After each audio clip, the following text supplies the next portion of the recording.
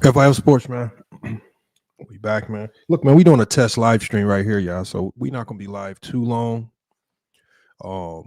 But we're gonna be live long enough to make sure that we got the functionality down, that we got everything cooking, and we're gonna cook it up on some basketball topics. But the main goal is to make sure that everything that we're doing over here on TikTok is working in unison with the live stream over on YouTube as well. We are simulcasting.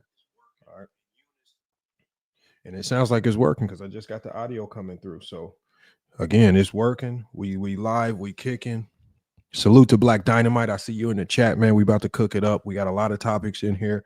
And so right now, y'all, we are live both on TikTok and YouTube. So again, if I mention you, if I mention a comment, if I say anything, and you don't see him in the chat, it's probably because you're in one of the other two chats that are live, man. He said, this is live Tank Dog. Yes, we are live, man. We are live simultaneously right now. We are live on TikTok and YouTube. Again, now on TikTok, when we start our lives, we do it a little bit different. Right now, I'm letting you guys know what the topic of the show is going to be right now. Today's topic of the show, and this has been a topic that I've been wanting to touch on for a minute because it's going to expand into broader topics, right? And it's not just it's not as narrow as it might sound, but today we're going to be talking about the GOAT of the NBA according to the new generation. There was a recent poll that was released, and it was a vote of NBA players under the age of 30, right? And I'm going to let you guys know what these polls are saying when people start to ask the younger generation who their GOAT is, what these results are starting to look like. And why the GOAT conversation is generational, is not necessarily about basketball. We're gonna be cooking it up, y'all. Look, as we do on TikTok, y'all, we're gonna get through this live, man. We're gonna push the intro. We're gonna get through the intro. Make sure while we getting through the intro that you guys share the live, whether you're on TikTok, whether on YouTube. Make sure you share the live, man. We about to cook it up. We about to get started in 3 minutes here. Make sure y'all do that while we get through the intro. Y'all got the topic. Y'all know what we talking about. Come with y'all best takes, man. And look, man, if it calls for a head-to-head debate, when we going to set up the head-to-head debate. But right now, we're just doing an impromptu live. Unfortunately, no GOAT James Kingdom tonight. That's fine. So maybe some of you guys can have the balls to pull up because, you know, GOAT James Kingdom seems to intimidate some of y'all, but he's not going to be with us today. But we going to be cooking it up. And the same with YouTube. If you're on YouTube and you want to pull up on the panel, all you have to do is come over to TikTok. Come over to TikTok, search FYF Sports on TikTok. You'll see that we live, and you can request to join from there if you want to pull up and cook.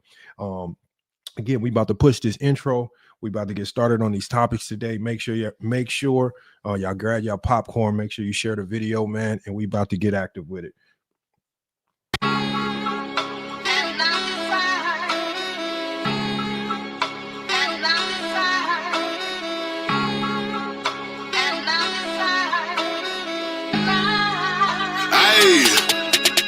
Look at my wrist, it's an ice tray.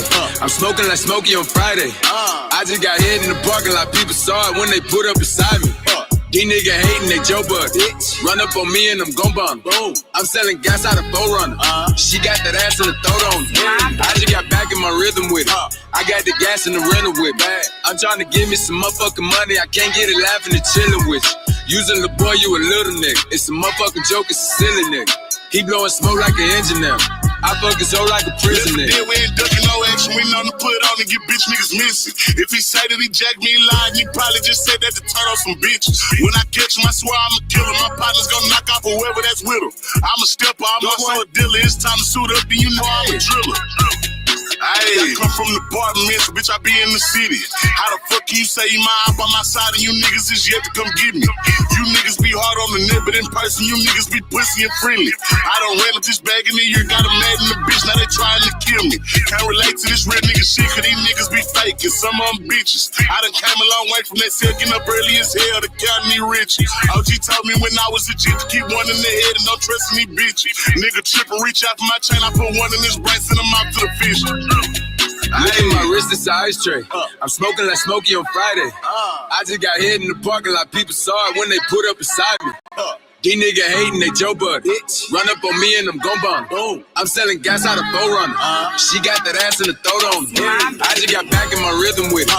I got the gas in the rental with it. I'm trying to give me some motherfucking money. I can't get it laughing and chilling with you. Using the boy, you a little nigga. It's a motherfucking joke, it's a silly nigga. He blowing smoke like an engineer. I fuck his hoe like a prison nigga. I am sipping on that lean.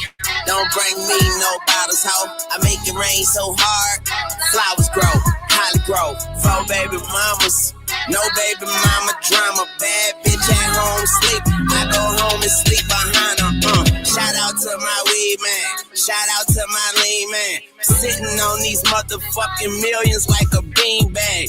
Fuck you, don't judge me. Drug me, then love me. Eat me some pussy when I got the munchies. I'm tripping, tell Pippin to beam me. Up Scotty, got pounds up. That kush watch me go on a diet. That's no lie, I'm so hot. You puss ass niggas, Massengale. I got them yellow Xanax. I slipped on a banana peel. Truck fit t-shirt, blunt dipped in syrup. Pass that weed around like some fucking hors d'oeuvres. Man, I'm shit-faced and your bitch face and she high too. Fucking right, my #1 FAN. You know what that mean? Fuck all Look night. at my wrist, it's an ice tray. I'm smoking like Smokey on Friday. I just got hit in the parking lot. People saw it when they put up beside me. These niggas hating, they Joe Bud. Run up on me and I'm gon' bum. Boom. I'm selling gas out of Forerunner. She got that ass in the throat on me. I just got back in my rhythm with it. I got the gas in the rental with it. I'm trying to give me some motherfucking money. I can't get it laughing and chilling with you. Using the boy, you a little nigga. It's a motherfucking joke, it's a silly nigga. He blowing smoke like an engineer. I fuck his hoe like a prison nigga.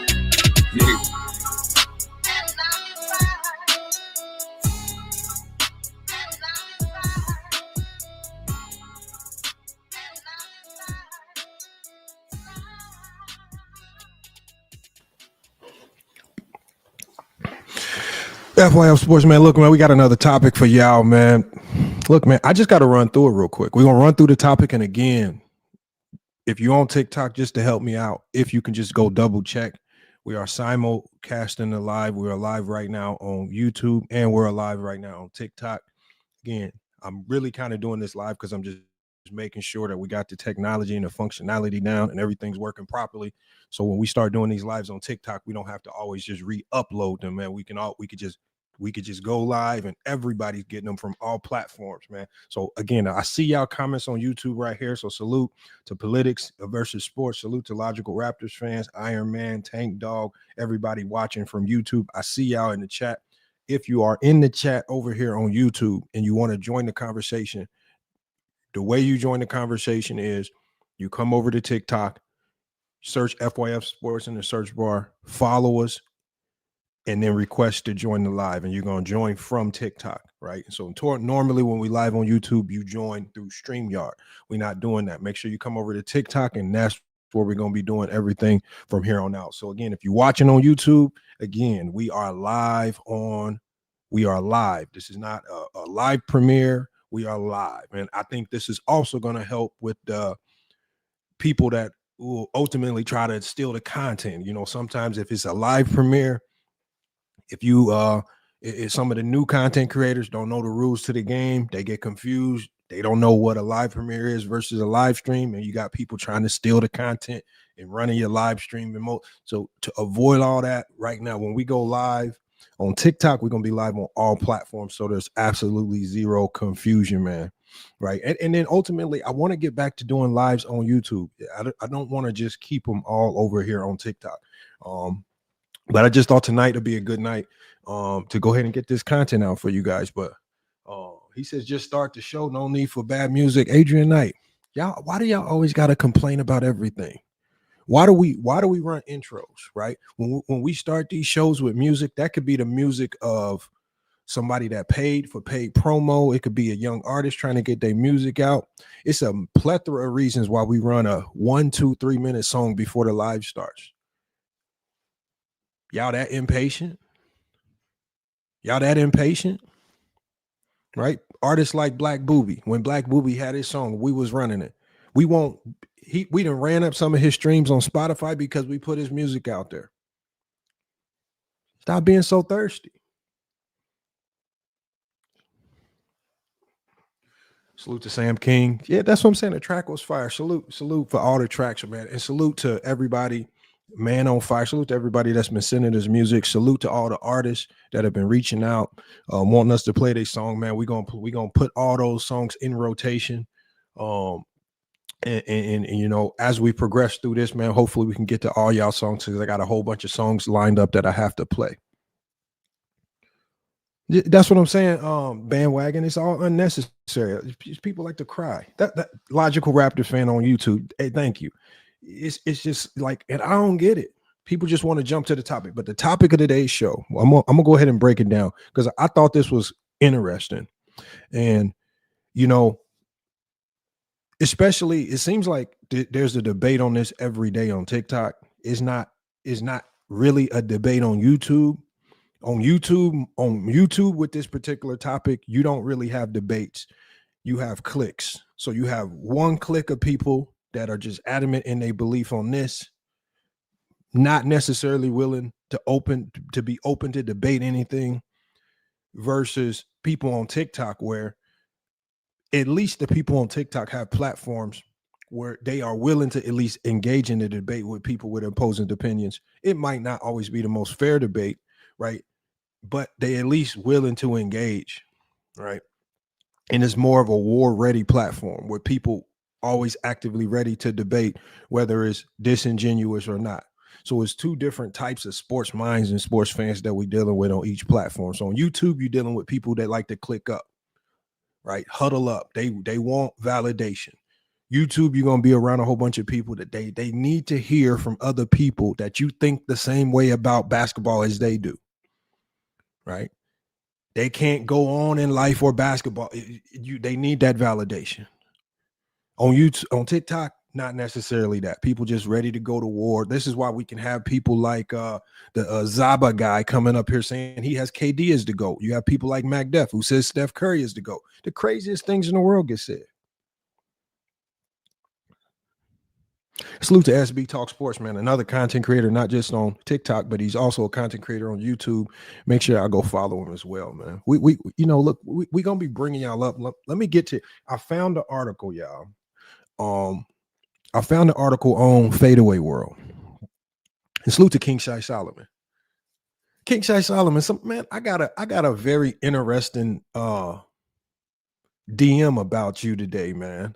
Is you out here participating in nefarious activities, King Shai Solomon? Because people, it's something to be it'd be the weirdest. Somebody sent me a little clip or something on Instagram, and I'm like, man, what is going on, man? What is going on? You know, again, I don't want to really talk about it too much. I just thought it was funny. I'll get you up here in a second, man. We can cook on it, because all topics right now is up for conversation. Bandwagon says Lamont. He says the YouTube version is lagging on the video. The audio is fine though. As long as the audio is fine, I'm gonna rock with it, because on my end, at least on my end, all I can see is that the video is fine. So if it's lagging, I don't know what more I can do, because at least on my end, it looks like it's going perfectly fine. But if you can hear the audio, that's really all that matters. And at least if you're on YouTube, you know we live. And if it's lagging on YouTube, you can always come over to TikTok. Max Pinchat on TikTok says Dreamers Pro and Man Down Sports hate for LeBron needs to be studied, man. But you know, Max, I've just come to an understanding of hating on LeBron is not real hate. It's a business opportunity. Think about it. We found old videos of Dreamers Pro, right? Literally before he blew up on YouTube, calling LeBron James the best player he's ever seen, calling LeBron James the GOAT. It has now become a lucrative business model to say negative things about LeBron James, because it's a weird, because you even got some people on YouTube or some people on TikTok, they think it's now become, it makes you cool. It gives you cool points to say these negative things about players. I don't get it. I don't understand why people can't just have their own genuine opinions about the game and we just talk about it. Like Paul Pierce. A few months ago, Paul Pierce was saying they was having the same conversation about LeBron. They was saying Bron ain't got no bag like that. And everybody was all for it. Now, Paul Pierce moves the conversation saying Jordan ain't really got a bag like that. But now everybody up in oh, Paul Pierce, you must be getting paid. Yeah, oh, Paul Pierce, you don't really think that. And it's just like, what are you talking about, bro? Paul Pierce got some wild opinions. The good thing about it is he got wild opinions about everybody. He don't got just no, like he'll say some crazy stuff about Bron. He'll say some crazy stuff about himself. Like he said he was better than D Wade, but he'll say some crazy stuff about Jordan. And that's just what his makeup is as a content creator. The thing that bothers me the most is when people the people who only talk basketball on one side of the spectrum always are calling the other side of the spectrum paid, or you're signed with Clutch and all this stuff. Well, who's paying you to hate? And I think the only reason the Jordan sector, the Jordan fan or LeBron James hate sector thinks that way is because they get paid. They literally see more additional dollars and cents when they talk hate about LeBron James. So they're the ones incentivized to talk hate. Y'all do know that there is no real money in talking basketball. When we talk real basketball, X's and O's, nobody really wants to talk X's and O's.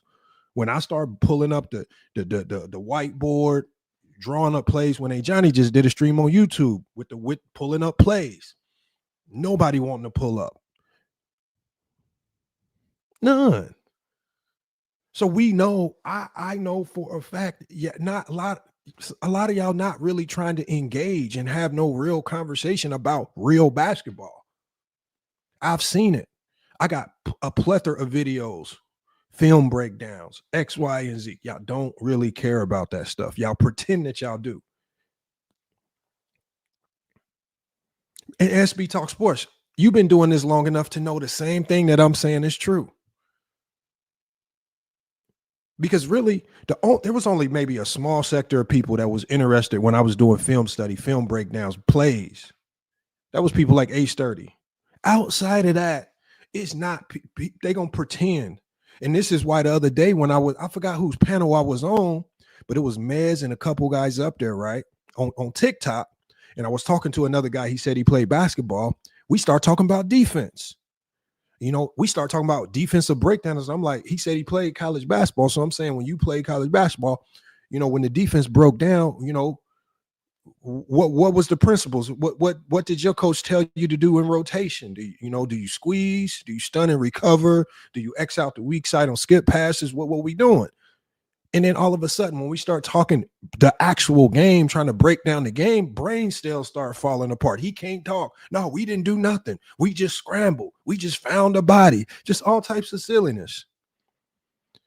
All of a sudden, when we really start talking and diving into the meat and bones of basketball, X's and O's, people's brain cells start falling apart. I've seen it time and time again. And in reality, and SB, you might understand this too. It's one of the reasons why a lot of people don't like talking basketball with me. Because if you think about it, right, and this is not even trying to boost myself up or say anything crazy, right? How many people, how many times, whether you've heard it, when you've heard people say it to me directly on this platform or say it about me on other platforms, they say FYF think he a know-it-all.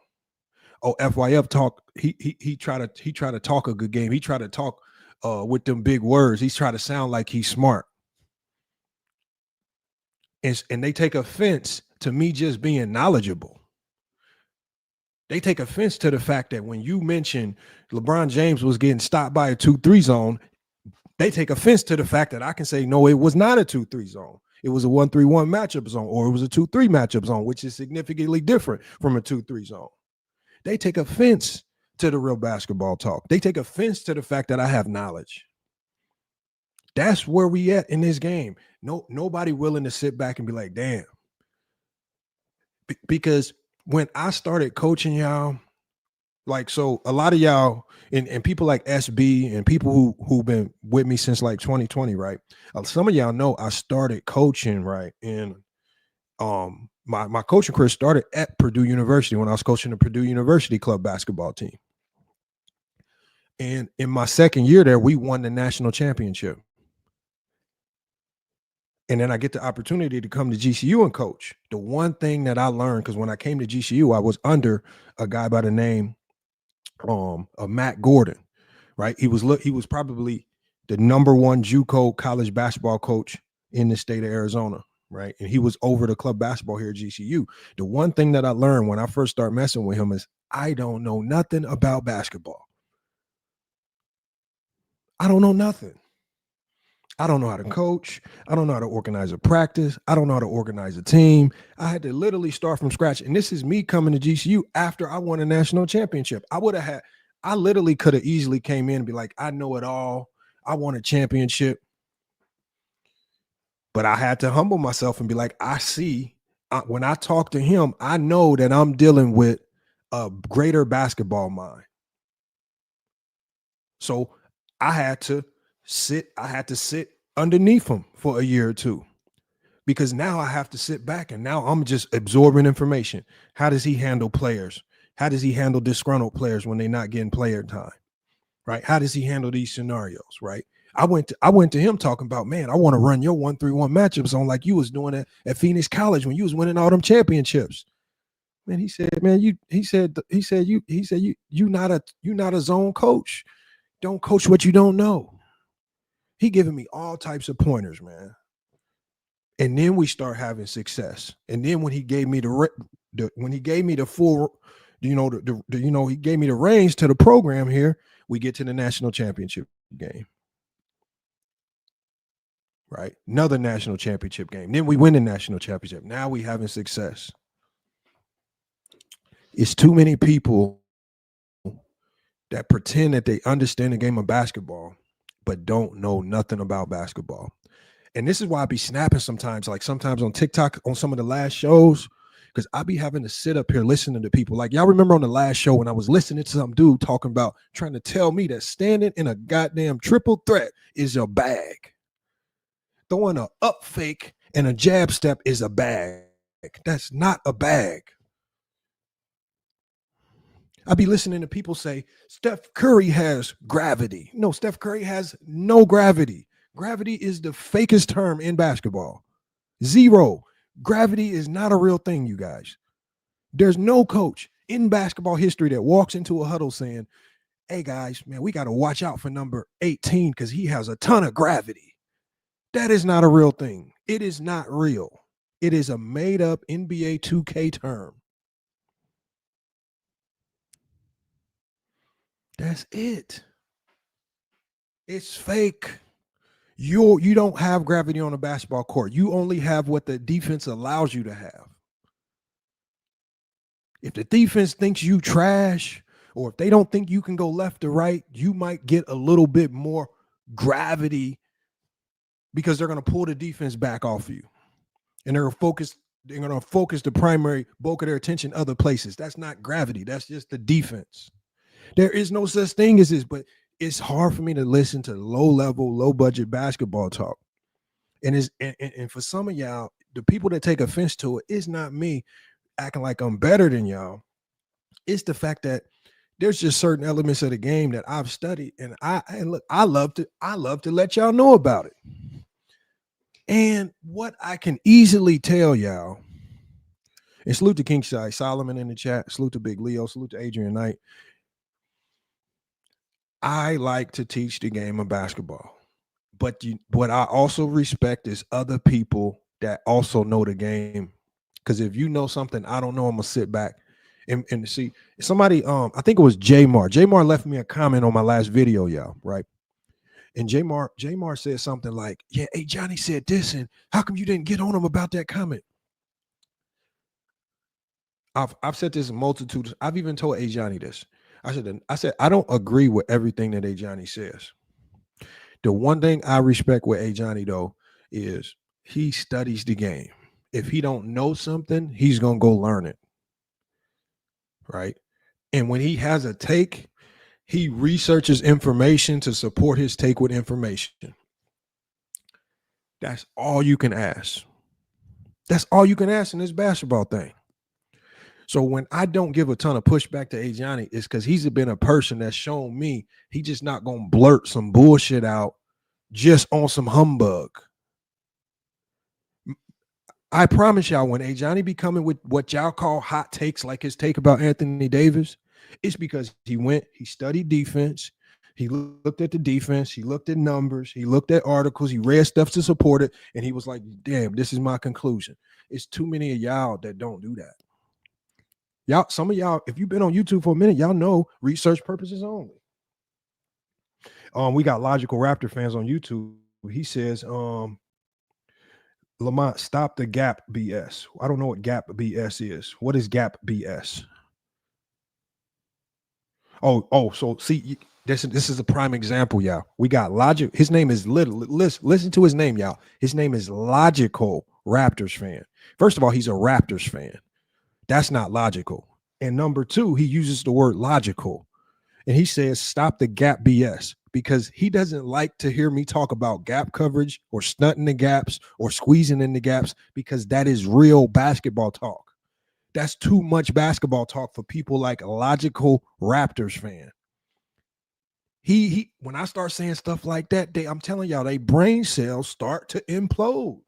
They can't think straight. They start running. Oh, Lamont's trying to sound smarter than me, and I'm not. This is just how I talk basketball. And there was, at one point in time, I didn't understand these terms either.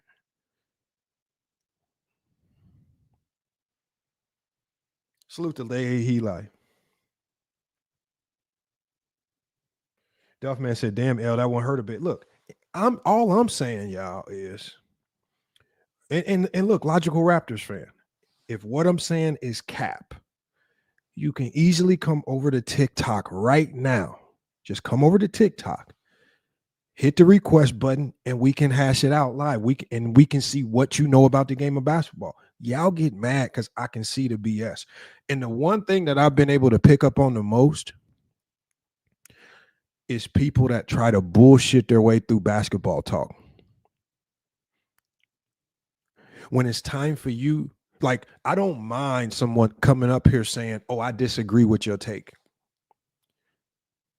But what does it mean for you to come up here and say, oh, I'm capping, or you disagree with my take, if you don't propose a counter take that's better?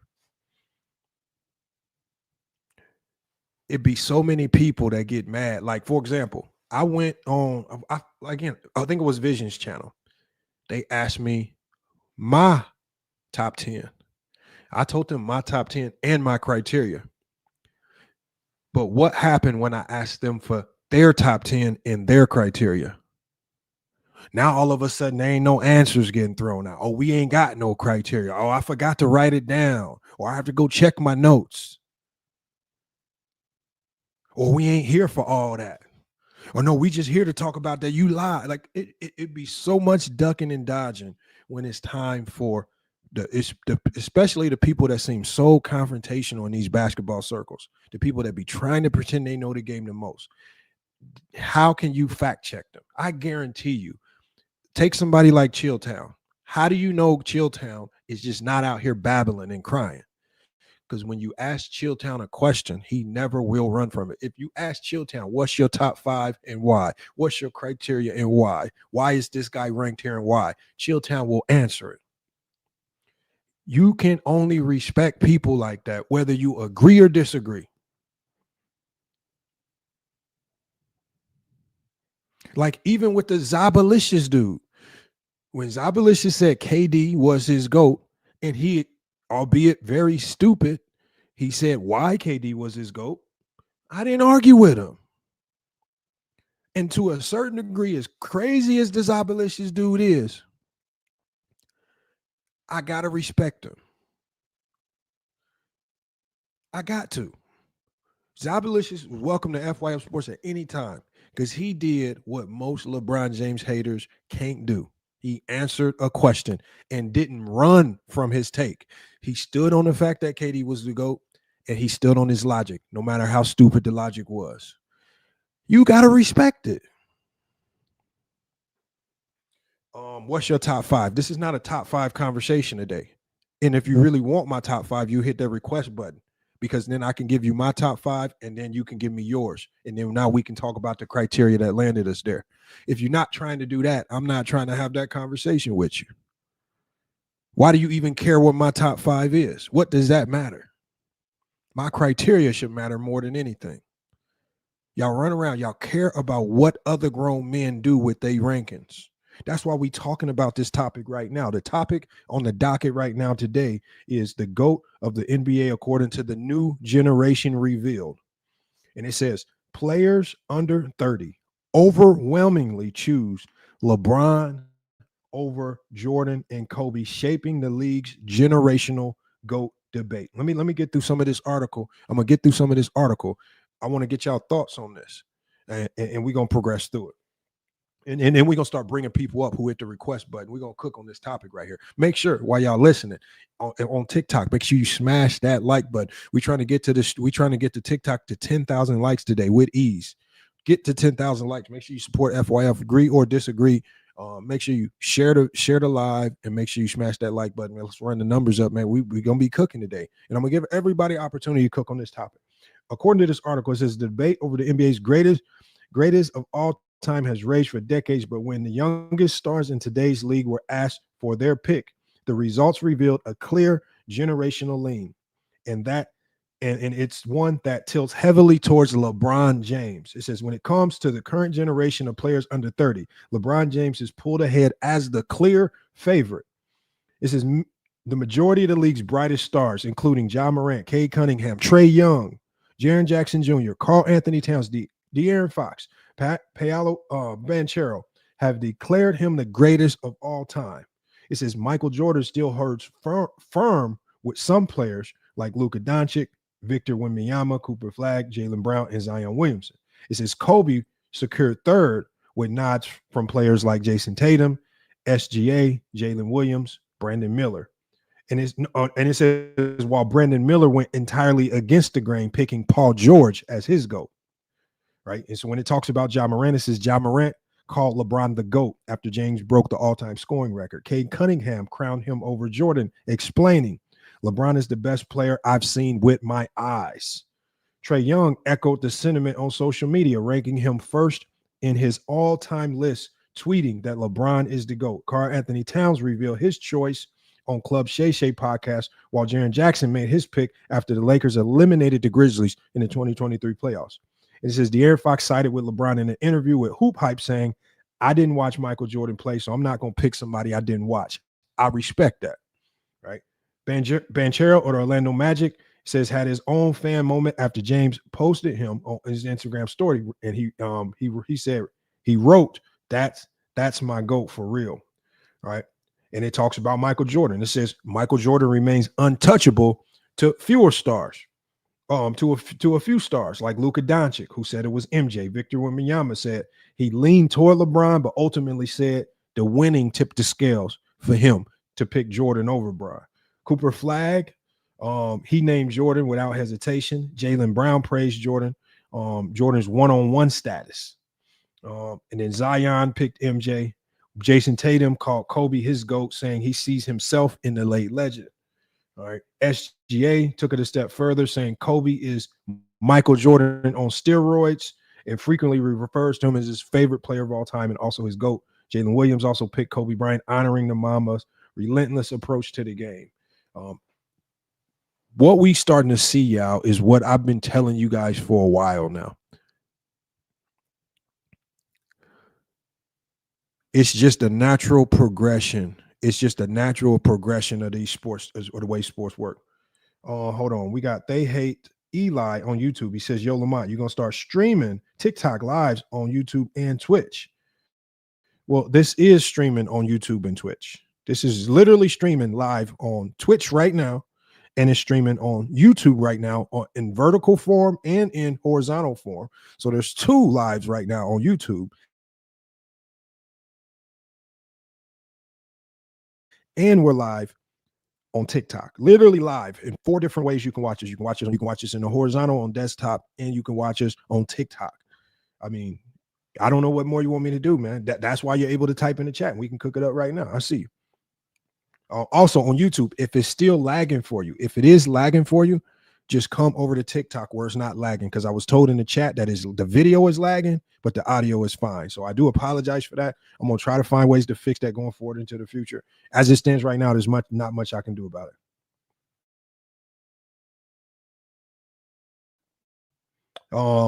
Logical Raptors fan says, how many chaps love LeBron? There's a lot of people that love LeBron. You know, Oscar Robinson talked about LeBron James is the best player that has ever graced the planet Earth.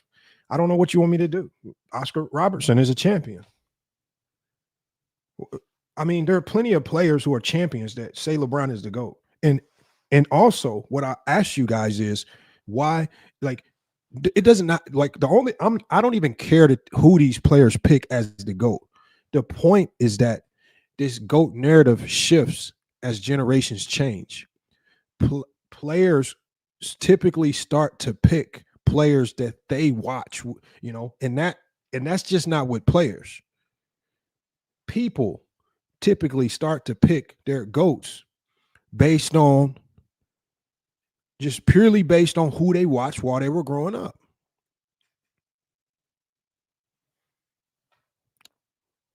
We got to respect that. And what I don't like in these conversations is people who shy away from the fact that their GOAT selection is biased towards who they just watched growing up. Just admit that it is, because some of y'all logic behind why y'all put certain players as the GOAT, it don't make no sense. It don't make no sense. There's been so many people that struggle, that say they have Jordan as the GOAT, but then come up here and struggle to tell us why Jordan is the GOAT. Y'all don't even know why you just have him as the GOAT because that's who you watch growing up. We get it.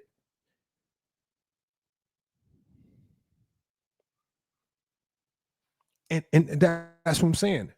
For many of y'all, it's just about just coming to some sense of, look, this is my era. This is what I loved.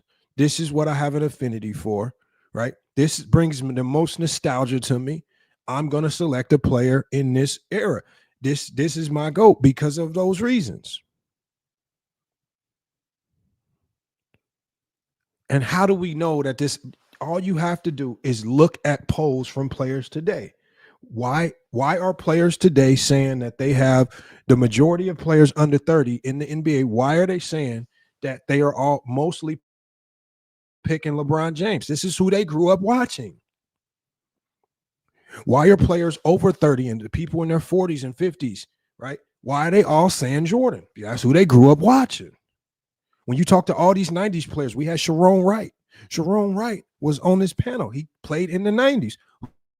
Who's his GOAT? Jordan. That's who he watched. He said when he was on the basketball court and he saw Michael Jordan, he would start singing the Gatorade song. He was a fan of Jordan. He didn't say, because I even asked Sharon Wright. I said, Sharon Wright. I said, you're big in the 90s. I mean, wasn't it some of the 60s bigs or Bill Russells and any of them? No, it was Jordan. That's who I grew up watching. This is my era.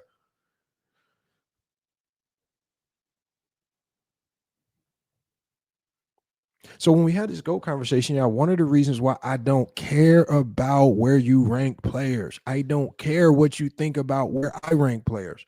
I only care about criteria. It's because I understand that there are biases that make logic fall into the garbage can.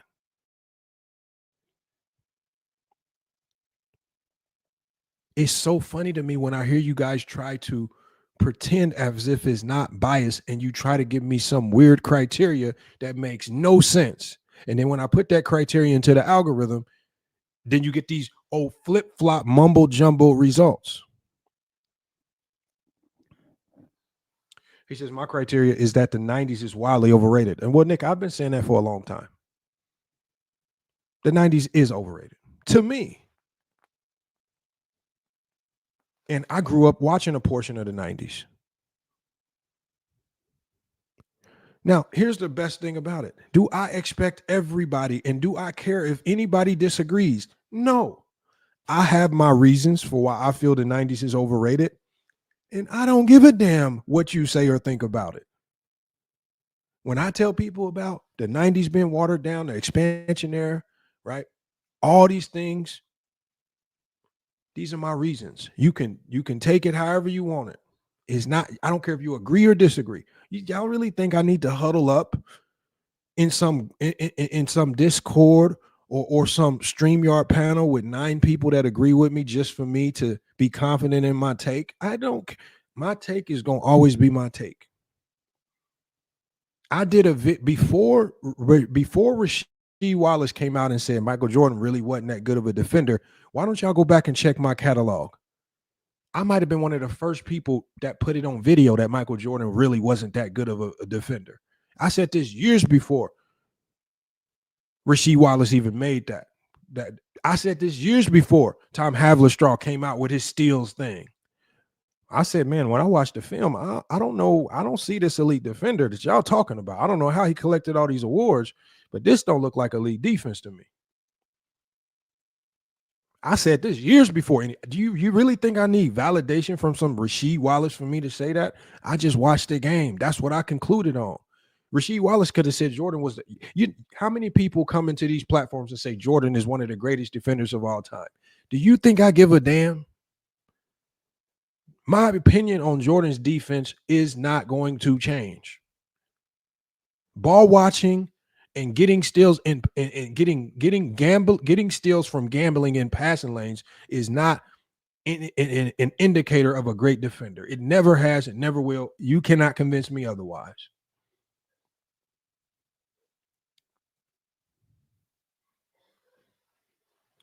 I don't know who Q Ross. I don't know if you're asking me that question or if you're asking somebody else that question. I don't know. You got to clarify because that's a silly question.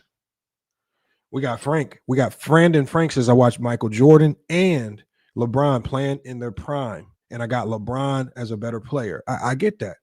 You know, look, and you know, Brandon, my only question would be your reasons. I don't care. Like I try to tell people time and time again, I don't care where you guys rank anybody. I care about the logic behind your rankings because I love to identify if you're going to hold consistency throughout your top 10. Like when I was talking to Mez, when I asked Mez for his criteria, he said, my criteria is heavily embedded in analytics, defensively and offensively. I said, who's in your top 10? I said, is Kobe in your top 10? He said, yeah.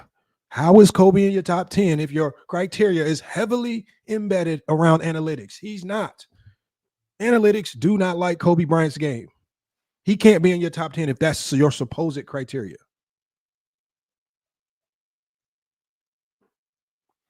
This is how you know you're dealing with fugazi basketball minds. You ask some questions and you start to call out the fugaziness. Look, Go James Kingdom is not going to be here tonight. For all the people that don't like pulling up when he's here, like the Mezes, you can pull up tonight. Tell me I'm lying. I wrote down the criteria. Right? When I say Scottie Pippen was a top 5 player of the 90s, it's because if not only do I like great defenders, I'm a defensive coach. You can pull up my record. We can pull up year by year record. We are a defensive team. We just beat a team just the other day, 112-52. You're not scoring.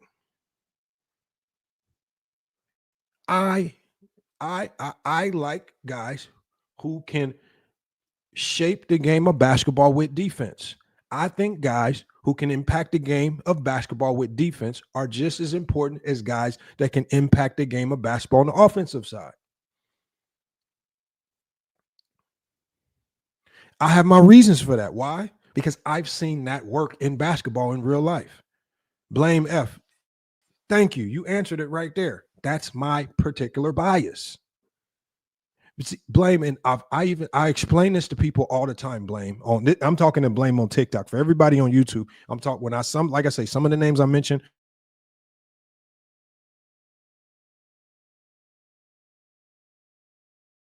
I'm just Blame if you can, and you can run all 2-3 zone, and you can have completely different principles on offense, and you can go win a championship.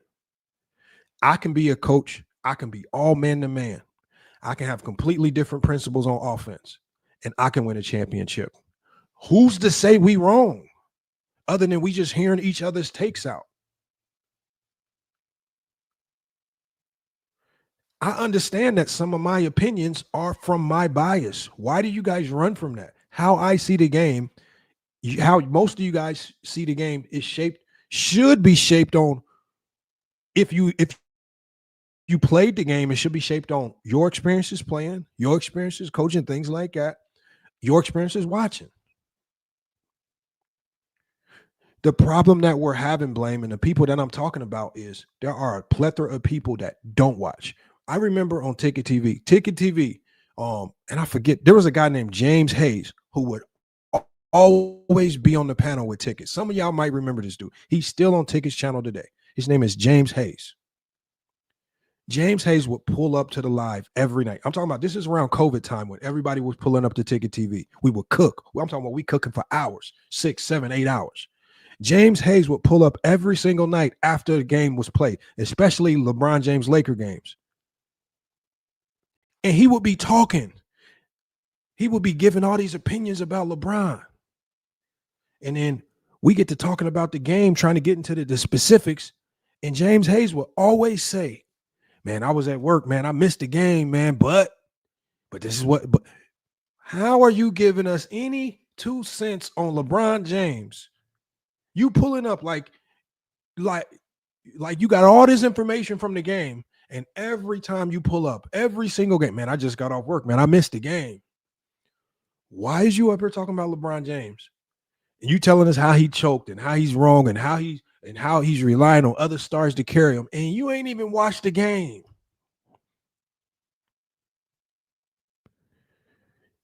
This is why look, y'all, when we play these games live, right? When we be playing these games live, why do they get so mad when we play the games live? Because they now have to watch the game. They now have to, as the game is playing in real time.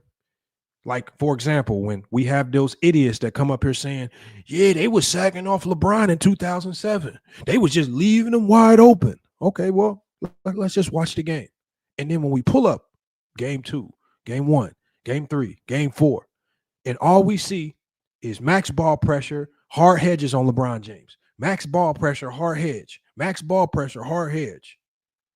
Well, what was you watching where you walked away from the game where you saw the San Antonio Spurs defense sagging off LeBron like he's some scrub? Then we watch the game, then we see no middle defense. If LeBron James gets middle, hard hedge to keep him high, and then the guard switches back. And then you get mad when we like, well, you just lied. You said they were sagging. We watched the film. They're not sagging. What's your excuse now? This is what happens. People get this, and this it's all connects with this conversation. People get mad because we watch the game. Thank you, Mar. You can't push them narratives because, again, if you telling me that one of the greatest defensive minds in NBA history, Greg Popovich, went with a game plan of sagging off LeBron James, I want y'all to think about this. You could say what you want about LeBron as a scorer, but LeBron is a great playmaker as well. What great playmaker gets sagged off? Were they sagging off Jason Kidd in the 90s when his 3-point shot wasn't that great? Were they just sagging off Jason Kidd? Were they sagging off Vlade Divac? He was one of the best playmaking centers in the league. Were they just sagging off Vlade Divac because he wasn't a great shooter?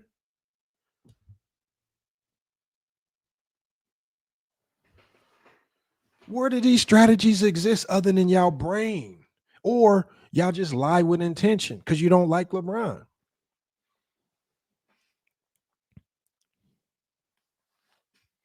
We got Logical Raptors fan. He says, Bron is fading. Well, that's Logical Raptors fan.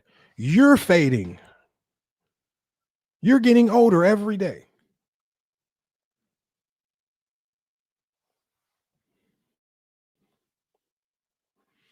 So we got Deal Devoted in the chat. He says, so you're biased. Yes, I'm biased. But my biases come from what? Experience. We got Logical Raptors fan in the chat. He says, your channel died. I can't tell. The Google pays and the TikTok pays that come in every month still look good. Logical Raptors fan. I don't know. He says, why did JJ Barea do to LeBron? What did JJ Barea do to LeBron in the super team? Sports, baby. You do know that we played Game 4, 2011, live on TikTok. We played it live. JJ Barea was not playing very good in the NBA Finals. JJ Barea had his best series versus the Lakers that year when he swept Kobe, the defending champions. That's when JJ Barea played his best. JJ Barea had some moments against Miami, but it was really Dirk and Jason Terry and other guys that was causing them problems. And also, the fact that you guys say one name as if one player can stop that Miami Heat team.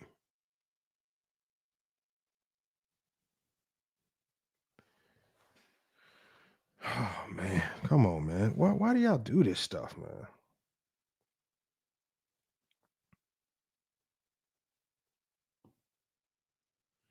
And then we got Ghost on YouTube. He says, somebody said Chris Webber was better than LeBron. Oh, yeah, that was what James Hayes said.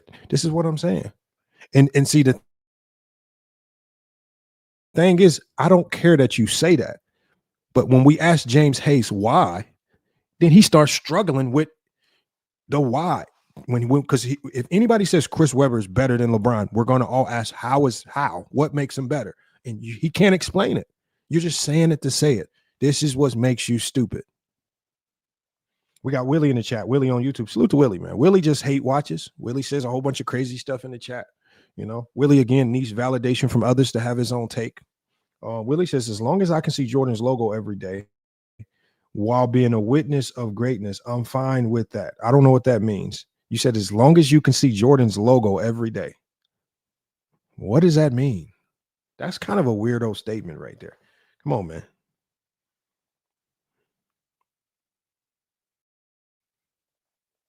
We got one Black Panther on YouTube. He says, when the Bulls were winning, they had the best team. So, of course, MJ had a better chance to win. Yeah, I agree. That's what happens when you had the best team. And I don't knock having the best team. As I've always told y'all, I've been very consistent with this. I do not knock players for playing on the best team. That is how basketball is on every single level. When you in high school, right? And some of you guys know this when you, especially if you knew some of the best high schoolers in your state. If the best high schooler was on a trash teams, a lot of times he would find a way to transfer to a better team.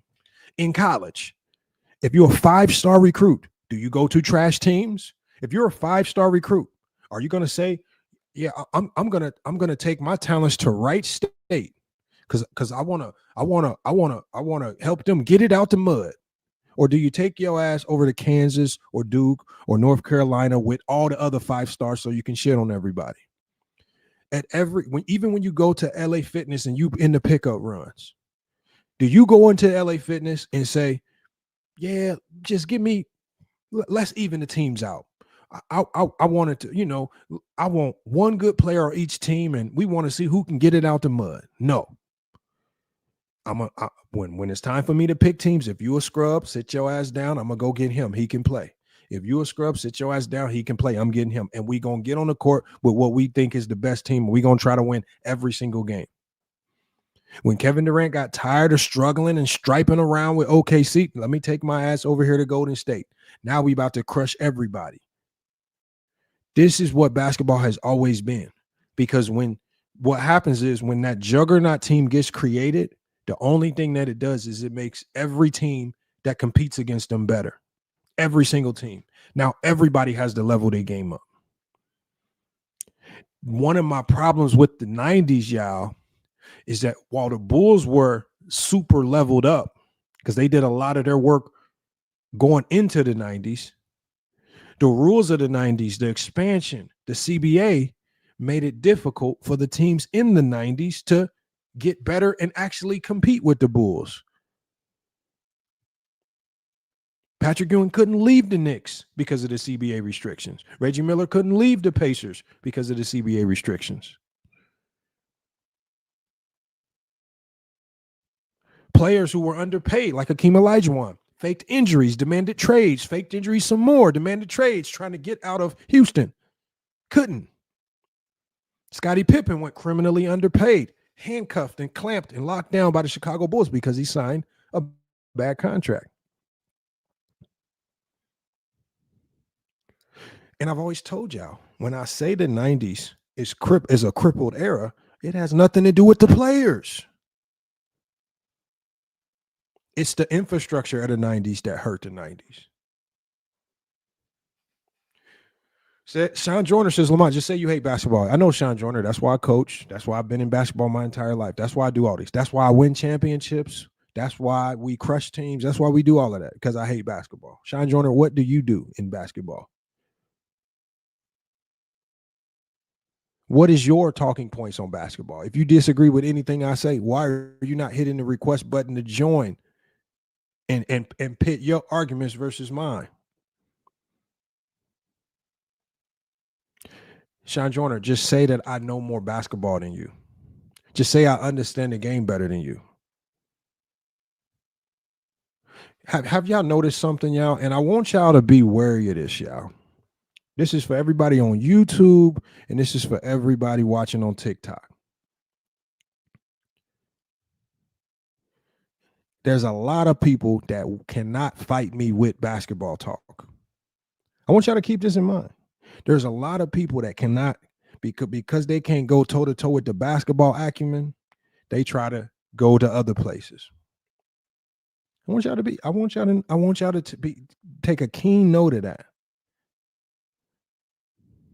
Imagine running into a somebody that has such a superior basketball mind that you try to run to everything else to diminish their basketball take other than basketball. Hey, that's nasty work. My everything I've done, my basketball resume is very public. Talk about that. Because if we talk in basketball, right, it would make sense that if I didn't know what I was talking about, my team would be 1-29 and we would be getting crushed by everybody. There would be no championship history. There wouldn't be no, and this is everywhere I touch now.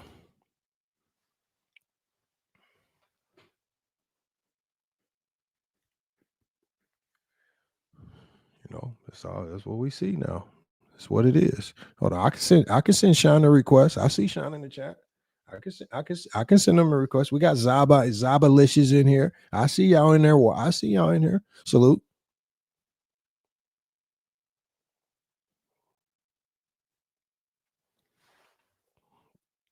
We got Logical Raptors fan. He says 4-17, but makes the winning pass. Yes, LeBron had a bad shooting night. Do y'all see what we mean? Y'all see what we mean now? They don't know how to talk basketball. Because the last time I checked, when Kobe had a whole bunch of bad shooting nights with the Los Angeles Lakers and they got the win, all I heard was people giving Kobe praise. Like when Kobe had bad shooting nights versus the Indiana Pacers in the NBA Finals. But people praise his ability to rebound and defend. You can have a bad shooting night. You can't guarantee that the basketball goes through the hoop. You can guarantee consistent effort and trying to find ways to impact the game. Do y'all remember when Jason Tatum and the Boston Celtics won the NBA championship? And how everybody said, oh, Jason Tatum choked because Jason Tatum's jumper wasn't falling. But they failed to realize that Jason Tatum still was literally being one of the best defenders on the court, one of the best playmakers on the court, one of the best rebounders on the court. And because Jaylen Brown scored more buckets and was more efficient, he was the better player all of a sudden. People don't know how to talk the game. Did y'all see the narrative that people were pushing where they say Jordan had one of the worst supporting cast in NBA history? Look at their points per game. what logic, how does that logic make any sense in an era where all it took was 85 points to win a finals game? If it only takes me 85 points to win an NBA finals game, how many points does my supporting cast need to score? If Jordan is taking 25 to 30 shots a game and averaging 30 a game, my supporting cast really don't need to score that much. They need to be doing some other stuff.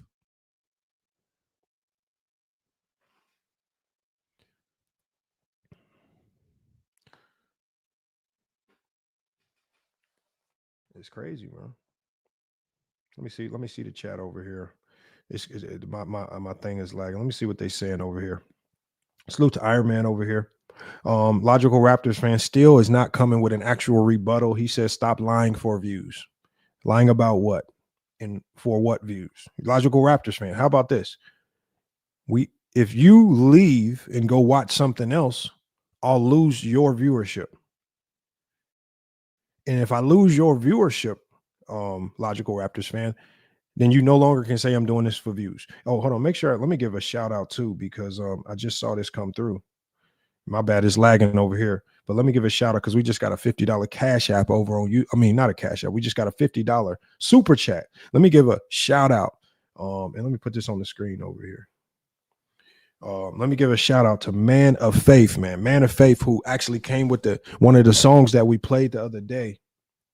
Man of Faith says, Man of Faith, who came with the $50 super chat, says, Lamont, showing love with this super chat. Told you in the DM, you a real one.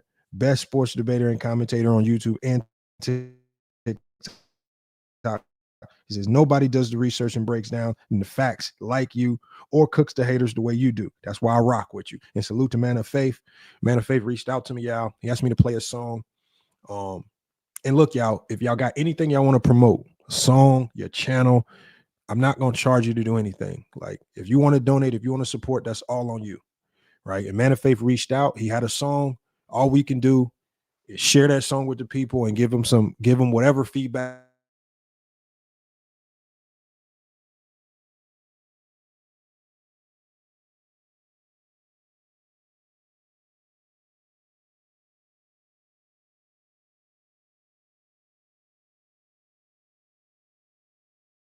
It is good, bad, or indifferent. And he gave us a song. I thought the song was solid. Like I say, every time I get a song from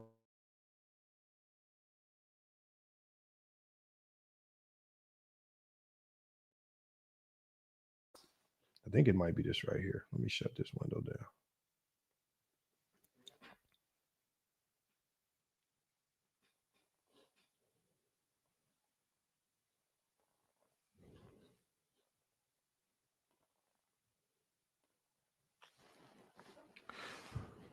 Oh yeah, Man of Faith be over here on TikTok as well. So make sure y'all show him some love if y'all see him over here on TikTok as well. Salute to Man of Faith. Salute to Best Take. Best Take. Where's he at, man? I just saw your name in here. Where'd your name go? I thought you put a comment in on here. Oh, there he is. He says Best Take. He said, what's the topic? Oh, the topic is the topic for the day is about how a recent poll just came out. The NBA just did a poll for NBA players under 30. And that poll basically said that overwhelmingly players under 30 said that LeBron James is the GOAT. And so my whole take on this Best Take is this has nothing to do with, because there's a lot of people like when Jordan fans get a poll that says Jordan is the GOAT, they'll come back and say, oh, look, we were right this whole time. Look at this poll. Jordan is the GOAT. I don't need validation from a poll to dictate who my GOAT is. I don't care. I don't care what these players, who they have as the GOAT per se. The conversation is, and what I'm trying to show you guys is the GOAT will move based on, it's a generational conversation, because most people are going to pick GOATs based on who they saw play, right? How many times in these debates do we run into people that say, yeah, I can't pick Bill Russell because that was the Stone Age, or I can't pick them. They wasn't playing nobody back then, or I can't pick them in the 60s and 70s. I didn't see them play. Just be honest. A lot of y'all pick Jordan as the GOAT because that's what y'all grew up watching. There is no real logic behind it because when I ask y'all for criteria, y'all don't have logical criteria. The saddest thing to me, and Best Take was in here. The saddest thing to me was that when the last stream that me and Johnny did, we were asking Jordan fans, can you please give us Michael Jordan's greatest game ever? Right? If you had to basically show somebody that's never seen the game of basketball, one Michael Jordan game that proves he's the greatest player ever, what game would that be? And when we asked Jordan fans in the last live stream, that's one question. No Jordan fan could give us a game. They were all giving us 1998 Game 6. And then when we played 1998 Game 6, it was a whole nother wave of Jordan fans came in saying, oh, y'all cherry picking. This ain't his best game. Y'all don't know the game. Y'all didn't even watch Jordan play. Y'all don't know his best games. You know who had to come in here and actually give us Jordan's best games? It was Best Take Podcast. A younger guy that just did research. He had to go do research and actually watch. He came in here telling us about games that none of the Jordan fans even remember. Everybody was saying this, the playoff 63-point game, and Best Take came in here like 63-point game. What about his 69-point game? What are you talking about? Jordan fans is running around like 69. When did Jordan score 69? When did this happen? Y'all don't know nothing. Y'all, this is why it's hard to respect y'all. Y'all don't even watch him. Y'all don't know his best game. Y'all only can name the games that The Last Dance played. Think about it. And Best Take, because Best Take. If I'm capping about this, Best Take has done multiple videos saying that he's called me out for capping. Best Take. If I'm capping about this, tell me I'm capping. And I want you to think about when we ask that question and think about the conversations that you've had with other basketball fans. Tell me. And we talking about generally speaking, do most Jordan fans talk about any games that weren't mentioned in The Last Dance? They don't. They'll tell you about the game versus the Blazers when he hit the threes. They'll tell you about the game versus the Utah Jazz. They'll tell you about the time when Reggie Miller pushed off. They can't talk about Jordan outside of The Last Dance.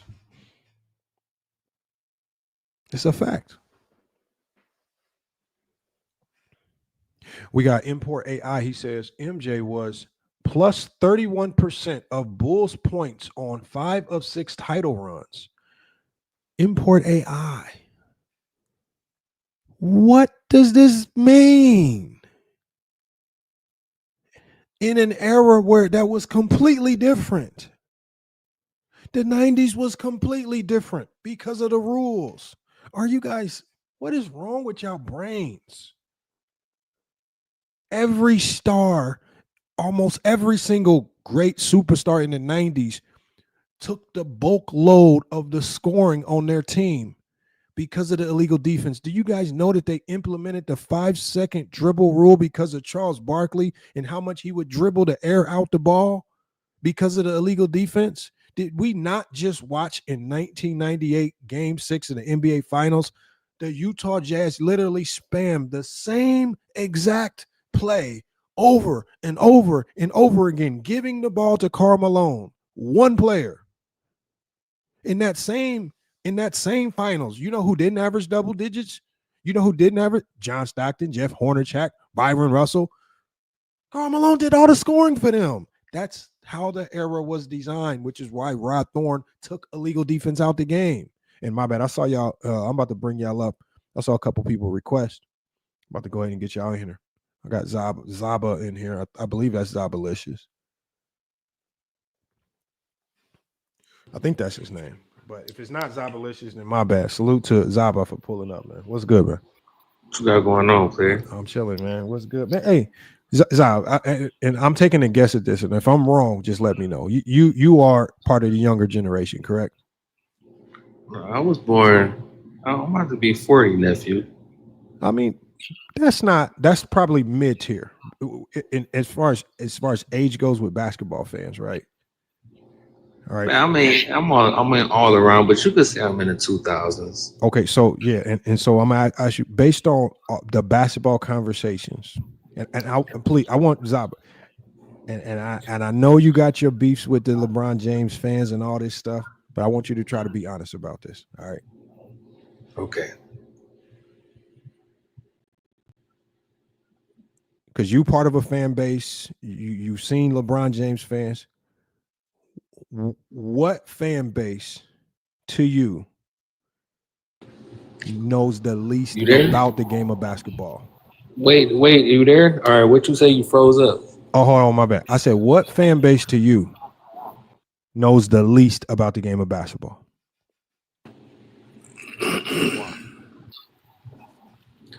The fan base that knows the least about Be honest, it's the people that don't know nothing about basketball. Is the Draymond Green. No.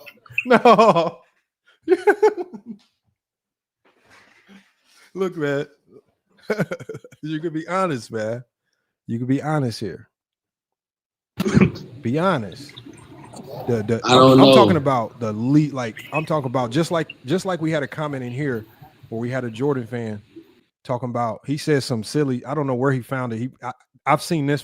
I think he Import AI literally copied this from a Reddit tab because I've seen this in Reddit. He literally copied and pasted this from Reddit because I've seen it in Reddit. He said MJ was plus 31% of the Bulls' points on 5 or 6 title runs. LeBron did this once. What the hell does this shit mean, man? It don't mean nothing, bro. That just means, bro, they just ran a whole bunch of ISOs for Jordan. 5 times. That's little petty shit. But like Zah, yeah. When we sit in the barbershop basketball, what if somebody in the barbershop? They haven't watched the game. That's what I'm saying. What if somebody in the barbershop? We talking barbershop back, and somebody came in the barbershop and was like, "Hey man, MJ was plus 31% of the Bulls' points on 5 or 6 title runs, man." But they gonna look at you like you a complete buffoon, man. That's why I'm asking you in your like conversations, because you get a wide range of fans, man. I've listened into your streams. I know this. I want you to be honest. The least educated fan base is who, man?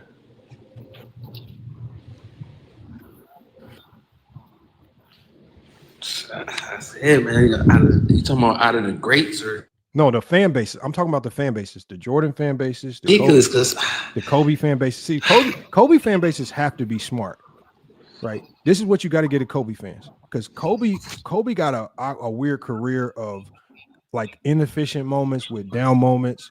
And it's like Kobe fans got to know the game. They got to know who he played against, all the 60, 50 win teams. I'm talking about Kobe fans got to go to war. LeBron James fans, you see the battles they got to go through. They got to be on their P's and Q's. What's the least educated fan base? What fan base can literally walk into any debate with the least information and act like they know the game? I feel like out of the people where we talking superstars, and I'm just being honest, because people who know Kobe know Kobe. If you know MJ, we know what MJ was doing. But these uneducated LeBron James fans, it is getting look. Because the thing that I don't get. Hold on, you cutting? Is that just me? Or is he cutting in and out, y'all? Bring up shooting for LeBron James. Yeah, it's like he freezing up. He said he was like, "You there, F?" No, I'm here. Am I freezing up or is Zod freezing up? You're freezing up. Who, me? Oh, that's me freezing up. Yeah, to me it sounds like it's like your screen was freezing up. Is that my screen? Yeah, they saying in the chat. They saying you're freezing up. Zod, hop out and just hop right back in. Sometimes that'll fix it. All right. But we got Benjamin Arnold, man. What's good, man? Appreciate y'all pulling up. We got Benjamin Arnold, Jaylen, and then we got I don't even want to butcher your name, so I'm not even gonna try to pronounce it, man. But But at least you hooping on the basketball court in your profile pic. So I respect that, man. Hold on. Oh, we got 3 more people trying to get in. Hold on, y'all. Let me get these people up here to cook. You mind if I answer this one? Yep, go ahead and cook, man. What you got on this? So, I think both fan bases can get really toxic simply because we live in a social media era, and also it's so toxic that it's almost like you can't even be a fan of both.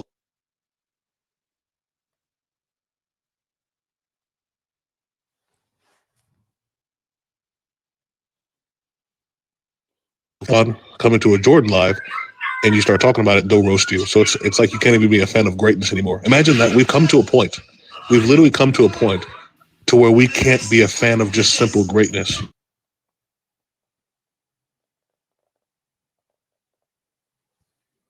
It's insane.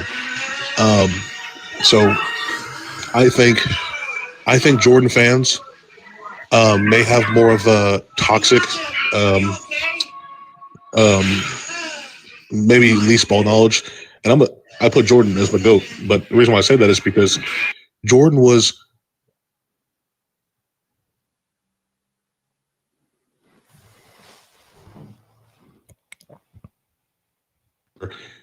when you look at people like Michael Jackson, Bo Jackson, Mike Tyson, who was lifted up above the actual sport itself, we tend to smooth over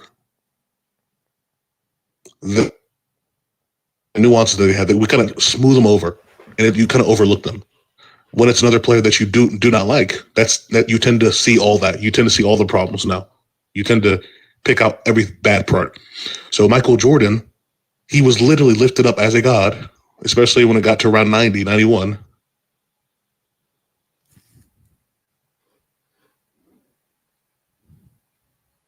That did it even more. And these are all great feats. But if he were to do something wrong, they kind of overlook it.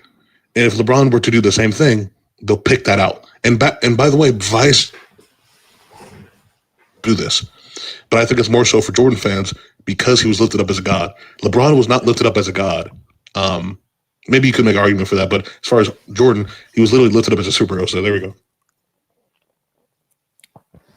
Yeah, no, hey, somebody in the chat said, I don't think it's Jalen's Wi-Fi, y'all. I don't know. I think it's with TikTok, y'all, because Zai usually don't be his signal usually pretty strong, even because he go live a lot, and then Jalen's having trouble as well. So I think it might be a TikTok thing. I don't know, but Jalen was cooking. He actually was making some good points, and I like the fact that he called out both sides of the coin.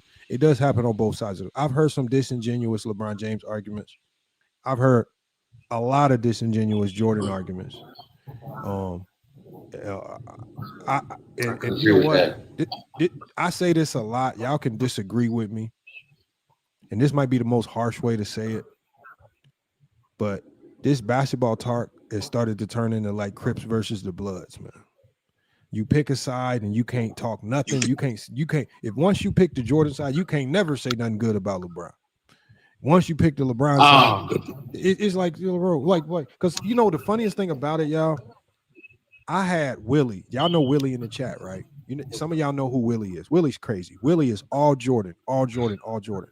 Willie came into my comments and he said, "FYF, man, back in 2023, man, we found a stream where you was criticizing LeBron in 2023." He said, "You hypocritical." I said, it's just the facts. I said, so when I criticized Bron, because I was criticizing Bron in 2023 because I felt like his laziness on defense was disrupting the team. He was walking back on defense. He was doing a whole bunch of stupid shit. And I called him out. I thought when you play winning basketball, you can't do these things. I called him out for what I thought was losing basketball. It doesn't matter what I think about him as an overall player. In that moment, I'm going to call out the bullshit. Wouldn't that make me a non-biased fan if I'm able to call out the good and the bad? Willie looked at it as if Willie literally looked at it as if, oh, you flip sides, you switch sides, you was a Jordan fan and you then turn into a LeBron fan. I said, no, I'm a basketball fan. That's all it is. I'm a basketball fan. But we got I mean, it's nice to hear unbiased takes though, for real. And you know what, New World? The beauty of it is I was saying it on a dude's platform. It was a Laker channel. I don't say it to get no. I didn't see the thing is I didn't go to no Jordan panel to say something negative about LeBron. I went to a Laker LeBron James channel and said this about LeBron. I didn't need to go around a whole bunch of Jordan fans to say something negative about LeBron. I stayed right where I was at. I said the same thing on FYL Sports, my channel, and I said the same thing on his channel. I didn't need to go get around a whole bunch of other Jordan fans just to say something negative about LeBron. And you just saying the facts, FY. You ain't lying. Because anybody, You know what's if you crazy think back to about- 2023, how can you not say that about LeBron in the playoffs? Motherfucker walking back on defense. Motherfucker doing all this extra shit. Every time you miss a shot, you pouting. Every time somebody else turn the ball over, your head down. You getting on D'Angelo Russell for turnovers. Yeah, you turning it over. I'm just calling it like it is. And you know what he did that next year? He improved that shit. He fixed it. You know what's crazy, Lamont? People tend to do the same thing with Michael Jackson as well. Michael Jackson's my favorite performer of all time. Mm-hmm. But if you were to say something like, hey, I don't think Michael Jackson's a top 15 vocalist of all time or top 10 vocalist, there's people that will literally throw things at you. And I'm like, bro, just think about this. Think about this. If Michael Jackson didn't exist, no moonwalk existed, Michael doesn't exist, you've never heard the name, you've never seen the person. Mm-hmm. But you still have a sliver of his voice. And I bring that voice to you and I say, hey, man, is this the greatest voice you ever heard? You'd be like, no, it's all right. It's pretty good. You'd be like, no, it's pretty decent. But when you add the moonwalk, when you add Billie Jean Beat It, when you add Thriller, when you add all these things, oh, it's the greatest voice. That's how, in my opinion, Michael Jordan kind of viewed. Wait a minute. No, I agree. I agree with that. Like because I run into this all the time. I'll say something negative about Jordan, like when I talk about his defense, and then somebody will say, well, how do you have him as the GOAT? Because even the best players can have flaws. Like, it don't matter. Like if just because I point out a flaw in anybody's game, it doesn't mean they're less of a player. It just means that's a flaw that I saw. Oh, yep. And outside of that, I agree with Jaylen is saying, but to a certain extent, it's not like you got to choose the right side. But a lot of people, when they start off the conversation, they say, "Oh, he's the best player." You got to have facts behind that. We talking basketball, but Ziza, that's the thing. Basketball's a little different. You don't have to have facts because in basketball, there truly, really are no facts.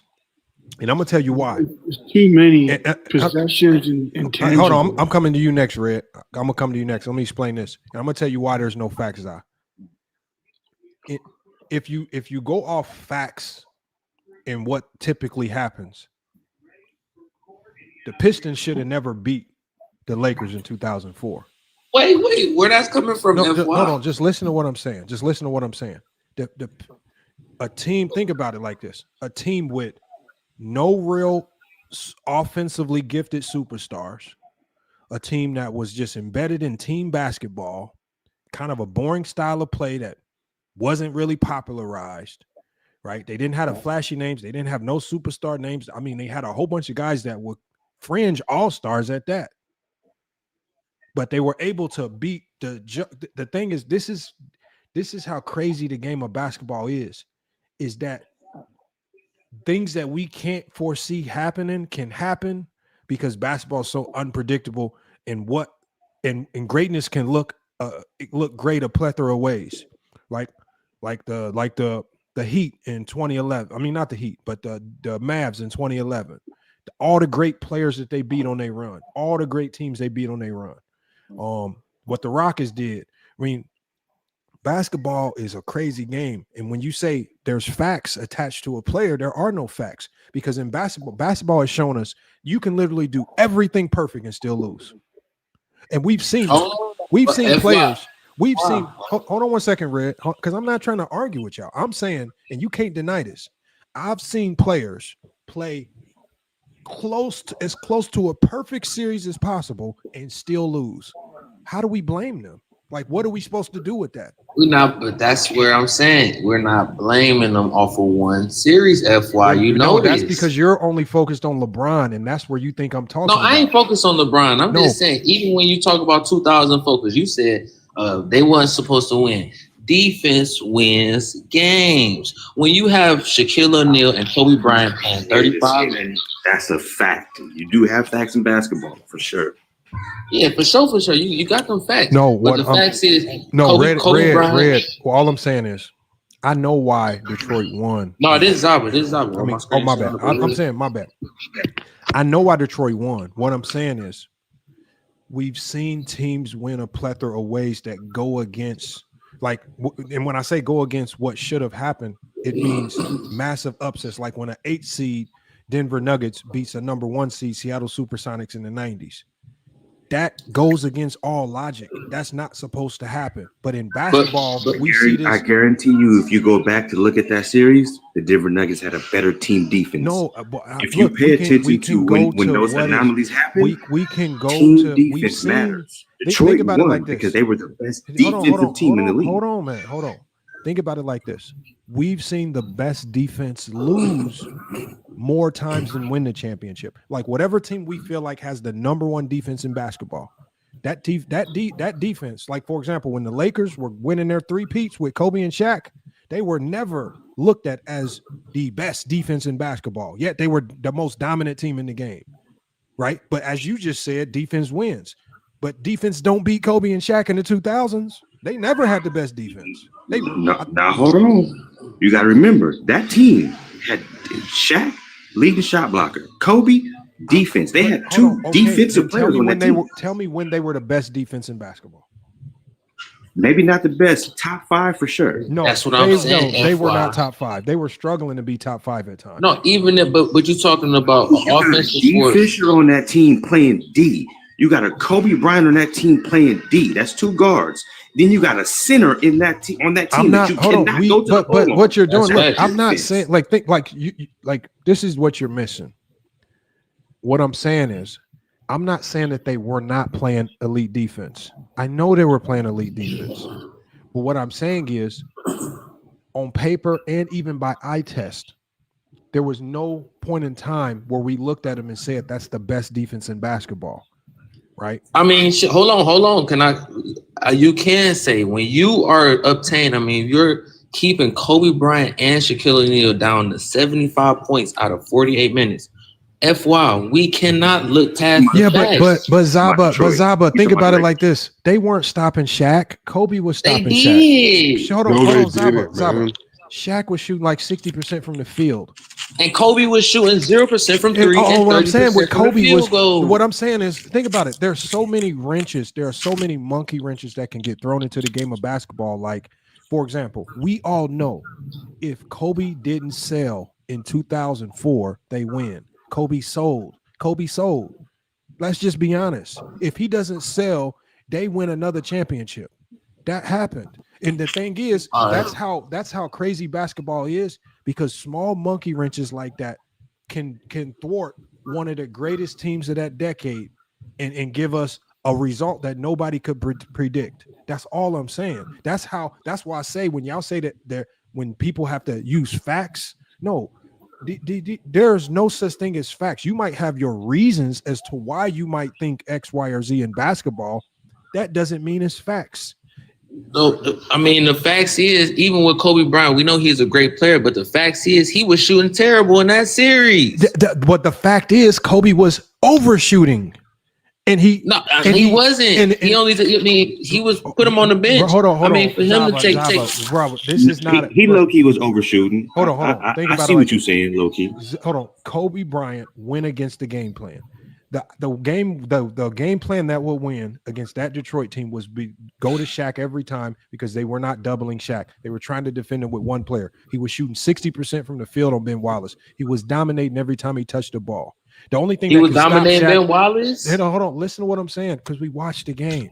Kobe Bryant shot them out of that series. That just happened, and this is no diss to Kobe. It just happened. And this is what I'm saying about basketball. Like, for example, Kobe shot bad against the Pacers in the finals, but they still won because what Kobe did was he found ways to impact the game outside of just scoring. So the thing is, what I'm saying is I've seen players, not just LeBron, I've seen players in the NBA play close to perfect and still lose. And when I see that happen, I ask myself, how do I fairly judge these players if I know a player can play next to perfect and still win? Like they can win sometimes or lose, or I can watch. But who's been playing? Hold on 1 second, Zai. Or I can watch a player play horribly and still win. We've seen that too. We've watched players play horribly and still get the dub.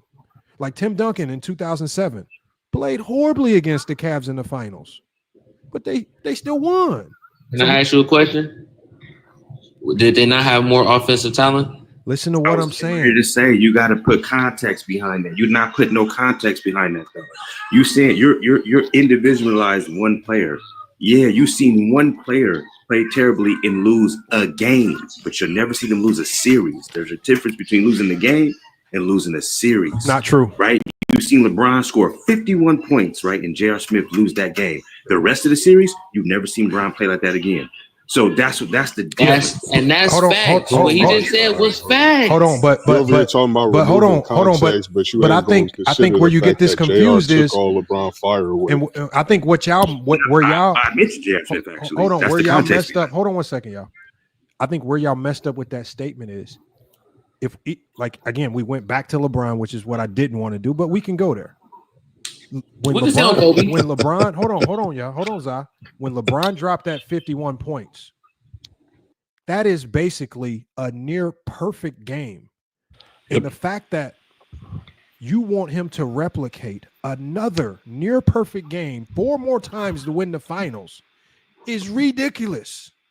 That's what I'm saying, bro. It's ridiculous. And all I'm saying is because y'all just said you want him to keep playing like that. Who the hell can replicate 4 more games like that? Who in NBA history has played that perfectly in that? And with all the injuries that they had and with all the crazy stuff going on with their rosters, you're mad at LeBron because he couldn't replicate that 51-point game 4 or 5 more times. No, that's what I'm saying. They want LeBron to average. They want LeBron to average 50 points a game. Let him tell you the facts. That's not what I'm saying. Right now, you're saying that a 7-game series, a perfect game. Hold on, and we know that in a 7-game series, all it takes is one game, one home loss, and it can put you at a disadvantage for the rest of the series. In the playoffs, that's all it takes. Sometimes is one loss at the right and at home or at the wrong time. I mean, right? People say it about the 2016 finals. Nick, please hold on, because we're not trying to talk over each other. I'm the host when I'm talking. I'm gonna let y'all cook when I come to y'all. We know that in the playoffs, the away team, it's almost an essential that you need to steal a game. You need to steal a game. And that one game, them not stealing that game completely changes the potential direction of that series. That's why they always show you the odds. Well, if you go down 2-0 in the NBA Finals, the odds of you winning this series literally go into the garbage can. All right. You know, if you go down 3-0 in the finals, if you go down 3-1 in the finals, the odds of you winning potentially is over with. It's too detrimental odds. So when you aren't able to steal one game on the road, it shifts odds. It makes things so that one game can mean the series. Yes, it can. But the fact that y'all want LeBron, and again, I hate that we're talking about LeBron because there are a plethora of other players we can use so that people don't say we're only talking about LeBron. There are other situations we can use. But again, when I say I've watched players play near perfect and still lose, that's probably one of the games I can allude to. But I don't care. I didn't expect Jordan to play perfect every time he touched the basketball. I don't expect LeBron to play perfect every time he touched the basketball. Maybe because LeBron gave up, FY. Bro, man, come on, man. What? Like, can you? FY. Okay, we don't say the final. Give me 10 seconds. One stream where we don't talk narratives. Please, one stream where we don't talk feelings. Oh, I watched LeBron give up. No, you didn't watch no motherfucker give up. You didn't watch that. That's He's about to Mark Cuban him. He's about to Mark Cuban him. Give me 10 seconds, FY. Bro, you cannot explain to me how another grown man gave up. And we're not trying to hear that bullshit, man. Why y'all always just come up here and just start lying? Save it for your 10 seconds. There's no narrative Nigga, today. don't save that 10 seconds for your fucking 10 podcast. seconds. Lamont, he just didn't have it in him, man. He went from shooting 32 field goals. Bro, ain't nobody trying to hear that shit. Else. If you're gonna do narratives, we gotta at least hear from everybody else before you do narratives. All right, I ain't doing no narrative. Yes, you are. Hold on. Let me go to New World, and then I'm gonna go to. I didn't even hear Reddington's full take. We didn't hear Ochi's. Hopefully, I'm saying his name right. We didn't hear his whole take. I want to hear Nick's take, and I want to hear Deontay Hunter's take as well. At least let's hear them out before we hear your narratives, because I know you're about to get into some nasty. I think he gave up, and bro. Come on, man, bro. Anybody that's playing in an organized game of basketball, bro, ain't nobody just out there giving up, man. Bro, you get defeated, you get beat down, you get tired. Motherfuckers ain't giving up, man. Come on, man, stop it. Hold on, New World, what you got on this? All right, so sticking to the original topic, it's always going to be a change. Like, you pretty much hit the nail on the head. Every generation is going to have somebody that's viewed as the greatest of all time, or at least the greatest of that era. And LeBron's more than earned that. I don't know why these dudes be getting on here trying to pretend like LeBron doesn't have a case, or that we even have to make a case for LeBron to be in the top two, potentially the GOAT. So, those kids, who grew up watching LeBron, they're going to have him as the GOAT. They're going to be the next talking heads in the media and in the sports world over the next 20 years. And then we're going to see who up next after that. But one thing I'm not going to do is try to gatekeep who the GOAT is and say that this person can't do this or this person can't be better than that because of something that they had detrimental happen to them earlier in their career. Like, y'all niggas be trying to disqualify LeBron off of one final series, and y'all be trying to lie about how y'all do that too. So, three is what it is. Three finals. What finals? Tell me what 3 finals first. He's going to say 07. Watch. He's going to say 07, 11, and 15. Hold on. I'm just going to say this. 2011 and 2007 and 2018 shouldn't even be viewed as losses. New World. Zai is trying to. Hold on. I got one question for you. Hold on. Zai is trying to turn this into a LeBron James conversation, y'all. I am not trying to get into LeBron James. I got one question. All I'm saying is, oh my God. I'm like, it's super hard to really talk basketball when the only thing we can do is run back to LeBron in the finals. Like, bro. Yeah, y'all want to no. Every time we have a basketball. No, we're not talking about the finals. We're talking about greatness. No, we're talking. No, and Zai, okay. Let me ask my next question. This is gonna be to everybody. Let me go to Red, and I want everybody to answer this question. How do we judge players, right? If winning means so much, then how do we judge players who win, but their performance is subpar or far below what they typically do in most metrics? That's for me. I mean, that's for you. Want me to answer? Yeah, that? Because I'm gonna go to Zai with that question too, because this is the most. This question is kind of like a conundrum, especially for people. If you judge players on winning and losing, how do we judge player who clearly underperforms, but the team somehow still wins? How do we value that? Well, I think the first thing is you said it earlier. If you play basketball, like you can be trash for 2 quarters, 3 quarters, and in the fourth quarter go for 17 in a row and have 2-3 steals at the right time and figure out a way to win a game.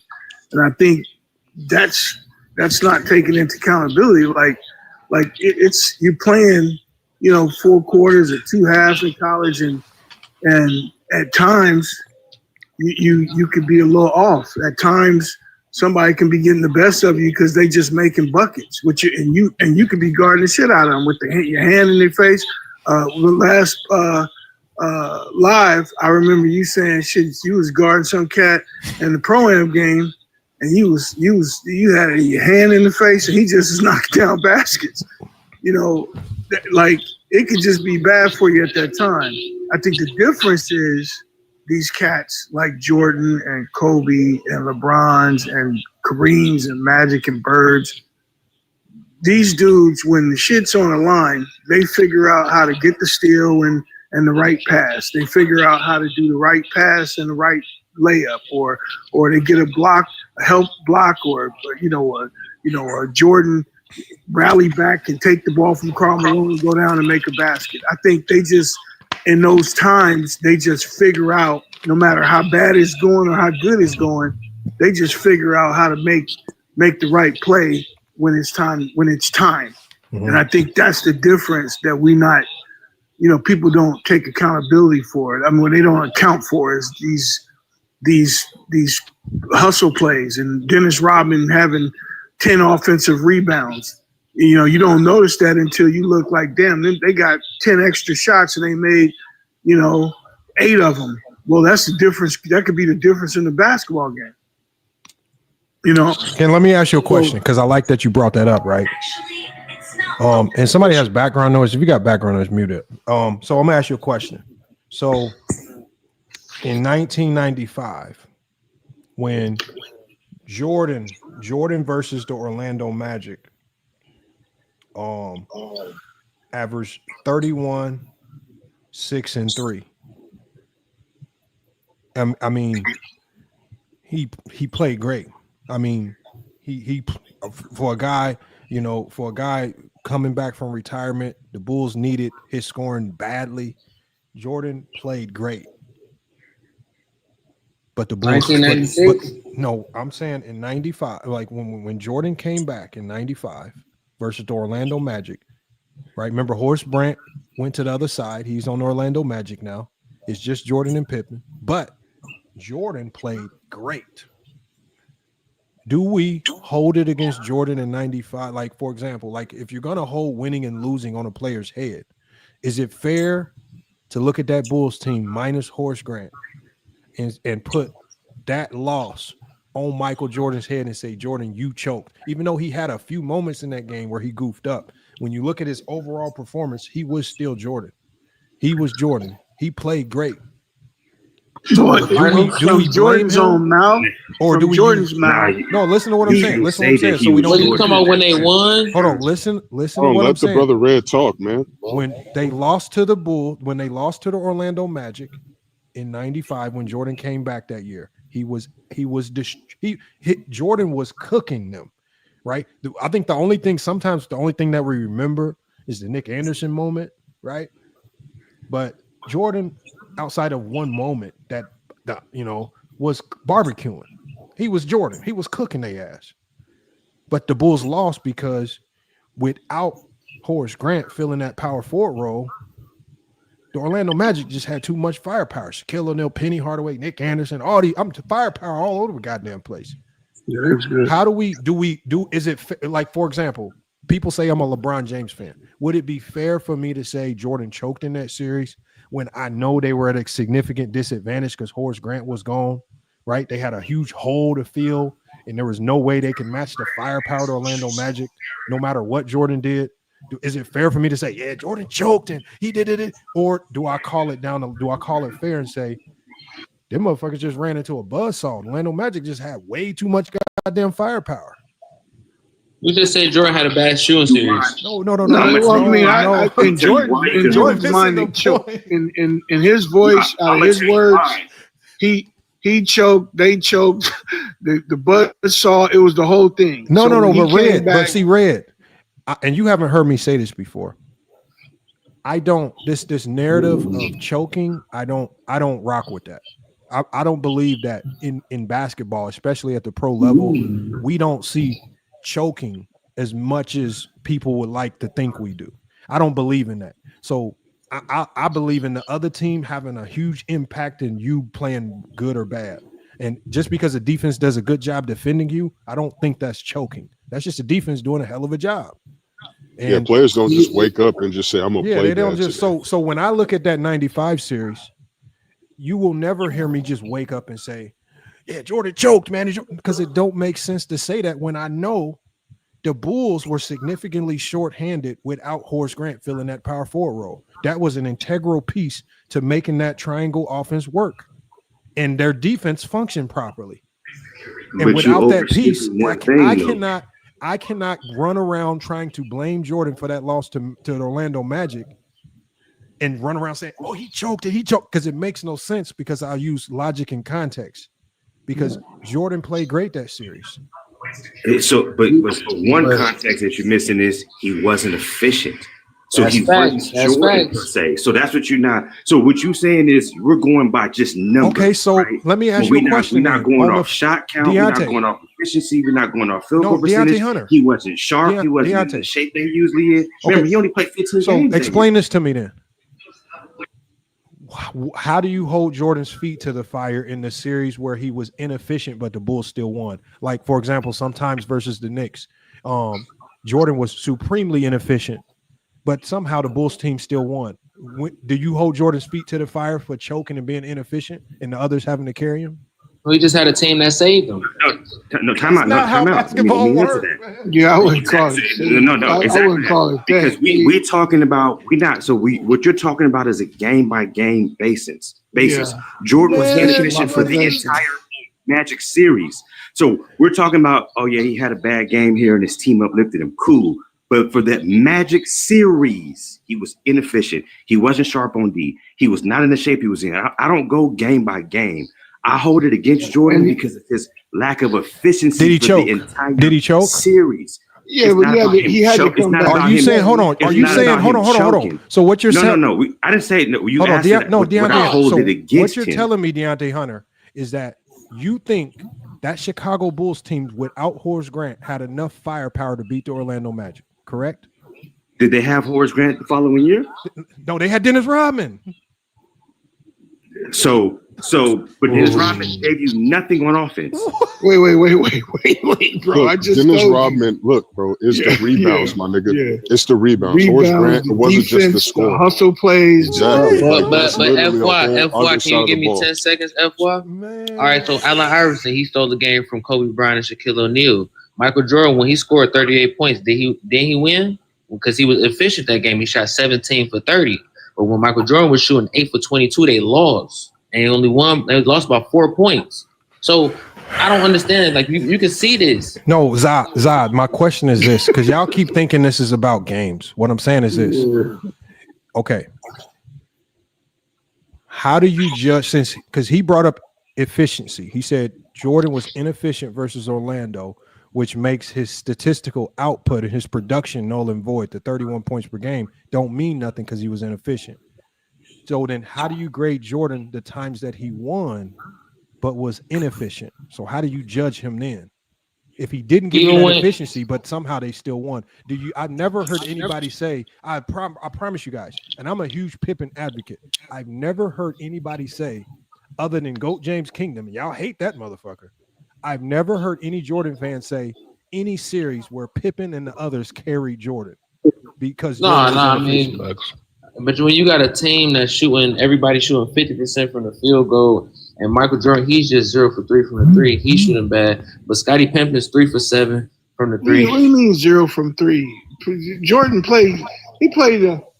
Come on, bro. Like, How many let's not box threes did he- score watch shit. Hold man. on, Yeah, I'm that don't just make no saying, sense moving because on. Jordan didn't even take threes All like I'm that. saying is He didn't even take threes like that. he won when he was shooting above 50%. No, when no, he's shooting low 34, Zod. when he's shooting 34%, Zod, he's you're losing. on the wrong point. You're The point is this right here. If I'll give you if your logic is, and I don't believe this was your logic because the other guy said this.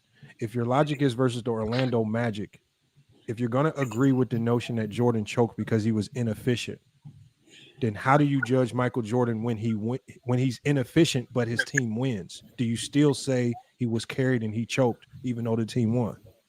No, hell no. I would never in my life say that Michael Jordan was carried. In the playoffs, he's taking 10 more field goals. But what if I show you series where he was inefficient but this team won? Would you say he choked? No, that doesn't make sense because a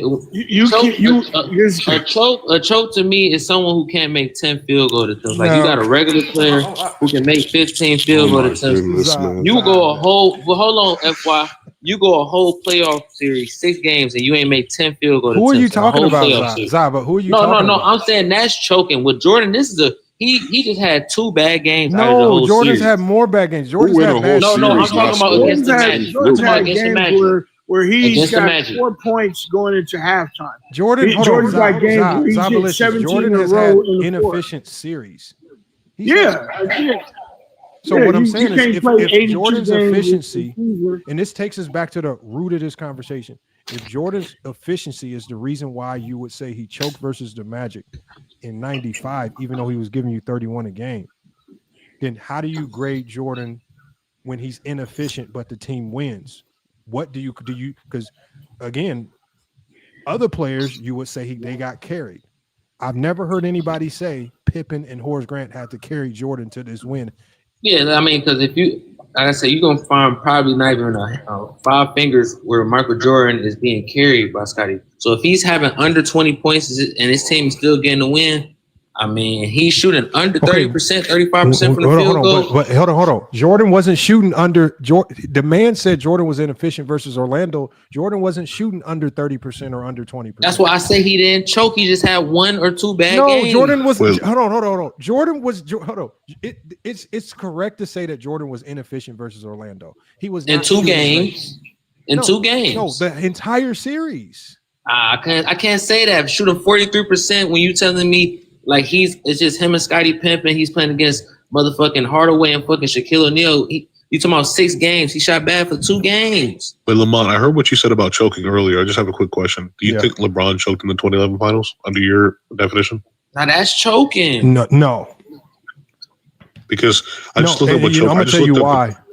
Okay. And I say this why because I'll give you examples of what I call choking. Choking to me, and again. This is just my definition. I don't expect everybody to agree with it. Choking to me for pro athletes in the NBA happens in moments. It's not a game. It's not like that. So, for example, the Tragic Johnson moment where Magic Johnson dribbled out the clock, not looking at time and score. This is something that a point guard is always supposed to be aware of. You dribble out the clock, you cost your team. J.R. Smith. The same situation, not understanding time and score, not taking the shot, kind of blowing that play. That's choking, but it happened in a moment. So when I look at moments like those types of moments, or like Chris Webber in the timeout gaff in the Final Four, it was a moment. So when I see Isaiah Thomas throwing the ball I'm away. only talking about quick moments and times where you have such a mental lapse. That might have. Hold on one second. That makes sense. Hold on. So Okay, what I'm saying is the way y'all define choking, on the other hand, especially as I've broken down that series, I'm more prone to look at what the other team is doing defensively to slow you down and then give credit to the defense. So when I look to that Dallas Maverick team, when I looked at the schemes that they were deploying, when I looked at their defensive discipline, right? Even when it started to look like at times that zone wasn't working, the fact that they stayed disciplined, they stuck to it, they didn't panic, they didn't let it impact how they their effectiveness on the offensive end. That's discipline. I believe that defense had more was the reason why they succeeded, and it had more so to do with Dallas than Miami. So instead of just saying the Miami Heat choked or LeBron choked, I'm just going to give credit to where credit is due, which is give it to the Dallas Mavericks for not just a hell of a finals, but for a hell of a playoff run, because they didn't do this. They didn't do this just versus LeBron and D Wade. They did the same thing to the defending champs and Kobe. They did the same thing to Kevin Durant. They did the same thing to, hold on one second, y'all. They did the same thing to my Blazers. And when I watched them literally pick apart great player after great player after great player, I've started to see this is not an accident. This was a great team. And when you start to say that LeBron choked, the only thing that you're doing is you're taking away from the greatness of that performance. And you're basically saying, LeBron, they are trash. You should have beat them because they're trash. I don't look at basketball like that. I'm just going to give the defense credit for a hell of a job. So question on that, Lamont. I just looked up what choking means. It says choking means when a player or team fails to perform at their normal level, especially under pressure. Now, in the 2011 finals, LeBron was specifically asked, what was that about, blah, blah, blah. And he talked about the pressure from the crowd, things like that, and just the weight that was on him kind of caused him to do that. Because you are absolutely correct about how Dallas played him. But let me ask you a question. Would it be fair to say that in no way, shape, or form, even the greatest defense that's ever lived, if that so happened to be the case, should hold LeBron to 8 points in a game? Ooh. Hold on one second. So again, you went with a textbook. I don't even know where you got that definition from. I'm assuming you got it from Google. Yeah. My definition of choking stems from my experiences playing basketball, from coaching to playing to seeing the game at a multitude of levels, from talking with people. I don't define it the way some nerd describes it in a textbook when I don't even know who defined it that way. I define choking based on how I see the game. And when the way I've seen the game, and I've seen a whole bunch of great players on basketball courts, like, for example, when I'm on the basketball court and I see Mike Conley Jr. and Greg Oden on the other side, well, I'm going to tell you right now, there's no, like, if you have a defense that's able to slow those two motherfuckers down in high school, I'm never going to run around saying that those two choked. I'm going to go run to that defense and say, I don't know what the fuck y'all was doing that night, but shit, I'm gonna shake y'all hand because that was a hell of a defensive job, right? When I watched Matt Painter and Purdue University, when Davidson and Steph Curry walked into Purdue, and this was at the height of Steph Curry's powers in college, and Matt Painter and Purdue University held Steph Curry to like 8 points or some ridiculous shit, and my homie Chris Kramer, right? They put on a defensive showcase against Steph that college basketball had not seen. Do we say that Steph choked that game, or do I go to Matt Painter and Chris Kramer and them guys and say that was a hell of a defensive performance? That nigga underperformed the choke. See, that's like, so y'all, look, y'all, this is what I'm saying. When we talk basketball, like, because he asked a good question and we can dialogue. And when you blurt and you do all this silly stuff like y'all 4 and 5 years old, it be killing the conversation. You cool with me going on that map subject? I'm gonna take it back to him because he asked a good question. So my answer is, I get that there's a textbook definition of what choking is that some nerd wrote down, but if you really just look at the way the game of basketball is played and you understand how great these players are on both sides of the basketball, the one thing that I understand when I go into these gyms and I watch players knock down 99 of 150 threes. I watch players knock down 85 of 100 threes. These guys don't just walk in gyms missing shots because they choking. Man, these guys are elite at what they do, and the only way they don't do what they typically do is when a defense does their job to an elite level. Understood. So I agree with maybe 60% of what you said. The only thing I'm still on is my question about, do you think any defense in the world, in history, if you form the best defense in the world, could hold a prime LeBron James to 8 points? Like, do you think that's actually possible? Yeah, any defense. Well, I'm sorry. Not just possible, but possible. Okay, without. So Jaylen, this is where basketball gets tricky, right? Yeah. Because for example, in the 80s, we saw elite defenses like the Celtics basically say, hey, Jordan, get yours, but ain't nobody else getting theirs. That's how we going to beat you. We've seen great defenses key in on stars and say, Star, you ain't getting yours because we don't think these other dudes can get theirs. Like Kevin Durant. Hold on. So there are a multitude of defensive strategies. There are defensive strategies that will allow you to get yours, but nobody else can get theirs and you lose. And there are defensive strategies that key in on you so you can't get yours. And the hope is that nobody else around you can get theirs and you lose. So again, just because a player gets to their numbers, it doesn't mean the defense isn't doing their job, because sometimes you can only be scoring by design, right? By design, a coach can say, you're going to get yours, but ain't nobody. Greg Popovich was the master of this. He was the master of saying, you know what? You can go off, but we're going to shut all these other guys down. They ain't doing nothing. Yeah. You can't score 99 points. You can't score 101 points by yourself. And so sometimes it's by design.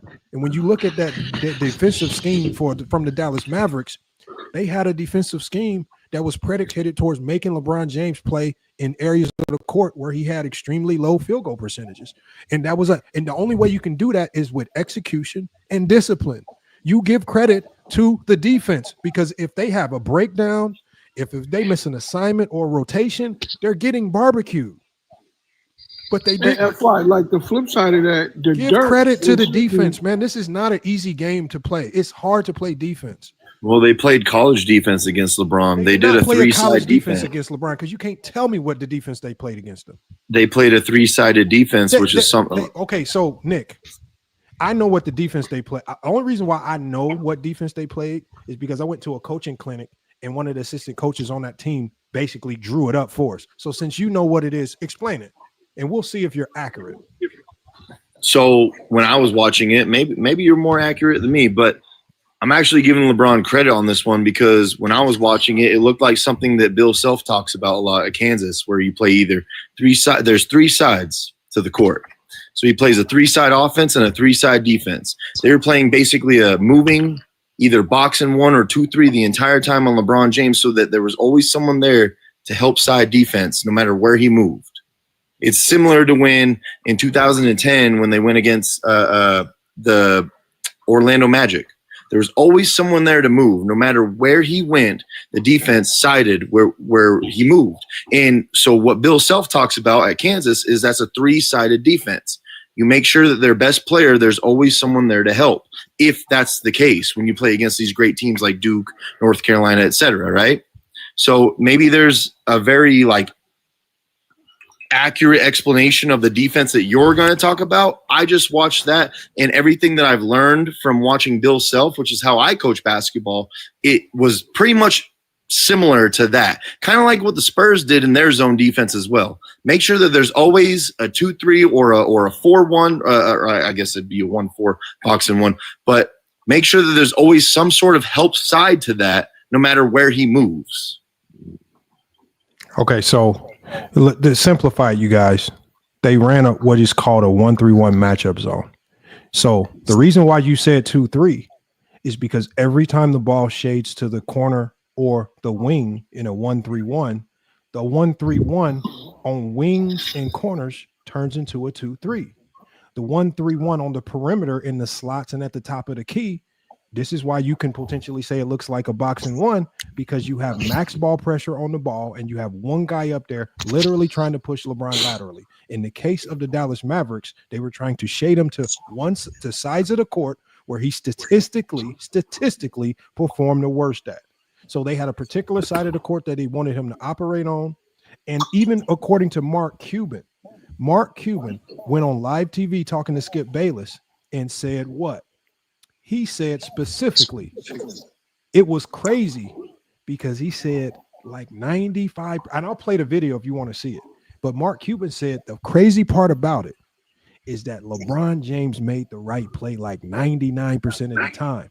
He said the others were screwing it up. Now, you can take that for whatever it's worth. You can say he's glazing LeBron, but he got on Skip Bayless because Skip Bayless pushed this narrative that, oh, it wasn't you guys being great on defense. It was LeBron who was choking. And Mark Cuban pushed back against it and said, actually, I thought LeBron was playing it perfect because he was making the right reads whenever we had a breakdown, and it was the others screwing it up. And it was amazing to hear that from somebody who was on the inside of those huddles, on the inside of those locker rooms, in those meetings with the coaches, in those film study rooms, talking about what was actually going on the court. And I'll play the video for you if you want me to play it. I can play it right now. We can all see it. But it was curious to hear Mark Cuban talk about it. And he didn't talk about it now. This was back right after it happened. This was years ago. He had no reason to glaze LeBron, right? And so he's talking about it. He's basically saying Brown was cooking us. He was low-key making the right reads. Well, he was playmaking at a high level. Hold on, Nick. Hold on. So when somebody says that, like, so for example, when Mark Cuban says that, what do I do? Do I push against the grain and say, Mark Cuban is lying, my eyes are right? Or do I reanalyze what I just watched and try to come with a different approach. But let me ask you, Lamont. Because hold on one second, because maybe it's something that I missed. And this is what I mean this is what I said in the beginning of this show.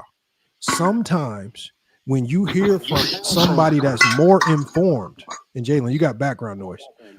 Sometimes when you hear from somebody that's more informed, it's not always wise to try to push back and fight against that. Sometimes it's smarter to maybe reanalyze your approach. Maybe you were wrong before you jumped the gun and try to say, no. I had to reanalyze my thoughts on 2011 after I heard Mark Cuban say that. Now I have a different, now I have a new respect for what the Dallas Mavericks were doing, right? And so again, nothing's going to change my approach the way I see the game of basketball. If I see a great player getting stopped, I'm always going to give credit to the defense. You do not stop great players for an entire series on accident. That happens because your team was great on defense. And I'm not going to be the idiot that runs around saying that every single player, because y'all definition of choking, as I exposed, and New World was there, as I exposed on another show, the way y'all define choking means that every player in NBA history that's touched a basketball has choked. The way you guys define it. That makes absolutely no sense. Wait a minute. So the way that I just explained it is not crazy then. Like they iced him out to the baseline, try to push him into a trap. I didn't say it was crazy. No, I know. I'm not saying that you did. I'm just saying that's the way that I viewed it when I watched the game when it was happening. Like that's what was going through my head. Wait, so that's why I asked though. So I'll play you. Y'all want me to play the video what Mark Cuban said? I think we've all seen it. I'm not saying Mark Cuban's wrong. What I'm saying is that's what went through my head when I was watching it. That's all. Hold on. See, this is the thing right here. Hold on. Think about it like this, y'all. Think about it like this. If we rewind the clock back, and I don't know how old you were in 2011, but most of us were much younger. I was 21. Think about it. And this is how I know. When we watch these series live as fans, none of us are watching it as a scout or a coach would watch it. We're not watching it with that type of analytical lens. When we're watching these games in the moment, we are watching as fans first. And for us to catch certain things, if you want to really have a true breakdown, you have to rewatch to really get a true breakdown. And you have to do it without a biased lens. There's too many people that do not know how to watch these games without being biased. They just want to come to the conclusion that they've already popularized in their brain. I think LeBron choked. I think LeBron choked. So they want to try to find something in the video to confirm it. And then so you find one or two moments in that game. Oh, I confirmed it. He choked. I don't see the game like that. At the same time, when we're coaching, because if you go off the definition that he read in that dictionary, if you go off that definition, literally every single player that's touched a basketball ever in history has choked. Yes, but Lamont, like even when we're coaching, right? We see the game as how we're seeing it. We have to watch the game over and over again to analyze it, right? And have to dissect it. That's how it goes. Okay, so based on what you watched, why do you say LeBron choked and Dallas I never said that. I don't think LeBron choked. Okay, so it was more so me, LeBron. Like if LeBron, let me ask you a question. Okay, if so LeBron scored zero, Jaylen, based on what you saw, why do you feel LeBron choked and Dallas wasn't playing that good a defense? Because you cannot have great question. So I actually think you were right in everything you said. I saw the interview with Mark and Skip Bayless. Skip Bayless trading this crazy narrative. But anyways, I think both can be true because Dallas was playing exceptionally great defense predicated on LeBron alone, especially just stopping him. But I also think under the definition I gave you, I think it's also possible to choke because I was just going to ask you this question. Let me ask you this. If Dallas played that same way and let's say LeBron had 0 points, would you say LeBron choked? Hold or on, would you be like, no? I just need to ask you this. No. So you consider choking just scoring points?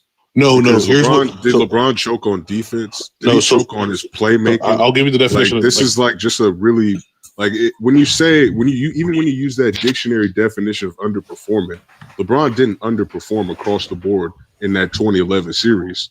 Only his points went down, but even then, his shot attempts also went down. So you're talking about a nigga that's underperforming just points wise.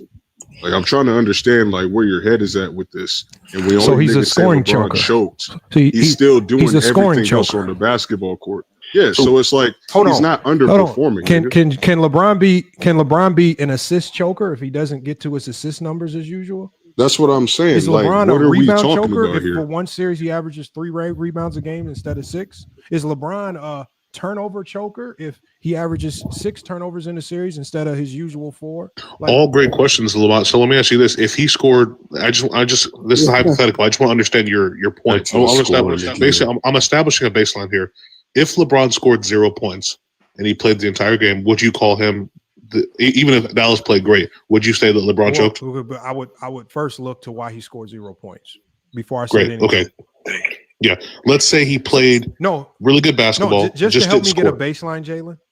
Yeah. This will give everybody on the panel the greatest baseline. By your dictionary definition of choking, give me a player in NBA history that hasn't choked so we can compare it to LeBron. Oh no, I think most of the players in the top 10 have. Okay, no, all of just them. Top 10. By your definition. What I need, if you played, you've choked. No, what I need is by your dictionary definition, just so I can have a baseline to measure LeBron to, because I need to see this level of perfection. Who has never choked in NBA history based on that dictionary definition? That I can in the NBA Finals or history? In the NBA Finals or history? Bro, I just need perfection. Like who? Okay, first of all, who is the greatest non-choker in NBA history? Jordan. So Lamont, it's important that we because I agree that literally every basketball player that has graced this world has choked. But it's also important to notice that because we say that, we also, it doesn't mean that we can't say individual player didn't choke either. So you can't erase what I just said just because everybody's choked. No, I'm not erasing. Not even taking account of what I'm saying is for the plays that Dirk made. Like Dirk hit shots that's like that was unreal. That's why I was explaining the defense, because you got everybody acts like LeBron was 1-on-1 with JJ Barea and shit. That's why I was like, Lamont, I think you got me pinned wrong. I was explaining the defense because it's really like a 5-on-1 damn near at the time, or at least a 3-on-1 no matter where he goes defense. Like, you guys act like this JJ Barea shit is like, bro, it's not 1-on-1. LeBron was never 1-on-1 with anybody that series. It's all the focus is on him. If LeBron I agree, but then James Harden hey, and Nick, as a coach, and with you coaching as well, this is what I try to tell people, and this is, and I know this is slightly off topic. It's one of the reasons why I say I don't believe in this gravity BS, because the Dallas Mavericks basically chose. They said we're gonna build our defense around. Come on. Picking and choosing what LeBron's gravity can and cannot be. LeBron, whatever he was in the regular season, they didn't care. They made sure that their defense dictated what his gravity was, what they would give him and what they wouldn't give him. And that's what that defense did. And what they gave him was playmaking. He had elite playmaking in that series. What they did is told everybody else, you need to do what you got to do. Wade had a great series. Bosh was pretty decent, but you can't put 3 superstar. There was only 2 superstars with Chris Bosh together and just be like, hey, here's just a random roster and you're just gonna win. Like it takes a lot more than that. You have to have a cohesive unit, and it wasn't that yet. My problem is I feel like we're doing all this like LeBron can still be the greatest player of all time, and you can still say, yeah, he choked. You can still say that. You can say the Mavericks played well. Okay, so Dream, hold on, but Dream, we weren't talking about if LeBron actually choked per se, because my goal in this was to not talk about LeBron. Everybody keeps making it about LeBron. What I'm saying is, there's this odd definition of choking that goes around, and it's so wide ranging of what choking can be, that literally you put every player that has ever touched a basketball in their life, they are all now chokers. And so now like I say, it's anything like, that's why I was kept asking Zabalicious the question. Is it like somebody up here has said that Jordan in 95 versus Orlando, even though he scored a whole bunch of points per game, had low efficiency, so he choked. But I said, well, what do you call it when Jordan has low efficiency? I said, what do you call it if Jordan has low efficiency and wins? Is it still a choke job? Like, can you choke and win still? Like, if your numbers are all far below your averages, but you somehow still win, is that choking? But LeBron also said, he literally said his play was unacceptable. He also said he was lost in his mind. I get So that. so with that being said, yes, Mark Cuban talked about LeBron playing great, but even LeBron himself said he played unacceptable basketball. Yeah. So that's the reason why I say LeBron's gonna say hold on, but Jalen, what Hooper do you know? That's LeBron's standard, though. Hold on, but what Hooper? LeBron's just gonna say that because he holds himself to that standard. Is not gonna say that. Like anybody that can hoop is going. Nobody's gonna accept the fact that the other team. Well, I think that's a little bit disingenuous because we can LeBron. Hold on. Michael Jordan said that too. LeBron has said he's played bad before, and he's also said don't blame it on Kyrie, blame it on me. But this is one of the times where he accepts what the majority of the consensus said, and he literally says, "I played unacceptable basketball." He could have said he's not going to go against that narrative. Yes, his performance, his production. Well, let's say his production was unacceptable. I'll take that. But if y'all are asking me to call his production choking, I'm not. My definition of choking isn't that wide ranging, because his production was down because the Dallas Mavericks defense made his production go down. Exactly. Defense and scheme. Still shot like 50%, didn't he? So Y'all, LeBron do was y'all still know how efficient. hard defense is? Like, have you ever, like, and Nick is a coach, have you ever had to scheme against a guy that can average 30, 40 a game without Not blinking easy. an eye? That's exactly. So Lamont. With that being said, their defense were amazing. I agree, totally agree, like fantastic.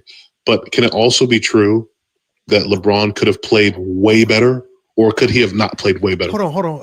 But see, Here's the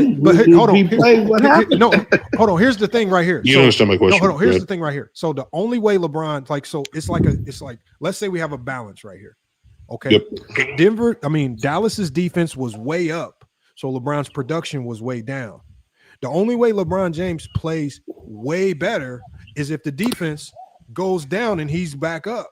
Like, you can't have both. You can't have great defense and he played great. Oh, they had great contests every single time, but LeBron James made a great historic shot every single time. No, typically in basketball is one or the other. When the production is down for a star, the defense is way up. So Lamont, you said something, Lamont. So you either got to you said something earlier, Lamont, that actually struck me, which you were saying, like, it's not every time that the best defense wins and things like that. Like, look, in 2001, the Lakers were the 22nd ranked defense in the league, and they gave up that defense to give the ball to Shaq and dominate the living shit out of the league and the playoffs and the finals. And you know what happened in 2004? The Lakers had a great defense, and Kobe Bryant.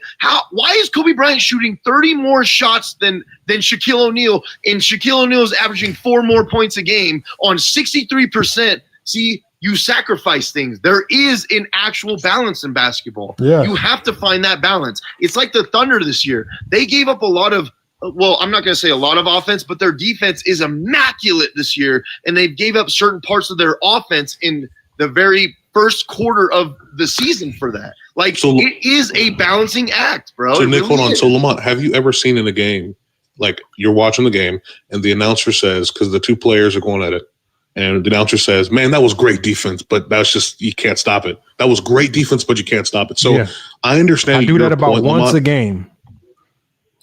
Well, no. Hold on. I don't do it 19 plays. No, that's an individual point in the game. They don't say that overall, because their job is to literally announce every single section of the game. But when we look at it in totality, you're telling me it's impossible to say a defense played great, but also offense was unstoppable? You think that's just cancel that's out? Impossible. Yes. Hold on. I'm telling you right now. Well, hold on. If how can I go into like if there's, I don't know if I've ever been in a game where we've lost a game, but I went into the locker room and I told my team, man, hey team, we lost that game, but that was some hellified defense we played, man. We got smacked, but that was some great defense, bro. They don't go together. That just don't work, because it's almost like doing your job. It's almost like, hey, we did our job, but the other team was just better. That's possible. That's literally possible. No, They just making tough shots. Hold on. Defense is like this, y'all. The way defense works is the better team knows how to break your defense down.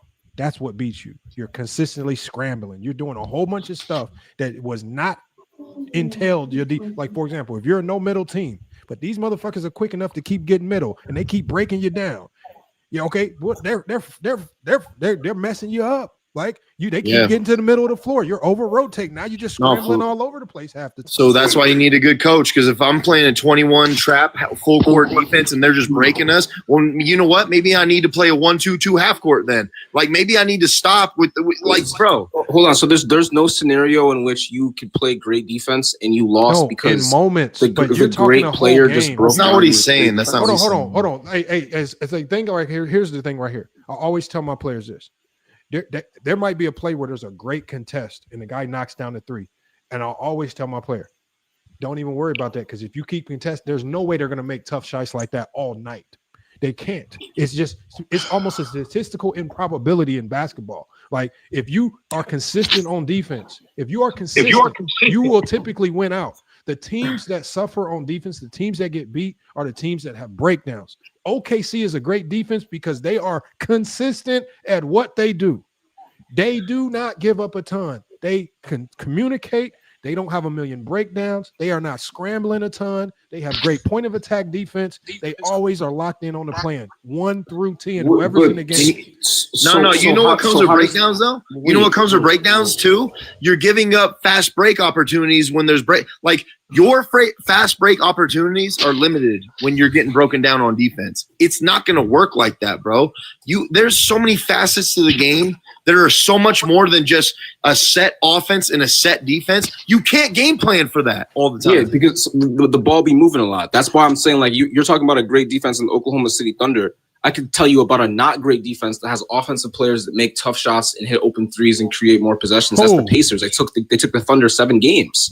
But the Pacers they were also fast breaking. They had a great defense. But the Pacers had a good defense. But hold on. The point I'm trying to make to you is, like, you can have a great defense that loses games because the offense just was better that night, despite the fact that you played great defense. It wasn't better then. I think the Thunder just overall had a better offense than the Pacers did. Like, yes, they had a great defense. Think about it. When the Thunder kept getting advantages on the Pacers, is because they broke down the Pacer defense more so than the Pacers broke them down.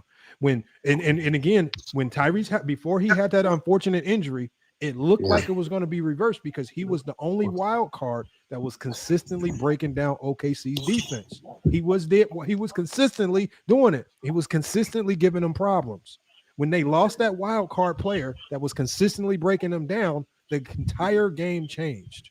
I think the Pacers took them 7 games. Tyrese Halliburton wasn't having great, like he didn't have great games every game. Like every game, because you're looking at his scoring. That's because you're looking at his scoring. Tyrese Halliburton. They have 5 guys on the court every time. But what I'm saying is dream. You guys think good and bad games are embedded in scoring. Tyrese Halliburton was great all 7 games because he impacted that. He was impacting the game whether he was making or missing shots. He found ways to impact the game with his passing. He found games to impact the game with his rebounding. He found ways to impact the game with his defense. He did not have to score 40 to have an impact. I get that. Impact into scoring only. This is why I'm not doing that. This is why when a player has a bad scoring game, you say he choked because you don't see anything else that goes on the basketball. No, that's not what I'm saying. I'm saying that the personnel and the schematics of the Pacers, despite the fact that OKC has a great defense, maybe the best defense in the NBA, the offense and the style of play that creates more possessions at a higher pace that the Pacers operate in, it didn't matter necessally if the Pacers with Halliburton are creating transitions that even when nobody can guard, bro. When he was out of the game, the style of play that the Pacers were playing with did not change. We saw the difference with TJ McConnell. We saw the difference. There was a huge difference when Tyrese Halliburton was not in the game. They are no longer playing full court with TJ. So Nick, hold on. They're playing 5-out motion in the NBA Finals like they're an AAU basketball team, breaking down defenses. Lamont, regardless of personnel. 10 guys. Hold on, what was the question, Jaylen? Can a defense play great and still lose a game? Yes or no? I just look. I don't think those two things go together. Okay, so what's the answer? I know what I'm saying. The answer is the Warriors with KD. The answer is this right here. That's the only answer. The answer is this right here. I just told y'all there's a scale. right? It's the scale. Like when one team wins, it's always something that I can find in the defense that gave that winning team some advantage, right? When one team loses, I can always point to possessions in the first quarter, second quarter, third quarter, fourth quarter that put them at a disadvantage as to why they lost. That's why when you want some of you guys say that, you know, people choked away the end of the game. I said sometimes games can be lost in the first quarter when you give up too many. If you give up, for example, let's say you give up 15 second chance points in the first quarter. You're probably going to lose that game because if you gave it up in the first, you can play perfect defense for the rest of the game. But because you gave up 15 second chance points in the first quarter, you're gonna lose. I can always point to a moment in the game where the other team gained an advantage because their defense, because your defense started to break down a bit more. So you think it's a false question? It's a question because basketball is a scale. You cannot. There is no such thing as this team played Hall of Fame defense, but this team played Hall of Fame offense, and the Hall of Fame offense won. It don't work like that. Basketball's on a scale. Y'all want to, because what y'all trying to do is y'all trying to have it both ways. You want to try to give the Dallas Mavericks their credit for great defense, but you also want to say LeBron choked. They don't go together. You either have it's to say almost LeBron like this, choked. Lamont. You either have to say LeBron choked, and that Dallas Maverick defense was piss poor, shitty, and LeBron was just selling, or you have to give Dallas defense all their credit and say they them motherfuckers made LeBron James production go in the garbage. Or could you say this? Or could you say as this? a coach, this dude just said you can't win in the first half. As a coach, I disagree with that because I know Lamont. No, I said you can lose a game in the first half. Yeah. So as a coach, I've been through games where if we didn't lose that first half the way and we came back and lost by 1, we wouldn't have lost the game if we didn't lose the first half. Exactly. So it's just not true. No, that's the point I was making. So Lamont, can you play like so? I guess a different question would be: Can a team play great defense, but the offense? Hold on. Hey, Jaylen, they keep saying. Don't call you Jaylen when it literally says on the screen Jaylen. They saying that's my name. Okay, first half, first quarter, bro. You can lose. I mean, I knew the voice was familiar, but all I'm saying is his name is Jaylen. Y'all, I don't know why y'all getting mad at me for calling him his name. Yeah, that's my name, bro. That's my name. So, anyways, would it be fair to say that it's possible for both teams to play great offense and defense, but one team plays greater, but both are great? No, because you're making it. Bro, all I'm saying is. If you like, you gotta stop trying to simplify basketball like that, Jaylen. That's not how it works. To me, y'all basketball look like, and as much as y'all want to say, like, unless it can, in a theoretical sense, if a game is, for example, if a game is 100 to 101, it's gonna be hard for me to say that both teams play great defense. I mean, because if you're, let's say, let's say both teams average 95 points per game. They give up 95 points per game. That's their typical average. But you allow this other team, like the thing is everything is on a scale. Like something can give you the edge. To me, it's always defense is always the one separator that gives you the greatest edge. But to use your analogy with the scale, Lamont, it's almost like this. I tell my team I don't really care about offense that much. I like it, but I said if we get more stops, we're going to find a way to score 80 points. I totally agree. With your analogy, stops is more possessions. Yeah, so with your analogy with the scale, stops, you're going to win. Let's put it this way: the math is math, and if we get more shots up than the other team, the chances are we're going to win that game. And it don't. And that's what I'm saying. Like that's defense. This is why I say the Dallas Mavericks defense was king in that series more so than LeBron choking, primarily because that defense, right, killing opportunities. Turning LeBron James into a playmaker, making him funnel the ball to guys who didn't want the ball late shot clock, right? They're winning these possessions. That's giving them more opportunities to score. That's why they had the ability to come back in games where they were down because they relied on. Did they never in that series try to outgun the Miami Heat? They always used defense. They did not try to go out there and go toe to toe with it offensively. They would have lost with that strategy. The only winning strategy was to come with elite defense. That's the only winning strategy. So in that specific game, did LeBron play great, good, or bad? I don't know why this is argument. LeBron James in that nobody series, ever said LeBron had a. Hold on, New World. Let him answer. I don't think LeBron had a great game in that series. But just because you don't have a great game does not mean you choked. So did he have a good game then? That's what good defenses do. They make you have not great games. So Jaylen, hold on, Jaylen. Can I ask you this? I want to answer to my question first. That's the answer. Nigga, you want to hear LeBron defense, play bad? It's the defense's job to make you not have a But great let me game. ask Jaylen. Jaylen, was Dwayne Wade great that year? That year? Yes, he was. Was he not? Was he not like top three shooting guard easily, top 2 shooting guard easily in the league? Top 3, yeah, not top 2. So was he great that year? Yeah. Was he great in that series? He was very good in that series. Did he choke? No. They lost. Why not? Well, he played up to his par. do you not see the contradiction? Okay. So Nick, why didn't Dwayne Wade carry them listen, to hold on, the Nick, real quick. finals So win? hold on, Nick, hold on. My definition. How do of you choking know is that's different not than part of the Dallas Maverick game plan to So hold let on, my D-Wade definition, eat? my definition of choking, Nick, is different than Lamont's. That's why we disagree. No, So Do my you think question that is, Bosch choked? so real quick, my question is no, but hold on, T Perfect. This is what I'm telling you. What? This right here. My name's not T Perfect. What? Hold on. He's talking to someone in the Jaylen, comments. Jaylen, my bad. My bad. Jaylen. Who is T Perfect, Hold on, bro? hold on, I don't know. Jaylen, Is that hold on, T Perfect? Hold on 1 second. Hold on 1 second. Jaylen, this is what I'm saying. And maybe Nick can understand what I'm saying, but this is what I'm telling you right here. D-Wade playing great that series, that can be strategically by design for defense, right? And so the fact that just because D-Wade got to his numbers and he didn't choke and LeBron's production went down and he did choke, the problem with basketball is that as a coach, I can make you not get to your numbers, and because of my defense, and if somebody else does better, Hey, you gotta get rid of him. who is that? Oh yeah, we got Camilla. Get rid of that. Okay, so all I'm saying is by design, a coach can make it that way. The coach can make it so the second option or the third option has to take all the shots. Which I agree with you. So I've literally won games doing that. That's a Kevin Durant design. Back in OKC, they used to do that to Kevin Durant. By that design, how can I say? And if you don't know, like, and with we all saw the strategy. The strategy was heavily focused on LeBron. So the strategy was to funnel the ball to others so that others could beat them. Okay.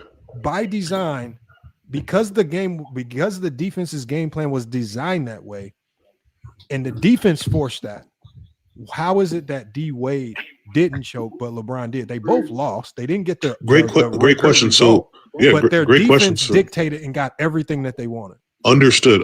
Now, great question. Like, and that's what I'm trying to understand. So that's why I'm not asking questions to be facetious. I'm just asking them to understand what your point. So, in your opinion, when you look at overall series, did LeBron play good to you? Their defense made him play bad. So he played bad. Then is that what you're saying? Yes, overall? I don't think LeBron James played good. I don't think he played good either. I think he was elite at playmaking still, but other than that, like his defense was still consistent with how the year went. He just wasn't a great scorer, and he didn't look like an aggressive scorer. Okay, but cool. One thing I want to ask you real quick is like, what is one of the greatest things that people attribute to Jordan? His failures. He succeeds after his failures, right? Well, look at LeBron James the next year. He completely succeeded that very next year when Dwayne Wade went to him and said, "Hey, bro, you got to be the guy or else we can't win." That's a succession after failure. And that's what people preach about Jordan, right? Well, yeah, they preach that. They only preach 6-0 with Jordan. They don't talk about it. So all I'm saying is like that's a great season the next season. LeBron no one went talks. off. Yeah, well, you're so, right. Lamont, so Nobody I've heard talks about Jordan's failures. All they care about is 6-0. Yeah, I'm that's talking true. about his failures. I lived through his failures. I lived through the whole thing. Nick, you're not. Nick, in general, That's not true. Generality speaking, it's a whole commercial about his. Look, generally speaking, his fan base. It's a whole commercial. His fan base does not care. All I'm saying is when LeBron has the successions after the failures, it seems to be lost art for some reason. No, like they like to end LeBron's career at 2011. That's correct. They like to pretend that the greatest championship ever in 2016 didn't happen. They like to pretend LeBron didn't carry a bunch of bums to the finals. Bro, it started. His playoff runs ever. Bro, his rookie year it started. His rookie year. So Lamont, real quick question. Lamont, you niggas like to pretend like he didn't have. Hold on, let's go one at a time. Let New World go, and then I'm gonna come back to you. Let me respond New World real quick. Where I'm just gonna say it started his rookie year, right? LeBron and the Cavs won way more games than anybody expected when he was a rookie, and then they go, well, Michael Jordan didn't miss the playoffs when he was a rookie. Well, they won 38 games and then 30 games and made the playoffs. So it's like it started in LeBron's rookie year, where they immediately wanted to make sure that he was never gonna hold that succession that anybody else. That's not true. It is true. What it is Jordan was killing as a rookie, and so was LeBron. If you know basketball, you listen to people who just. I'm not talking about real basketball heads. I'm talking about let's talk about real the basketball casuals. heads, not people just watching and guess and be there's guessing. not a many real basketball heads. That's the problem. Like y'all act like it's big congregations of great basketball pretty minds. smart basketball. Like at the end of the day, there's an agenda being pushed. Like you guys literally lose your shit every time we say LeBron didn't choke. There's no Nobody agenda up being here pushed said for Jordan. that LeBron didn't play bad. Because his Nobody peers, up here said the that top LeBron 75 played great guys, in 2011. But you says guys lose Jordan your shit is every the time guy. we say the So- nigga didn't choke. Wait, Any what? breakdown of the game Y'all that go we one at a make time? is an excuse. You know what I'm saying? That's why it's just, it's facetious. It's disingenuous, and we can't have real basketball discussions with people like that. Well, wait, Red, Red, you just said the top especially when it only applies. The top to one side 75 of doesn't all basketball. agree that Jordan is. Yeah, Red. The Scoring top the 75 basketball, players do and that's not all literally say all that. you're talking Michael's Tell me the who best. don't. Tell me. Isaiah Thomas. Here, I can give you a list. Are you kidding me? I'm not kidding you. Isaiah Thomas. Larry Bird just recently said that LeBron Larry was the Bird greatest. called him Jesus. He named him Jesus. What? That are you was at the talking about? time. Now Larry Bird is saying that LeBron's the greatest. Just stop, bro. You guys, that's where. You just saying that people lied. can't change You their just mind. lied. Go You can't watch. just It's lie 100 like that. interviews. Come on now. Hey, Lamont. You just said the top He 75 said said. that 40 Yeah. years ago. Hey, Lamont, to light. when that Hey, dude Lamont, walks in the room, You just wrong. the room Hey, changed, real bro. quick, Lamont, to lighten, That's a fact. real quick, to lighten the mood a little bit, Lamont, I have a question for. It's a fun fact question before we move on. I don't know if you know this, Lamont, but no one on ESPN has ever asked this question ever, and I think it's a really good question. There is one player in history that's played a prime Michael Jordan and a prime LeBron James. Not 35-year-old LeBron and 18. I'm talking about prime both. You know who that is? I don't know who played him prime. Vince Carter. No, not Vince Carter. He came in '99. He played prime. He played against prime Michael Jordan Gary and Payton? prime LeBron James. Was it AI? Talking about Kobe. No, not Kobe. Gary AI Payton. played against That's the him. closest I can think. No. There's hold on. There's I mean, been Kobe about, did. There's been about 25 players that have played both Shaq. of them, but there's I won't only call one it prime. player. Never mind. I won't call it prime. I'm pretty You said sure what? the question is probably Kevin Garnett. No, you're close. No, but who? it's Shaq. Shaquille O'Neal. It's Shaq. Played against Shaquille him in O'Neal the came in the series, league and he when played against LeBron. Jordan's first game versus Shaquille O'Neal was at 29 years old. Shaquille O'Neal's last game versus LeBron, he was 28 years old. Well, he's turning 28 years old that year. It's just interesting to me how there's only one player in history that could see both at their best. So Do you think that Aaron Rodgers is the GOAT in football? me, no, I think Tom Brady is. Tom Brady thinks so though. Hey, you know what's funny about that? Shaq said LeBron's the GOAT. So it's like irrelevant. Nah, no, Shaq ain't never Really seen that. Shaq Shaq doesn't did think say that. Tom Brady said Aaron Rodgers is the GOAT. Do you think he's the GOAT? Hold on, let me Wait, give when y'all did a Tom Brady list. say Hold that? on. Just to That's why you can't. That's why you can't just be Hold on, putting hold the on. fair. That's why Hey, you New Let's can't not World. use even it. talk Hold about on, a guy Red, with New 7 World. Hold on Super one second, y'all. Hold on one second. Like, come on, bro. So look, He knows he's the GOAT. So I'm going to give you a list of all the players in the top 75, and I'll give you their quote to go with it that all said LeBron is the GOAT, because we all know that not all of them said. So we'll go with one, Kareem Abdul-Jabbar. His quote is LeBron is the greatest to ever play. He checks every box. Magic Johnson said it. Magic Johnson said Magic ain't said it. I don't just let me get through it. He I didn't got say his that, quote bro. with it. He says LeBron He is said he's gonna read the He quote. says, Nigga, his be quote quiet. is LeBron is the greatest all-around Nigga, you quit talking to me like I'm okay. I'm- Right. Hey, we don't need crash outs, y'all. Come on, y'all. The crash outs, man. Come on, please. I might want to mute people. So Shaquille O'Neal said it. After the 2020 championship, Allen Iverson said, in 2020, he publicly ranked LeBron as his GOAT. His quote is, "LeBron is the one." Can you quote Shaq one more time? Kevin Durant said, "Bron is the GOAT. Nobody has ever been better." Isaiah Thomas, he says, LeBron is the GOAT. He says his quote is, "LeBron James is the greatest player of all time." That's his quote. Giannis Antetokounmpo, he says LeBron is the best to ever play basketball. Nikola Jokic said the same thing. Jason Kidd says the same thing. D Wade says the same thing. Tracy McGrady says the same thing. Bob McAdoo said it. Ray Allen has said it, but then it says he changed it to Jordan, so I don't know what that's worth. Paul Pierce has said you could take it for what it's worth, but he says LeBron James has the greatest resume in NBA history, but he didn't officially say he was the GOAT. Take it for what it's worth. So again, the people that verified said LeBron was the GOAT are Kareem, Magic, Shaq, Allen Iverson, Kevin Durant, Isaiah Thomas, Giannis Antetokounmpo, Nikola There's Jokic, two of those that are Jason wrong, Kidd. Lamont. Huh? Yeah. There's two of those that are wrong. Honestly, Okay, hold on 1 second, y'all. I'm just reading the names. I'm just saying, I'm just going over the list again. So all the players that explicitly said it. Also D Wade, Barkley, Bob McAdoo, Oscar Robinson, Reggie Miller, Ray Allen at one time, Paul Pierce, Dr. J also said it as well. So again, my thing is, you said all top 75 players, and that's wildly I don't know what he's readking from, but you can YouTube interviews. Yeah, 75% of them were. So with Shaq, but this also goes. Look, y'all, this goes into the topic of the show. Like, who cares what other people say? Because as I just showed y'all with the topic of the show, if you look at this chart, when all NBA players under the age of 30 were asked who the GOAT was, it was overwhelmingly in favor of LeBron James, which is why I said who you pick as the GOAT is generational. It has nothing to do with who's actually the GOAT. It's a generational, because when all NBA players under 30 were polled, LeBron was overwhelmingly the GOAT. Jordan was second, and Kobe got a few votes. And Paul Pierce is the only one that got one vote from Brandon, what's his name, on the Charlotte Hornets. Brandon Miller on the Charlotte Hornets. So again, it's about who you ask and what era they grew up watching. You know, I know that's true. You know my dad. You know who my dad says is the GOAT? Wilt Chamberlain. None of y'all would say Wilt Chamberlain is the GOAT, would you? No, because they're going to say he's 2 or 4 in the finals, and they're probably going to say he's a playoff dropper with all these other crazy narratives. But my dad's seen him live, and he swears he's the GOAT. But nobody's going to agree with that right now in this panel. So it's all subjective, bro. Like, it's all generational, and it's okay. And Red Reddington, resume. Red Reddington. I'm almost positive that you grew up watching 90s basketball, and it's okay that you have Jordan as the GOAT, because that's who popularized basketball for you, right?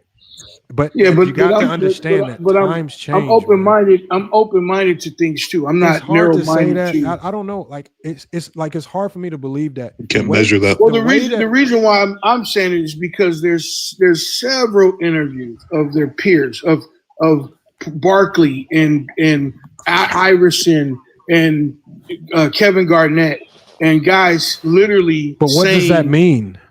Well, that's just his peers. If Jordan, like you can't tell me, like, for example, with me, you can't tell me that Mike Conley and Greg Oden ain't 2 of the greatest Indiana basketball high school players ever in history, because the way they dominated us on the basketball court. Like, you can't tell me no different, right? So what I'm saying, but other people might say Damon Bailey and a whole bunch of other people. So all I'm saying is your experiences and who you saw and what you experienced play a large role in who you pick, right? Have you heard the story that KG had about Jordan? How people walking up to him say, you can't talk to him like that, and he dropped 30 on me in the second half and all this crazy. Bro, your experiences getting barbecued by these players will shape that. Sharon Wright, we had an NBA player on the panel. Sharon Wright came up here, and he literally said, when I saw Jordan on the court, I started humming the Gatorade song in my head. Wait, he was on the panel? Yes, he comes on all the time. I try to get him on today. He comes on because remember, he was on one of the only teams that beat the Bulls in '96. Wait, what years did he play? Sharon Wright played towards like mid '90s, going into the 2000s. So he played LeBron, Kobe, and Michael. Yeah, Sharon Wright did. Oh, bro, you got to get some stories. Come on now. We did. Hold on. We had him on for like 4 hours interviewing him. We already dropped. I gotta just go on the. He was just on the show a couple days ago. He popped up and gave us some gems about Rodney Rogers, who passed. Yeah, I'm hitting you a follow right now. I'm making sure I'm there. Hold on. Yeah, go. If you go to YouTube, you can. We re-upload all of our TikToks on YouTube. And so it's an upload, so you got to go to our videos. You can't miss it because it's in the title that Sharon Wright was on the show. But Sharon Wright gave us a lot of gems. He gave us gems about Jordan. He gave us gems about himself. I mean, he was giving us gems. That's even gems that's not even public. I got gems that's not public. He like I say, his number one thing, and this is what I gotta respect about him. The first thing he let us know is that he says, I will not bash or give out, stuff that, he wasn't going to really let the cat out the bag on too much. He was going to talk about himself, but he wasn't going to get into other players' drama, and he wasn't going to get into the messiness. But he was going to talk about, he was up here cooking on real basketball. You got to respect it. And once he told us that, it's no need for us to start asking messy questions, because he basically let us know, look, I'm not going to dive into certain topics like that. But he was cooking, and he let us know about Jordan. He even said, like, the one thing I like what he said. I said, do you believe if the NBA would have took the handcuffs off all the defenses in the league and got rid of illegal defense in the 90s, do you believe that you guys would have been able to successfully stop Jordan from being 6-0? He said, without a doubt, 100%. He said, with 100%, it was the illegal defense that gave them a significant advantage. But he says, if we took the handcuffs off and we could defend as a unit, and we didn't have to run around trying to hide zones and shade a man and worry about getting texts here and there, he said we would have. He said there's absolutely no way Jordan would have been 6-0. But but in the same breath, he will also say Jordan is the best basketball player to walk this planet. He is the GOAT. Probably was. But so he gives but when he gives us gems like that, it tells us about the climate of basketball. It tells us about how the rules impacted the game, what players thought about the rules, how players like Jordan took advantage of those rules. Like, he was giving us gems, man. Y'all got to go check that out. To me, it reminds me of when I was coaching, like, from, I don't know, like 3rd to 5th grade, right? 6th grade maybe, and you have to play a certain type of defense. And all of a sudden, you start getting to middle school and high school. Then you can actually unleash the dogs and play whatever it is that you want to actually do. Then there's a new level of basketball. Yep. Like you don't have to do the BS that you had to do at the younger ages. Even though that kid is so good and I want to stop him, now I can put schemes around him, right? Mm-hmm. There's a new level of basketball when you open up the defense. There really is. And people think like, well, Michael Jordan is great. We know he's great. We know he can score. We all know that. But if you can scheme the defense around Michael Jordan in certain aspects of the game instead of one-on-one, or you have to commit to the double team every single time, there's going to be different outcomes. Well, you do realize Jordan was getting fouled and tackled and shit, right? Bro, that's a misconception. That's a hardcore misconception. There was a whole. I watched the entire 90s basketball. That's such a misconception. We're not going to go with how old are you? That's a weak ass narrative. You guys pretend like there was UFC cages on the basketball court. Bro, it wasn't like that. There was a few games like that. There's a few times like that, bro. We were so physical. No, it was not. It really was not that physical. How old are you? You sound like you don't know anything about I'm about to be 40, bro. Okay, I'm 55, bro, from Chicago. Okay, just because you're older than me doesn't mean that you didn't. I didn't watch it. No, it means I was playing basketball in that era. Hold on, what was Red's point? Being from the south side of Chicago. Let me finish. South side of Chicago. Let me tell you moments and acting like it happened all the time, bro. Let me finish. Lamar, you need to cook this nigga on this. Hey, I had a question. From the south side of Chicago. No, let's watch the games. If you hooped on the south side of Chicago, we played 2-on-2 basketball, 2-on-1 basketball. What's that got to do with Michael Jordan in the NBA? I'm making a point here. Let him get his point out. Let him get his point out. Yeah, I'm making a point in there. I bet. Okay. We had a thing in the city in the Ickies, in the projects where I grew up, where you played 2-on-1. You had to get the ball down the court and shoot a layup, and we call it a crip. It's all Tracy Morgan. And you got double teamed all the way down. You had to work your way down. We did this shit before we hooped. Jordan is the only person in basketball that had a clause where he can actually pull up and play street basketball. Everybody else didn't have that clause. He wrote that shit in his contract. I know this for a fact. Okay, but what does that mean? What does that mean? Go look at my pictures. Red, I'm from the south side of Chicago, and my neighbor. I'm from the Ickies. Listen, I grew up in 22. my neighbor's Gennaro Pargo. What they got to do? I'm 55. Narrow bro. Pargo, huh? I grew up in the on the first he's my floor. neighbor. Jordan fans always think actually that like age him. is somehow Yeah, make and you more credible. he played You under sound Jordan. dumb. He played under Jordan in Charlotte for a little bit, and he talks about Jordan all the time. He says Jordan was a killer, but like something. He'll tell me that Jordan's the GOAT because he lives here, but he'll never deny LeBron. No, we're not on that. I got a question. Hold on. I watched the entire 90s basketball, okay? What I'm on is look, this dude Lamont will pull up the film. We'll watch the film. He had open lanes all the fucking time. Bro, you're acting like he got slammed every game. It's not that was not the case. I watched the entire 90s basketball. Hey, Nick, I got one better for you, Nick. We have a game. I can pull the clip up right now where the announcer literally is pissed. And he literally says on live TV, he says, I don't understand it. He says every single team in the league just allows Michael Jordan to walk into the lane and get free buckets. He said the only team in the league that stops him is the Detroit Pistons. He says, I don't know why all these teams are just letting them get these open layups. He literally said it in game. And even the funnier part about it, Nick, the best part about this, Nick. Hold on one second, y'all. Please, hold on. Y'all think hold on one second, now. y'all. Please, hold on, y'all. Nick, the best part about this, Nick, is there was a guy by the name of King Speech Rowe, and he basically kept saying that the Pistons were beating him up.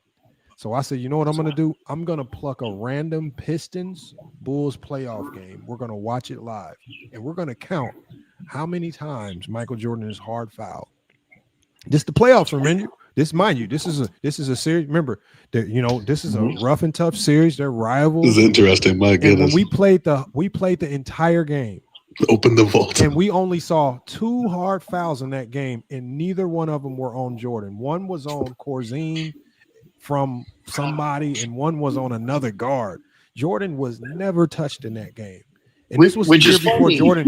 This is the year. Hold on one second. Red. And this is not to diss Jordan, but this does dish on the narrative that where y'all try to create this myth that he was having to go up against choke slams. Jordan was not getting touched like that. He wasn't. Okay. Well, it's multiple. No, it wasn't. No, it was not. First of all, you're nostalgic on the 80s. All we saying is great players don't score 8 points in the finals. If you hold on, if you talked about the 80s, there were so many more hard fouls in the 80s. Go watch it than the 90s. It wasn't even like that when Jordan was in the 90s. You guys pretend like you pretend like there was these baseball bats with steel chairs on the court. Bro, it's crazy, dog. Like you guys pretend like Jordan. No. You guys pretend like Jordan got slammed every game. Dude, basketball was not like that in the 90s. I watched the whole thing. Basketball. You know what? No, hold on. Let me finish. I'm almost done. If you watch this last playoffs just in 2024-25, there was a lot of hard fouls, bro. There was a lot of contact, a lot of physicality. Today's basketball is very physical. You guys just don't want to acknowledge it for some reason, bro. Coming from an old head. Hey, Red, I have a question for you, sir. Do you think LeBron could have played in the 90s, Red? LeBron would have destroyed the 90s. 6'8", 6'9", and fucking 2-some with the illegal defense, LeBron would have shit on the 90s. Yo, Lamont, the reason why I asked that is because every person that says LeBron couldn't, I'm like, okay, let me ask you a question. Could he play in 02? Yeah, he can play in any era. LeBron, I'm like, how about 2000? Oh, but 99 is when they just say LeBron can. Just like 99 is the cutoff. LeBron can play tight end. I'm a sports guy. Like the fact is, any of these dudes that are really, really good, Charles Barkley, Patrick, all these dudes would in their era, if they switch eras, it would be whatever they have in this era, it would make them as good as whatever is in this era. Not true. Because it's about mentality and it's about dedication to the game. A lot of those guys. Yeah, I'm talking about guys who were dedicated to the game. Listen to what I'm saying. And I want to get to Zai's question because I know Zai had a question, and we got King Jai Solomon. But my thing is this, and my take on moving players across eras, and I said that I only believe it works retroactively. I think you can take players from the eras ahead of it. Like, for example, you can take players from the 2000s. I think they would all do well in the 90s and below. I think players in the 2010s and 2020s would do well in all of the eras behind it.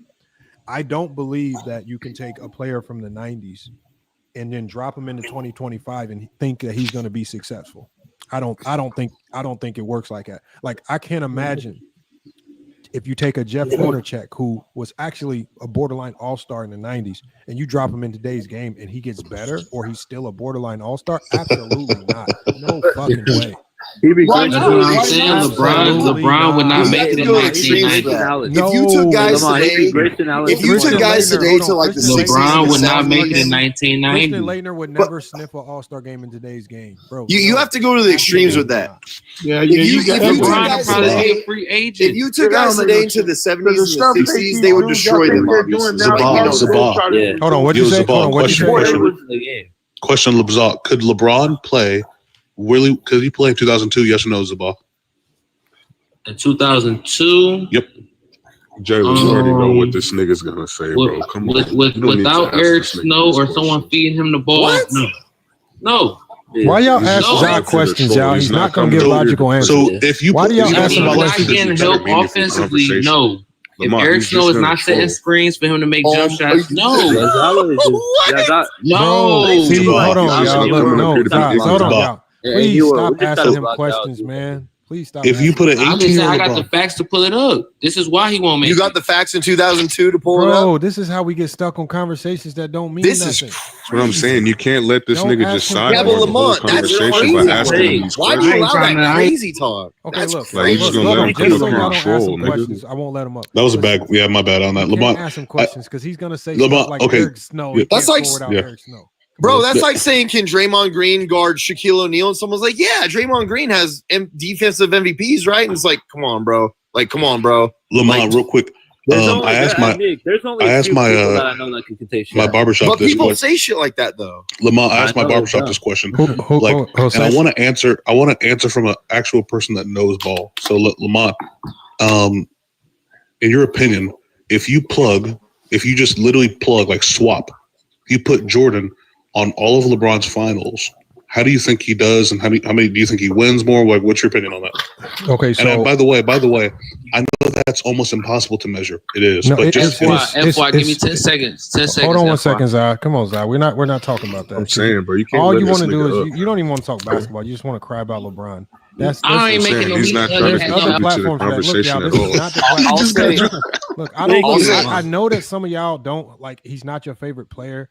This is just not the place. If all you're up here to do is cry about LeBron and say stupid stuff about LeBron, it's just hard for me to listen to that, y'all. And like there are other places you can do that, but I just can't tolerate. Like not everybody up here, like even Red Reddington. Red Reddington, he's had his opinions on like everybody said he's like, but that's within the scope of actually talking basketball. Like so. Hold on, what was the question again? Because I didn't forgot. So I asked my barbershop this question, and then all of them were like basically like a Zaba or whatever his name is. They were like that. So, but I want to ask the question from like a person that knows ball. So this is an impossible question to answer. But if you could do your best, if you swap out LeBron on all 10 of his finals, and then you just replace him with Jordan, how well do you think he does on just a broad level? And once again, I know it's a crazy impossible. But like in your opinion. Well, I think all of the one, like let's just start with all of the finals that LeBron lost. I think even with Jordan, they still lose all of those. I think in he's frozen. I think in 07, they still lose. Michael's not getting to the finals in 07. No, yeah. First once of all, again, hold on. 07, It's yeah, plugged them, so it's plugged them, and so he's already at the finals. My biggest example, like his question is kind of a trick question because he's basically almost putting the teams in the finals already. Because he's asking me exactly, to win, so I can't say they wouldn't make the final. Like that's fine. In all reality, I don't think I don't think 07 team with Jordan even comes close to getting to the finals. And my example of that is we saw Jordan with lesser teams, like in the 80s. Like even his ability to elevate guys was in the garbage can. He just couldn't. And that was back during one-on-one defense, not during the zones. So, but they would but, guard him but, completely but I different. think that, Right. for example, like so, I don't think he wins the 3-1 comeback versus. So hold on, y'all. Let me answer the question. The 3-1 comeback versus the Warriors. Do not believe he can beat that team. Wow. Okay. There's absolutely no way he beats that team. Do you think it's because LeBron led in every statistical? Do you think that's why? Well, no. It's first of all because those teams. I mean, like LeBron James's ability to create shots for others while also getting his is probably he does it at the greatest level we've seen in NBA history. Jordan knew one thing and one thing only. He knew how to get his shot, but he was not a high floor raiser for the guys around him. The guys around him kind of had to get it how they live. And it wasn't going to be because of Jordan's creation or ability to get these guys going. And because even Gilbert Arenas gave a story where he talked about how calculated LeBron was and how he attacked. Like he like LeBron made it a focal point to get other guys going before he went into attack mode himself, which made that, So I just think that there are some, I mean, I would give maybe Jordan. Yeah, I would give him maybe. I think like the two in 2. Miami that they won. He at least gets 2. I think the 2 in Miami, Jordan could win. But I think for Killer Instinct, he at least. I give Jordan 2012. I think the only 2 championships Jordan could win is the 2 in Miami. So he goes 2. He goes 2 and I believe. Hold on. Actually, I'll give him 3 because I believe if you put Jordan on that 2011 team, I believe they win in 2011. So I would give him 3 of the 10. Oh, really? So you believe his final record of all time will be 3-7, right? Yes. Oh. Okay.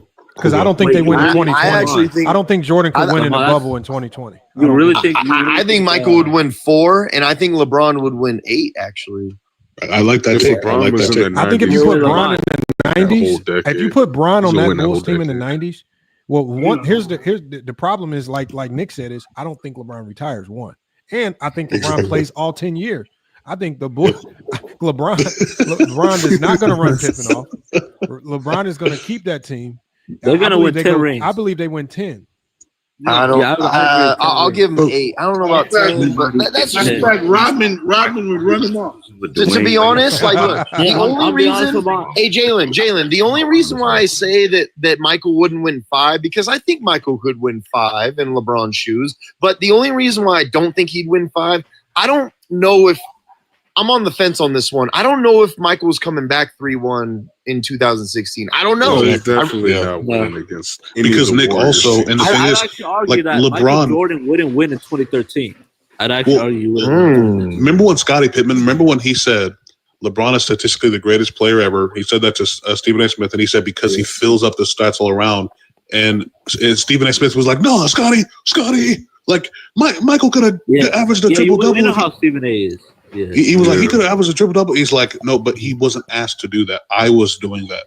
So LeBron was asked, like, in order to win that finals, he had to do that. Sorry. He had to in order to win those finals in 2016, he literally had to lead all teams in points, rebounds, blocks, assists, steals. He literally had to do that. So this also comes back to like that when Lamont was saying like moments is kind of what defines these players. Like, look, when you go back, like, look, when you talk about, he also said a game in the finals or the playoffs can dictate so much. So when Warriors fans like to say like, oh, that one game where, Draymond Green got suspended, right? Like the reason why I don't think about that as much as Lamont is right about like one game can change shit is because LeBron put 40 on him the next game when he was back. So like, I don't 41. age that type of shit. Well, Nick, you also got to remember a lot of people like to overlook the fact that Kevin Love had missed game 2 and 3 in that series, and the Cavs still managed to win. Well, it's the same thing as when they didn't have him.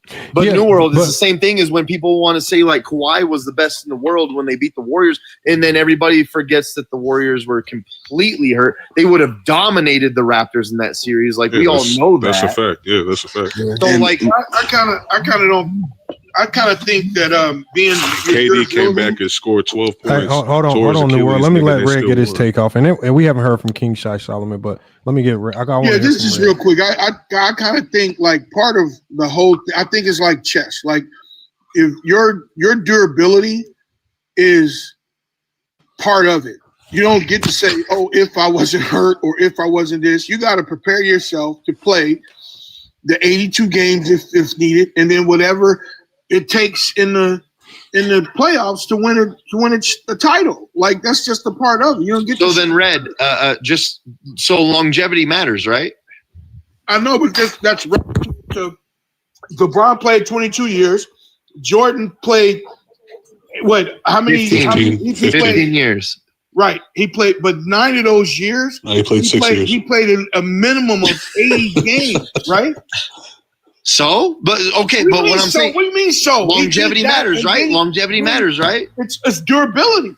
Okay, longevity matters. Years, I know. So what's the difference? What's the difference between those What? two? You're right. There is no difference. Oh, so LeBron what- James is the I know, greatest but because what? he's played longer than Hold anybody. He's not a on, veteran. no. Greatest 'cause he played Did he longer. just say what's the difference between playing 15 years and 22 and 23? No. That's not what I'm saying. That's not what He's I'm saying saying. 82 games in What I'm 22 saying years. is- 82 games a No, year. let me compared to tell you what 22 I'm saying. years. Let me tell Okay, you what no, I'm hold saying. on, Hear Red. what I'm saying. Red, I want you to think about it like this. Okay, think about it like this. LeBron James has not only played 23 years, right? But in 10 of those seasons, he played way more games because his team got to the finals. So you're thinking, there's been times where Jordan played 82 games, but Whoa, he played hold on one above second, 80. Red. Hold on one second. Hold on. Think about it like this. If you're talking about longevity and durability in games played, LeBron James in 10 seasons has not just played the majority of the game in the regular season, but he's also has LeBron even missed a playoff game in his career? I don't think he's ever missed a playoff game. Not one. So, Not so one. the thing is Not with one LeBron is at not all. only is he playing all of these regular season games, but he is also playing every single playoff game. In 10 of those seasons, his team is getting all the way to the finals. That means his game count is going well beyond 82 But games. 6-0. But for 10 6-0. years. 6-0, man. 6-0. That sounds like 6-0 is the only thing that matters to these guys, man. like, bro, 80 playing 80 games, like y'all act like when LeBron plays 77 games in a season, it's that big of a difference from Jordan's 80. Bro, I swear. Bro, they always said they're like, he's only played 82 once. Oh, LeBron low managed. He played 79 games, y'all.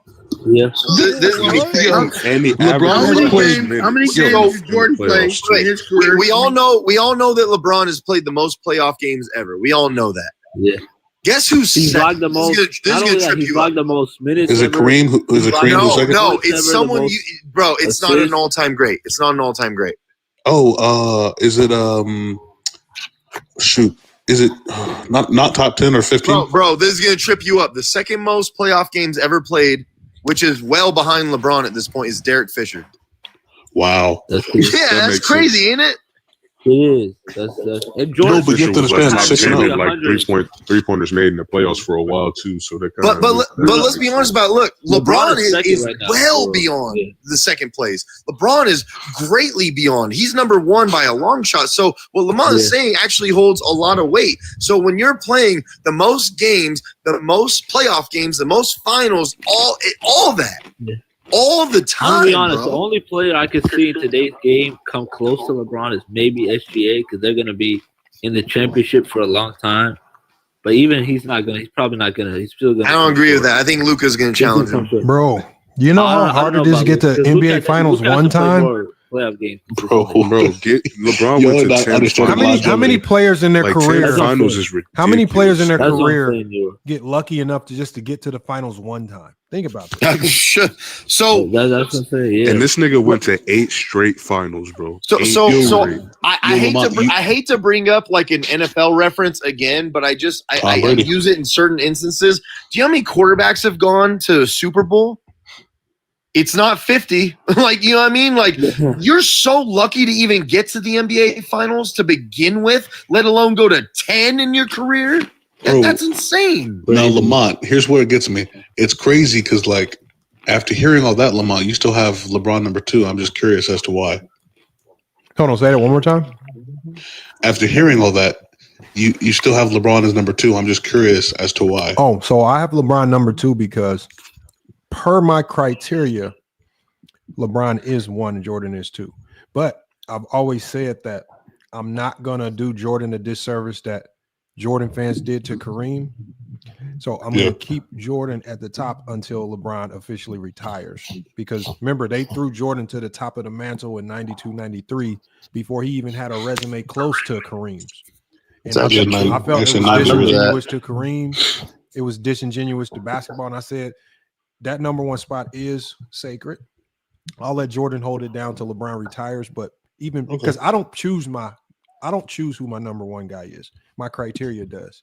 And per my criteria, LeBron is number one, but Jordan got to hold the spot down until Brown is officially done. So I actually remember that growing up when people were like, well, Michael's now the GOAT. And people were like, nah, it's still Kareem. Go look at what Kareem did.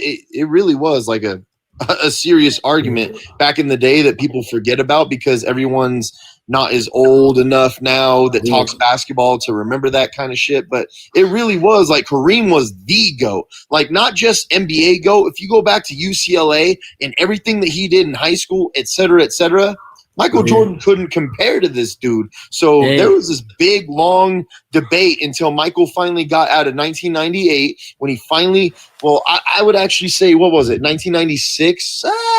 96 when he finally started hitting his jumpers consistently because people pretend like he was just an automatic lock to hit his jumpers all the fucking time. It wasn't like that early on. It really wasn't like that early on. He had a broke jumper, yeah. Hey, Nick, when do you think Jordan never had Shaq. He's kind of similar to Shaq in the sense I know people where, are going to argue that, but if you go look at the stats, it really wasn't like that. Hey, look. Hey, wait a minute. Shaq in the sense of like, Hold on, y'all gotta go. Hey, we need one mic, y'all. Later on. Yeah, we need one mic. Plus, we got JB up here. We got Dean. I want to get to a couple of new people. Let me go to King Shy because he ain't got his take in, and then I'm gonna go some of the new guys. We got JB and we got Dean. Hey, man. Dina. Hold on, my bad. I said it wrong. Is it Dina or Dean? It's Dean. Okay, my bad. Okay, I just want to make sure I had it right. But go ahead, King Shy. Hey, we gotta be real, man. Like, if you put LeBron in Michael Jordan's scenario, they're not only gonna win 10 championships, but they might win a lot of them in dominant fashion, man. Because think about it, LeBron is almost he's better than Michael Jordan in pretty much everything, right? Besides Hold on, y'all gotta let him get his take. Hey, y'all gotta let him get his take, man. Let him finish. Some of y'all Jesse Jeffries don't like to hear that. He's a better passer. He's a better playmaker. He's a better transition player. He's better at getting downhill. He's better finishing at the rim. He's a better rebounder. This guy clearly hasn't never watched Jordan. I'll just say real quick, hey, Shy, don't you think that Jordan is a better shot creator? I think Jordan's a better shot creator, at least. Definitely not. But he's not. I think he is. I truly do. Definitely not. Hey, we might disagree, y'all, but we still got to be one mic, y'all. We got to be one mic. I just disagree with that.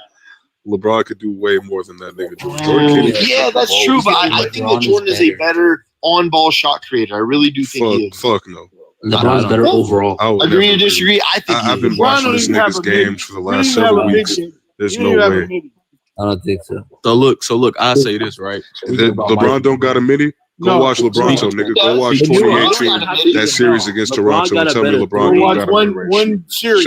Watch Jordan. Go watch it, nigga. Go tell me a series Jordan did the same thing. So look, we'll have a conversation. So look, I say this. Go tell me a series where Jordan did what LeBron did to Toronto, nigga, and then we'll have a conversation. He did it 3 different times. Tell me. Twice. Wait a minute. I just want to say this real quick. New World. Can I say this? I guess I say that in the sense of like relative to era, like Jordan's shot creating in the 90s is just so off the fucking charts. It's still not better than LeBron, nigga. Like, you gotta look at who Jordan is up against but and look at who LeBron if you can show me like so when you say relative to era, the numbers are gonna be inflated for Jordan because of the competition that he had versus the competition LeBron has in an evolved and more skilled era. So I think LeBron is better than Michael. I think he's greater than Michael, et cetera, et cetera. I think the only thing that hurts. If you think that LeBron is truly an on-ball better shot creator than LeBron. It's apparent. But hold on, New World. See, this is why I say you cannot. If you feel that way, then you can show me, and I'll bet you what. Like, hold on, Nick. Hold on, y'all. I think here's the tricky part, y'all. The problem with Jordan and moving him into an upper era is that Jordan's career gave us clues as to what he was good at and what he wasn't good at. All right, so we already know if we bring him to this era, he's not going to be a great 3-point shooter because we can't add to his game. We can't make it better or worse. He was a poor 3-point shooter, one. Secondly, we have a plethora of examples that Michael Jordan struggled against true zone defenses, from college to the 92 Olympics to the NBA, where teams were quick enough to disguise it. He struggled with zones so much so. He also doesn't have a top bag. Hold on. So much so that Jordan went to the league and said, if you allow zones into the game, it's going to take away from my individual scoring. You don't want that because I'm the only thing selling the league right now. So Jordan asked the league to not bring zones back. Every time he saw a zone, even against automotive workers in the Olympics in 92, he struggled. If you go look at his numbers. Automotive. Yeah, it's true. Go look at the 3 Mexican teams that play zone on them, and then come back and talk to me. I got the feeling. So they were grease monkeys. No, I'm just But telling Lamont, you. I also think his bag was very overrated too. Oh my God, bro, y'all killing me. People pretend like he had this bag that he did. The beauty of this, Red, is this. The beauty of what we're saying is this. Jordan had weaknesses. It doesn't mean he can't be the GOAT. See, he just called Jordan overrated in any kind. No. I said his bag is overrated. Yeah, people act like he had this great bag. It can't be a thing. No, people pretended like he had this amazing bag that he really didn't. He didn't have a bag like Kyrie or something. Hold on, but just so, because I found this article for y'all that I want to read real quick because it ties into the topic that we were just talking about. I read this article like 3 days ago, right? And it says how unlikely is 8 straight finals. It says the math is brutal. This is on NBAmath.com. It says even if you assume LeBron's team had a 35% chance to reach the finals each season, it says a probability reserved for only the strongest contenders. The odds of doing it 8 years in a row are 1 in 4,400. It says drop that finals probability to a more realistic. It says drop that probability to a more realistic 25%, and you're looking at 1 in 65,000. And it says that's before we account for injuries. It says now add perfect durability, 168 straight playoff games. This is across those 8 runs. LeBron did not miss a single postseason game, not from injury, not from fatigue, not from illness, nothing. It says even for a superstar with elite conditioning, a conservative estimate gives a player a 2% chance of missing any given playoff game. Tweaks, but PEDs. Okay, hold on. It says tweaks, sprains, cramps, migraines, flus, rolled ankles, etc. It says the odds of avoiding a single absence over 168 straight games is around 3%, and even for an exceptionally durable athlete, at more realistic 5% probability. So it says if you combine the two, it says to make 8 straight NBA finals and play every playoff game along the way, you multiply the probabilities. It says to around a 1 in 2 million chance. It says LeBron's streak is statistically close. It says LeBron's streak of getting to 8 straight finals and playing all of the playoff games. It says you would have a statistically closer odd of winning the Mega Million when lottery? it gets to $1 billion. Yeah. So it says a comparison to help us fans understand the scale. It says imagine flipping a coin to get heads 28 times in a row. It says if it takes you if it takes you hundreds of tries, that's normal. That's about how rare LeBron's streak was. He says, or one way of thinking is today's teams. It says teams today struggle to even make back-to-back finals. LeBron did the equivalent of doing that 4 consecutive times without suffering one playoff injury across an entire decade. And so it says why right here why the streak matters. It says fans often debate. It says fans often debate LeBron's greatness based on rings, scoring records, or MVPs, but the 8-year final streak and the durability behind it is arguably the strongest evidence of his sustained dominance.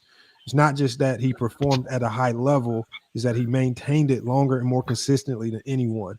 And so basically they're saying what LeBron James did getting to the finals 8 times in a row and playing all of those games, you have a better chance of going to play the Mega Millions and hitting that motherfucker, right?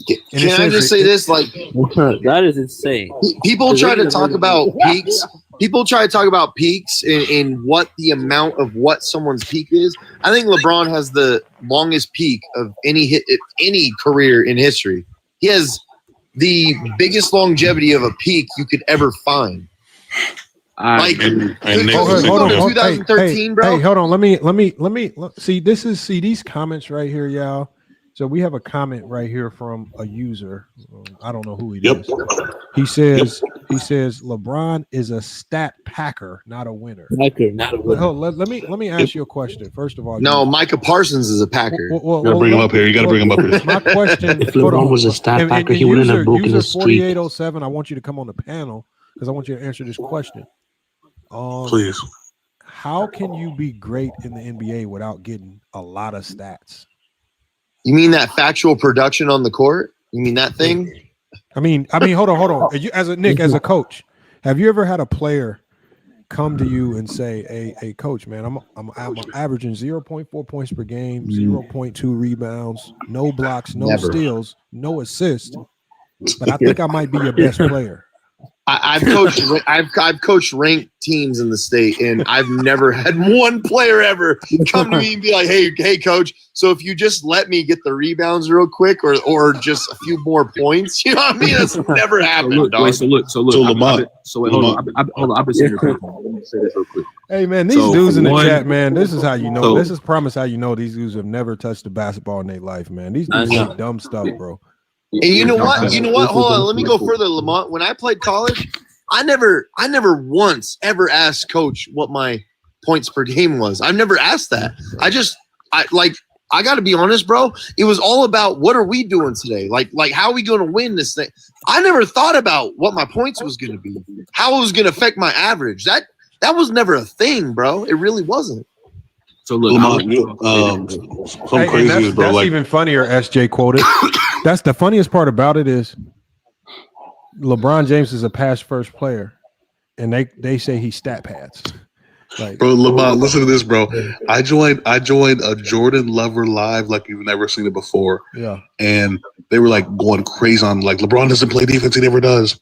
And I said this. I said I have a question for you guys because I was faking like I was on their team. I was like, I have a question for y'all. Remember a couple years ago where that fan took a video and said, "LeBron, why aren't you playing in defense?" And LeBron said to the fan, "I'm gonna let the younger guys handle that." You guys remember that? They said, "Yeah, we remember that." I said, "No, you don't." It was Kobe Bryant who said that. It wasn't LeBron who said that. It doesn't exist who said that. It was a Kobe Bryant video. The fan took the video of Kobe Bryant in his last year. They said, "Kobe, aren't you gonna play defense?" He said, "No, I'm gonna let the young fellas handle that." And you know what? I like that you said that. Like Import AI said, hit the three, got my 10, sub me out, because he was talking about LeBron James trying to keep his 10-point streak alive. Now, Import AI. I mean, again, if you want to tear down LeBron for that, I get it.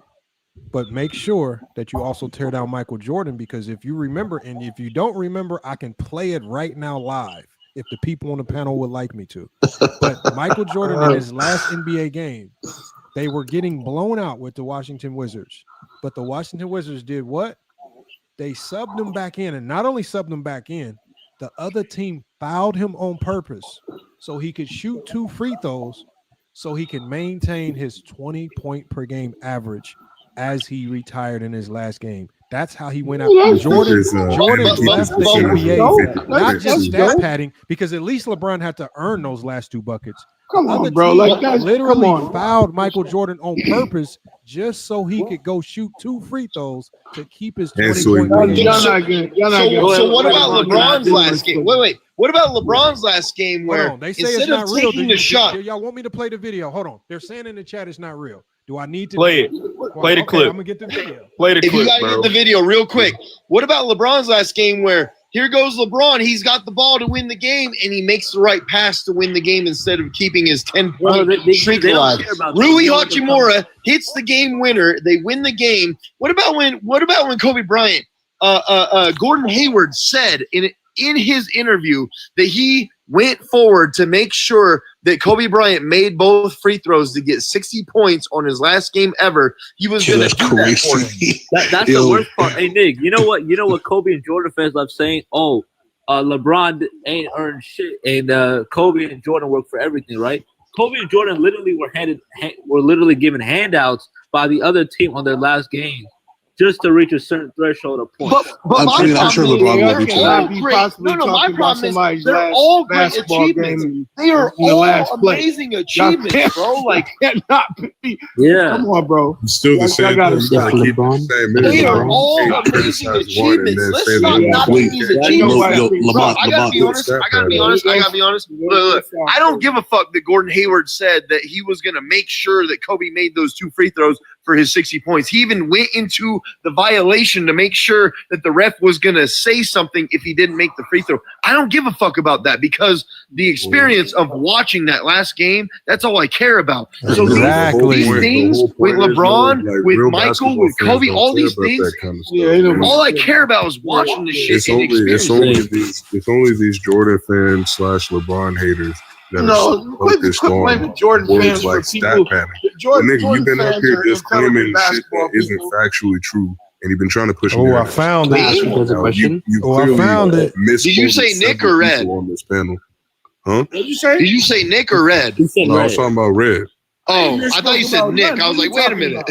What are you talking about? Wait, Lamont, what's the percentage of the Lakers winning the championship this year? You started it's about. Hold on, y'all. We got to go one mic, y'all. Remember, we on multiple platforms. Y'all. We got to go. I've looked at this. Nigga, you don't know what you're. I've looked at this. They give them a 18% chance right now.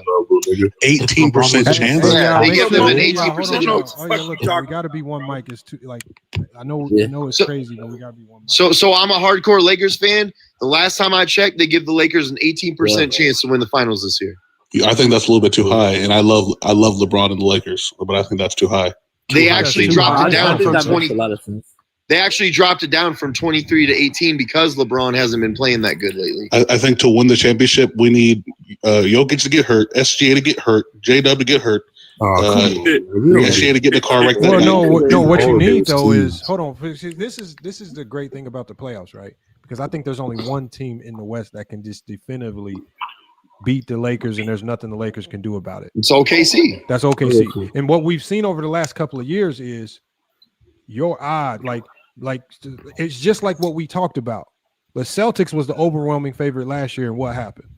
All of a sudden, in a blink of an eye, you're no longer the favorite, and now you're out. So yeah, but you know what? Can I just say? But the reality is this right here. The onus is now on OKC because especially if they keep pushing to get to these win totals, right? If they push for the record, right, it doesn't look like they're going to lose anytime soon.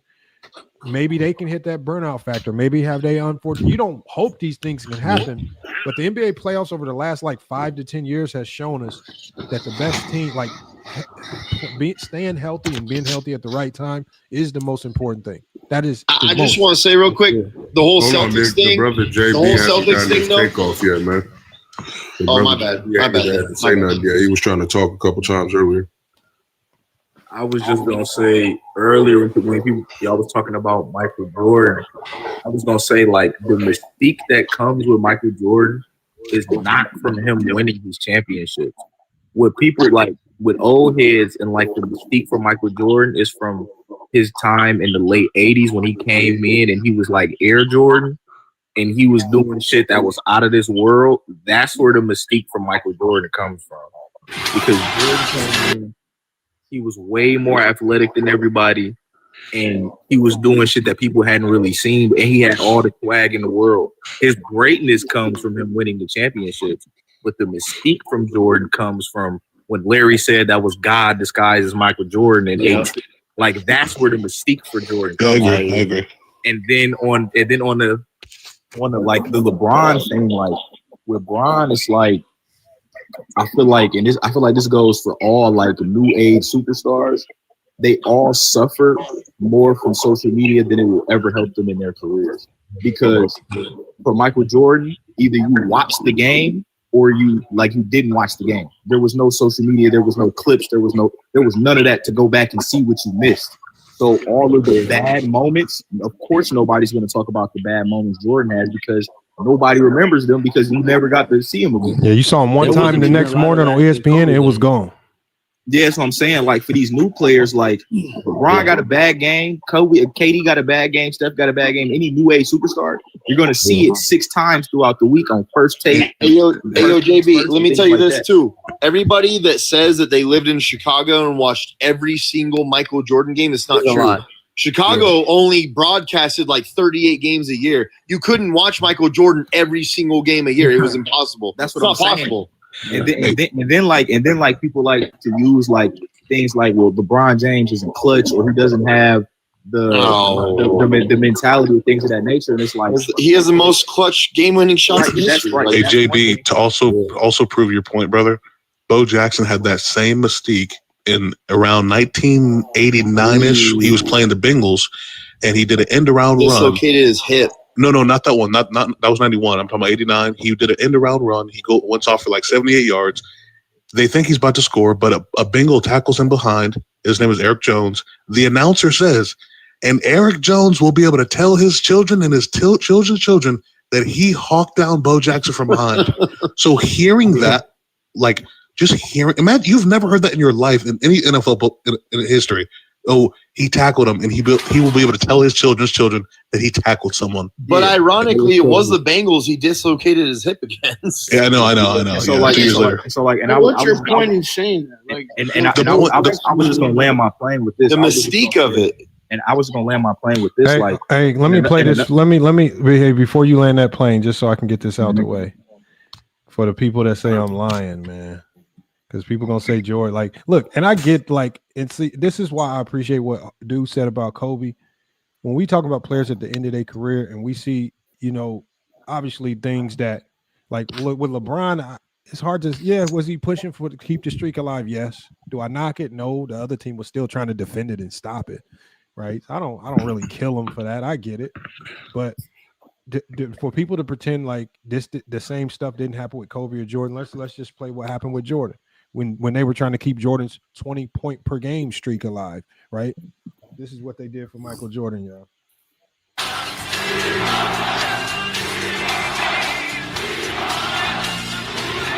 Well, Allen Iverson was there then. I remember that. Average 20 points. Hold on, y'all talking, and we not hearing the audio, y'all. All right, make sure we want to hear the audio because they are telling exactly what Jordan is coming to game for. Because remember, Jordan came in this game. The crowd called for him back in, and the announcer specifically said it's so he can keep his 20-point per game streak alive. Right? Hold on, let me play this. I don't know why my mic volume keeps going down.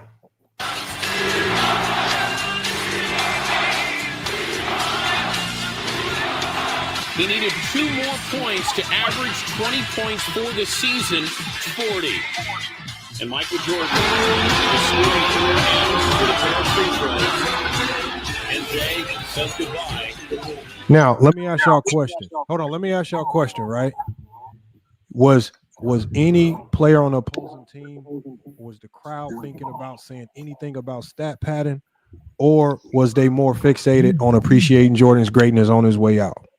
I do agree with that, Lamont. If I was, and just like the Kobe 60-point game, I don't hate it. I'm a basketball fan. I love it. I really do. They should do it. They should. Here's do my that thing with though, LeBron, Lamont, the thing is, I agree with you on this. Once again, I agree with you. If I was forced to argue against this, I would say it was his last game. So to be a better argument, you would probably have to find something. Yeah, which there probably is. I don't know, but you probably what I'm saying is this was a more egregious stat padding because the opposing team, they not only the coach not only subbed Jordan back in, but the opposing team had to participate in the stat padding. They had to foul him intentionally just to send him to the free throw line. It's not like Jordan had to go work to score on somebody playing defense. LeBron at least had to shoot a 3 over defense or shoot a shot over defense, and it had to go in with skill.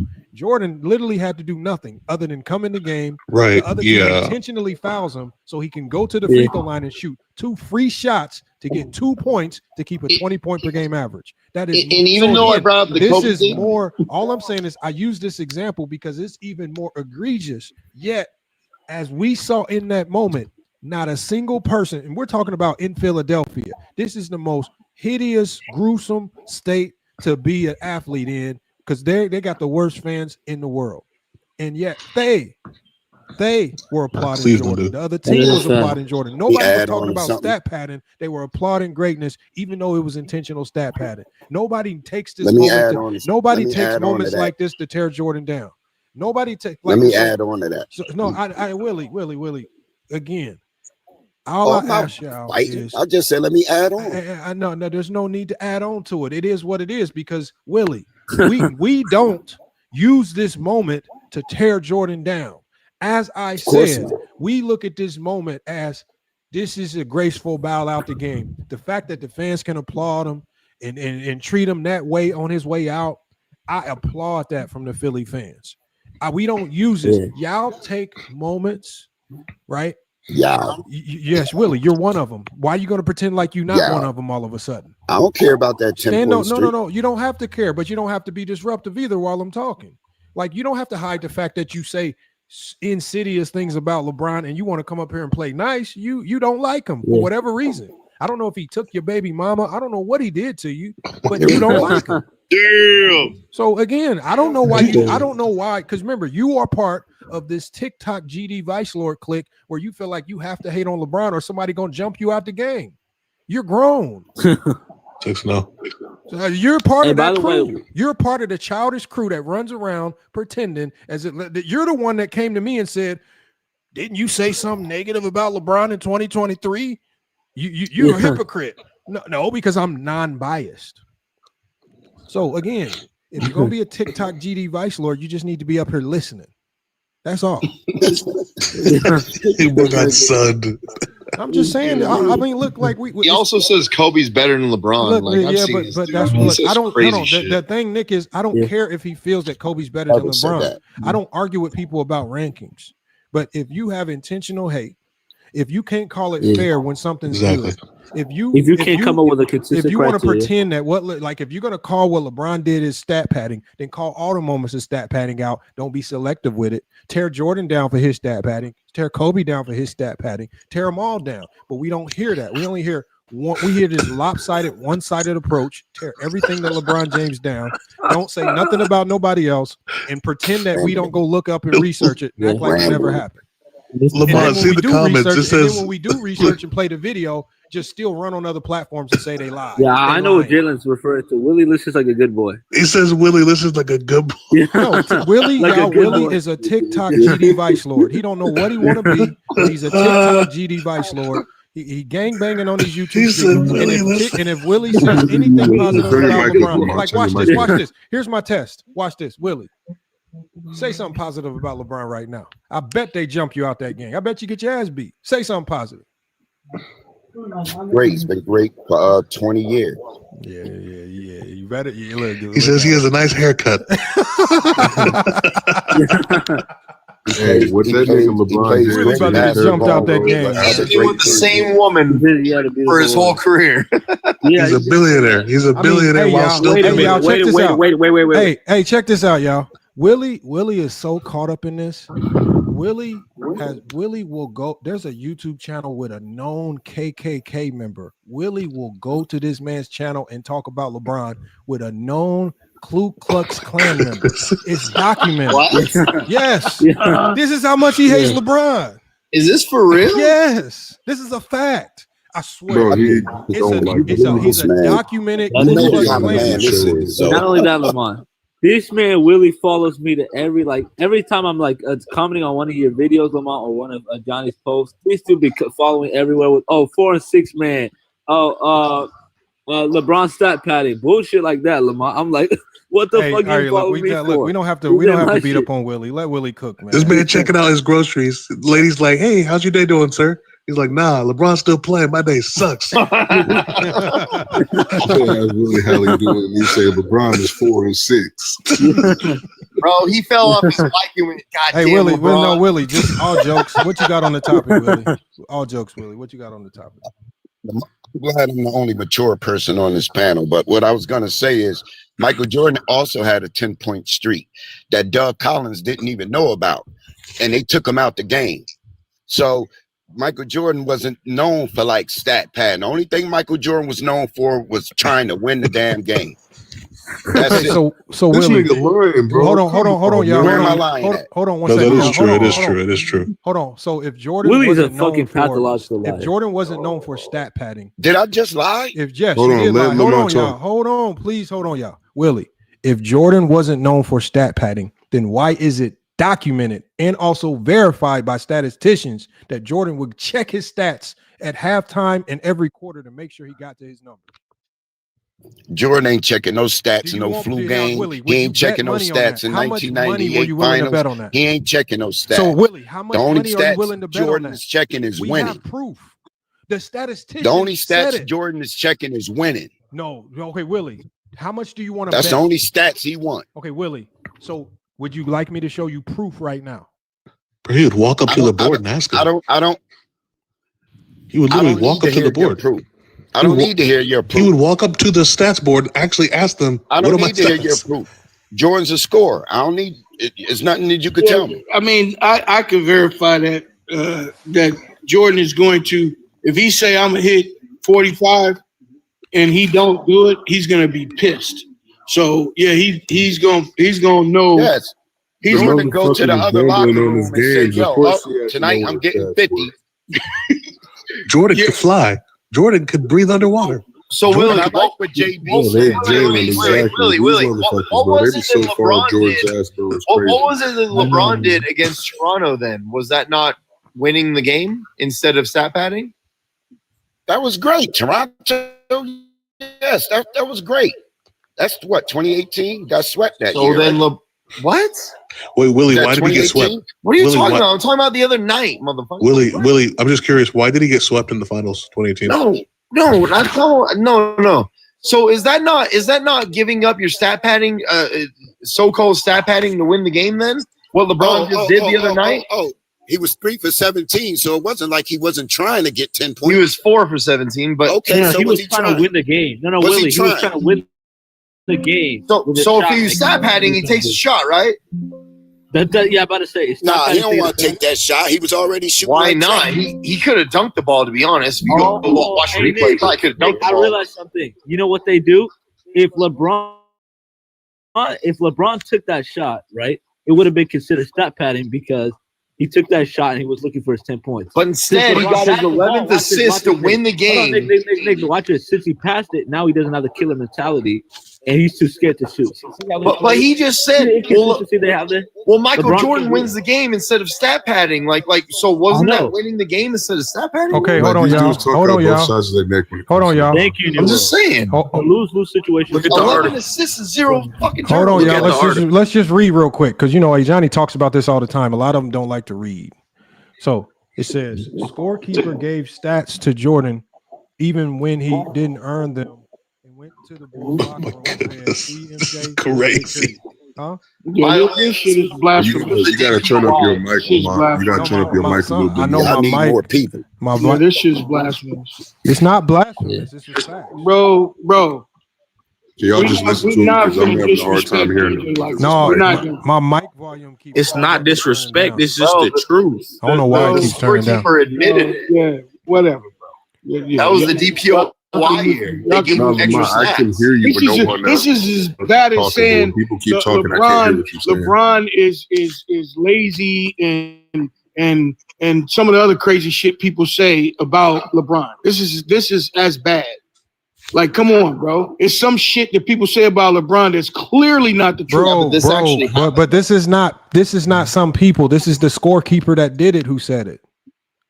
Bro, no one's gonna get me to believe that MJ was on some give me some points. Give me some No, we're not talking about that. Hold on. You're talking Nobody about said that. Hold on. I'm not talking about the fake steal stuff. I'm talking about the fact that Jordan would check his stats in quarters and at halftime and even after game. So again, that's a given. I mean, a lot of Jordan ain't wear no shirt saying check my stats. Can y'all please hold on while I'm talking, man? Even when Jordan was on his triple-double streak, Jordan was always checking his stats because he wanted to keep that triple-double streak alive. When Jordan always, remember, I don't know if y'all ever hooped with a good player. What great player, like who don't check their stats? Like y'all be acting like that's my point. Hold on, Yeah, I'm hold agreeing with on. you. No, what am I? Hold on, Willie. You keep saying that's your point. You act like looking at stats and knowing your stats and packing on stats is a bad thing. No, No, it's not. Willie, none of us up here said that Jordan looking at his stats was a bad thing. Y'all pretend like it's a bad thing with LeBron, and we have to use Jordan as the example to your hypocrisy. Right. Thank you. That's why we don't come up here saying, "Yeah, Jordan trash" because he checked his stats. We don't care. It's Bro, irrelevant. old niggas is disingenuous. You can never be right with them because old niggas will slander LeBron for passing the ball to Ray Allen, but then won't slander Jordan for passing the ball to Steve Kerr and John Paxson. He passed the ball to Ray Allen. Hey, yo, Lamont, I didn't do that shit until after the game. Stop being honest. I even counted You it. know you're Like, yo, supposed I to pass think the you ball missed to a the three. open man. You know anything about basketball, so that's not true. You have to understand. You have to understand. That is true. Killer instinct. The only people that talk like that is people who know nothing about basketball. Wait, Lamar, I want to ask you a question. I'm assuming everybody over here knows something about basketball. Lamont, I don't know if you remember this. But when LeBron was about to pass Kobe in all-time turnovers, Jordan fans were waiting, like they were hungry. It's almost like they missed their meal for an entire week. And in the comments, they're like, "It's about to happen. Here it comes." And I'm like, "Yo, am I on a parallel universe?" Like they were literally hungry to see this man pass Kobe in that. These dudes are weird. Not missed turnover. I'm sorry, missed shots. No. The He's not time even where I top 10 saw in the Jordan assists. fans the thirstiest. Boy, You said what? You know the funny thing. The funny thing about all this is hold on. It's all the time that I saw relative. them the thirstiest was in 2020. Bro, when I was on them Ticket TV live streams in 2020, y'all, and boy, as LeBron was inching closer to winning another championship, I have never seen a bunch of huddled up Jordan fans so Disney. Ticket TV, y'all. Ticket TV, the biggest Jordan hater. I mean, LeBron hater. Bro, when LeBron won that championship, man, the man tore up his whole YouTube setup. Kick screens, tore down stuff, the live stream ended. I'm talking about the man crashed out. Like, I'm talking about, he came back on the live. He was all sad. He was like, "Man, I gotta give LeBron his credit, man." And he, in 2 seconds into his little soliloquy, he was already shitting on him for his finals record, man. Right after he won a championship in 2020, it was one of the funniest things ever, man. Y'all need to go back and watch that, man. Tickets go there. That is true. But Lamar, I want to ask you a question. When they were all picking every team against the Lakers in every round of the playoffs. And then as soon as the Lakers got to the finals against the Heat, they were all talking about, "Oh, this list don't count, it's an asterisk," and all this bullshit. They picked literally every single. They picked the motherfucking Denver Nuggets to beat the Lakers after they went down 3-1. Hold on, y'all remember her? Look, Hey, y'all remember her? New World, look. You know what's crazy? They always try to talk about the shortened season for LeBron and the Lakers in 2020. They played 72 games. Wait a minute, Nick. I never hear anybody discredit Tim Duncan for winning the championship in the lockout. They never discredit him for winning during the lockout year. They only played 50 games. Like, I don't understand. Like, I'm telling you, bro, old niggas are the most disingenuous people when it comes to the LeBron Jordan debate. Well, it's not true, bro. No, That's Red, not true. It's listen. You know what? It may not be people that don't know basketball. If the Heat would have beat the Lakers, that would have been that would have been a Jimmy Butler would have been ascended as a Super Saiyan because he beat the Lakers. Like, it wouldn't be like, "Oh, the Lakers won a Disney bubble championship." It would have been the Heat just won the championship. You gotta have context to that, though. It's only LeBron who they discredit the championship. Bro, Martin, you don't give context to anything. Seriously though, because Jimmy Butler was missing 2 of his starters. Real quick, Red. So about old heads. There are literal. Bam and Gordon Dragic. Not really. Hey, listen. Bam and Gordon Dragic. Bam played most of the series. He was missing the first 2. Hey, real quick. So listen, Red. There are. Hold on, Nick. Hold on. There are literal old heads. There are literal old heads that will literally say, "Nah, LeBron's not even top 50." They'll say that with a straight face. I ain't gonna say that, bro. Hold on, y'all. Hold on. I may be. Hold on. Let me ask. Real quick. Let me ask Mark. I actually give LeBron credit for winning the bubble, regardless of how I feel about him as a player. Right? I'm not gonna take that away because, in my opinion, as well as professional analysts, that was one of the hardest chips to win. And I think it's really disingenuous when people say otherwise. Especially if you're a Kobe fan. I'm just going to put that out there. No, for real, because there was no home court advantage. There was no fans in the stands. There was no travel, so everyone was well rested and playing peak basketball. I feel like that's growth. We seen players like T.J. Warren put up 50. Like, that was crazy. TJ, Michael Jordan Warren. We also saw Donovan Mitchell and Jamal Murray go crazy against each other in that first round. Honestly, bro, as a true basketball fan, that is the best basketball I've ever seen. I'll go second there, bro. We were all itching for anything at that point, right? Everything was shut down. The whole country was shut down. We're itching for anything, right? And all of a sudden, basketball came back, bro. Like, I don't know why. I don't even know why people hate on the bubble, because it was like the only thing that we had at the time. Like, everybody's like shut down. Jordan fans don't watch basketball, Nick. They're just I'm a Jordan fan, bro, and I'm sitting here and I'm counting the bubble, and I'm saying that was some of the most intense and competitive basketball I've ever seen in my life. I mean, that Denver Lakers series was intense, was it not? And then wait a minute. You're not biased. And then peep this. And then peep this. The Lakers were the Lakers were steamrolling the league anyway. They were. Wasn't they the number one seed that year? Number one seed.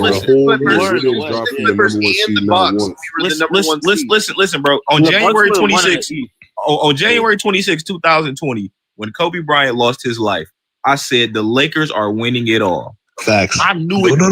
Hold on, bro. JB, you remember 4 days later? I don't know if you remember this. They were waiting on LeBron to post on Instagram about Kobe, and he hasn't said nothing in 4 days. He said, "I'm going to put this on my back."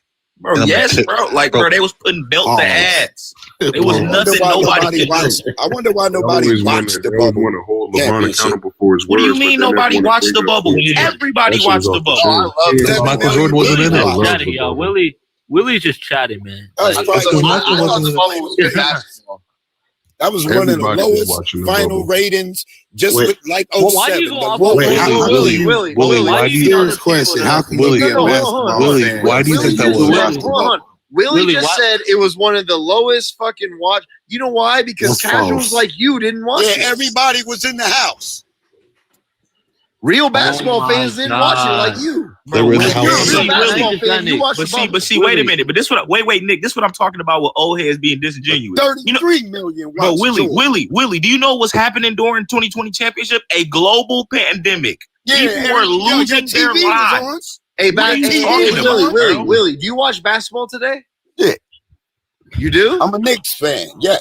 So then why didn't you watch the bubble? That explains everything. You're a Knicks fan. You don't know what winning feels like. Well, then what are you talking about then? Why are you hating on it? It was the lowest rating. Willie, I want to ask you a question. What's that got to do with it? Hold on, Nick. Well, ain't no star power. What? Willie, why do you rely on other people? Lamont got the computer. Tell him pull it up. Willie, why do you rely on TV ratings to make you watch the game? Hold on. I think here's look, King shot. Hey, you kind of low, Lamont. I can't hear you, bro. Hold on, I'm gonna turn it up. Look, y'all. Look. Yeah. We can hear you. See, nobody. Look, y'all. This is what I mean right here, y'all. It don't matter what the ratings were. It count. Like it went. Since when have we ever discredited a championship because we thought the ratings was too low? I don't like. 3.5. First of all, I want to know how much time do you have to even care about that? Who cares? I mean, we all know there was a whole bunch of weird factors that came into play in that particular series that made the ratings advertisers high. care. Who cares? Niggas advertisements. Okay, so Willie, hold on, Willie. Since it matters so much, what advertisers was most significantly impacted? The advertisers care. Who? They've been talking about the ratings in the league Just said for the the same past answer. 5 years. Okay, Willie. He just gave me the same answer. He said, "Can you name the advertisers that cared about Okay, it?" since now you care about the It ain't advertisers. like the Super Bowl. Okay, so Willie, since you care about advertisers, what advertisers were you so whose bottom line was impacted so much? Your mic low, bro. Willie, what advertisers were impacted? My point was, why wasn't everybody watching your GOAT? Willie, who cares? Like, nobody wanted to watch. They don't Miami watch Heat. him. Okay, Willie, but what does that mean? That means a lot. Okay, my GOAT was always watched. So Willie. Sounds like Skip Hold Bayless. on, yeah, Willie, Yeah, bro, that's- Willie, the numbers. Okay, Willie, the numbers were down. What does that mean? It doesn't. And in 07, they was down. Okay, Willie, you're talking about irrelevant stuff. The numbers were down. What does it mean? Like people watch GOATs. Okay, Wait, so by your logic, the okay, numbers can y'all being hold down. on? Look, we don't need y'all to explain Willie's logic. Let Willie explain it, because Willie's gonna come up here and explain. My to us. shit be on point. Willie's gonna come up here and explain to us why your NBA. He's gonna explain to us why NBA Finals ratings make you the GOAT or not.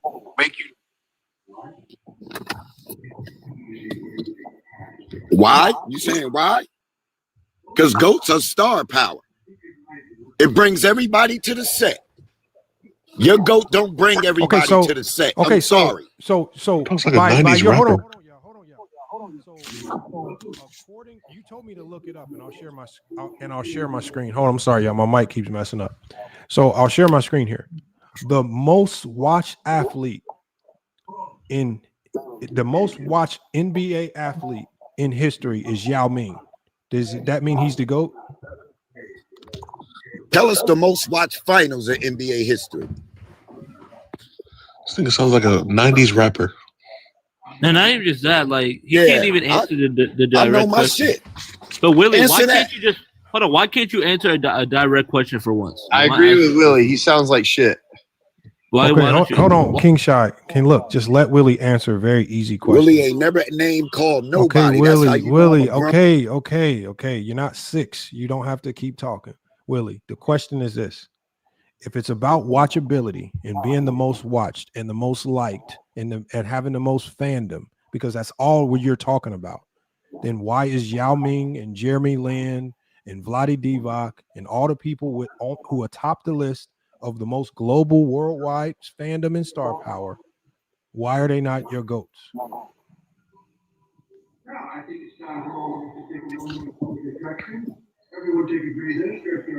You gotta mute Red. That was a good answer. Oh, sorry. Who made the game global? Question with the question. I love it. Who made the Yao Mings and all them want to come to America and play? Who did that?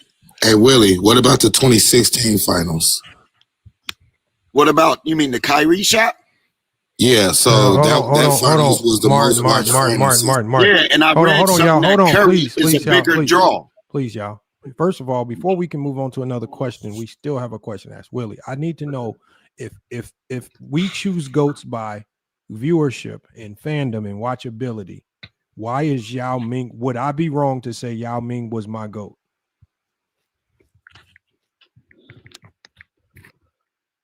No, China got 1 billion people. So I can say Yao Ming is the GOAT, and it makes sense to you.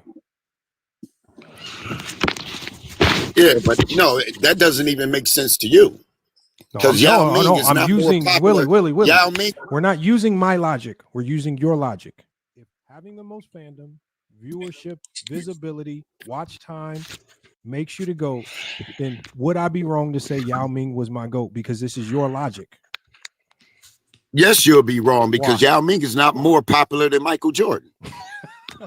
Yes, he is. No, he's not. You just told me to Yes, look at he the is. numbers. Yao Ming, I'm looking at the numbers. No, he's not. Hold on, Willie. You told me to Yeah, look Mike at the low numbers. again, bro. This man sounds like Ice Cube. He's like, what are we up? Hold on, Willie. Willie asked me to look at the numbers, y'all. Yao Ming. I said, look at the finals numbers. Hold on. Yao Ming has more popularity. He sold more merchandise, right? He has a bigger Then fan who? base, primarily because of China. These things make him the GOAT, correct? Who sells more merchandise in America that ain't even playing? Well, we're talking about globally. My GOAT ain't even playing and smash your GOAT and everything. Okay, but Willie. Oh wow. You know the beauty. He's actually Skip Bayless. Willie, you're on FYF Sports. Here's the beauty of it. Everything. Willie, the beauty of this is we don't care where you rank players. Vice versa. Now, Willie, what you can help us with is you can tell us your criteria. You want my criteria? Yeah. Winning, impact. Okay, hold on. Willie, I'm gonna put it into the algorithm. No, I don't want your G. No, no, Willie. No. Bro has flashbacks. He has flashbacks. No, Willie, we're talking basketball today. Nope. I seen Sports Fluent thing. Nope, I ain't falling for that. That was you're talking about a 60-year-old trying to use ChatGPT. Nope. I ain't doing that. Okay, so you're you not can keep that computer. So Willie, you don't want to talk basketball? Yeah, let's talk basketball. Okay, so what's your criteria? Let's go. I'm not gonna run it. I just need to know what. Let's go. My criteria is this. I love basketball players that do it the Tim Hardaway. I like basketball players that take drafted teammates to a three-peat. I don't like guys that go run and join other greats to win. That's the best criteria I've ever heard in my life. So what else is your criteria? What else? That might be the dumbest shit I've ever heard in my life, bro. I'm gonna be dead ass shit. Okay, hold on. Let Willie give us his criteria. What else is your criteria? I ain't winning. 6-0 is mine. What about 11? What about 7-0, 8-0? Look. What about being Willie the best player on every championship team? Okay, y'all, hold on. Let Willie give his criteria. Willie, so far you like players that do it to Tim Hardaway. You got 3-peats. They don't run and join other greats. And 6-0. What else you got?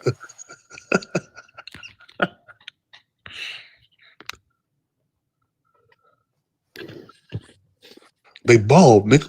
Okay, what else you got on that, Willie? We got some of your criteria. I need the rest of it. That's it. I just like how Jordan did it. Okay, that's all. You like? That's my criteria. How Jordan. I like somebody that takes a ladder and not an elevator. Okay, takes a ladder. Nobody 3-peated since Kobe. Hey, y'all, when we doing criteria, y'all got to mute up, please. He said takes. A ladder. Your GPT, that chat, that thing. I know, Willie. I know, Willie. That you cannot cry about it.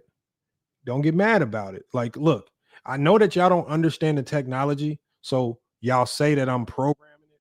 But if you understood anything about technology, you would know that I can't program it to do anything. This is you. Yes, you could. Okay. Well, we're gonna find out.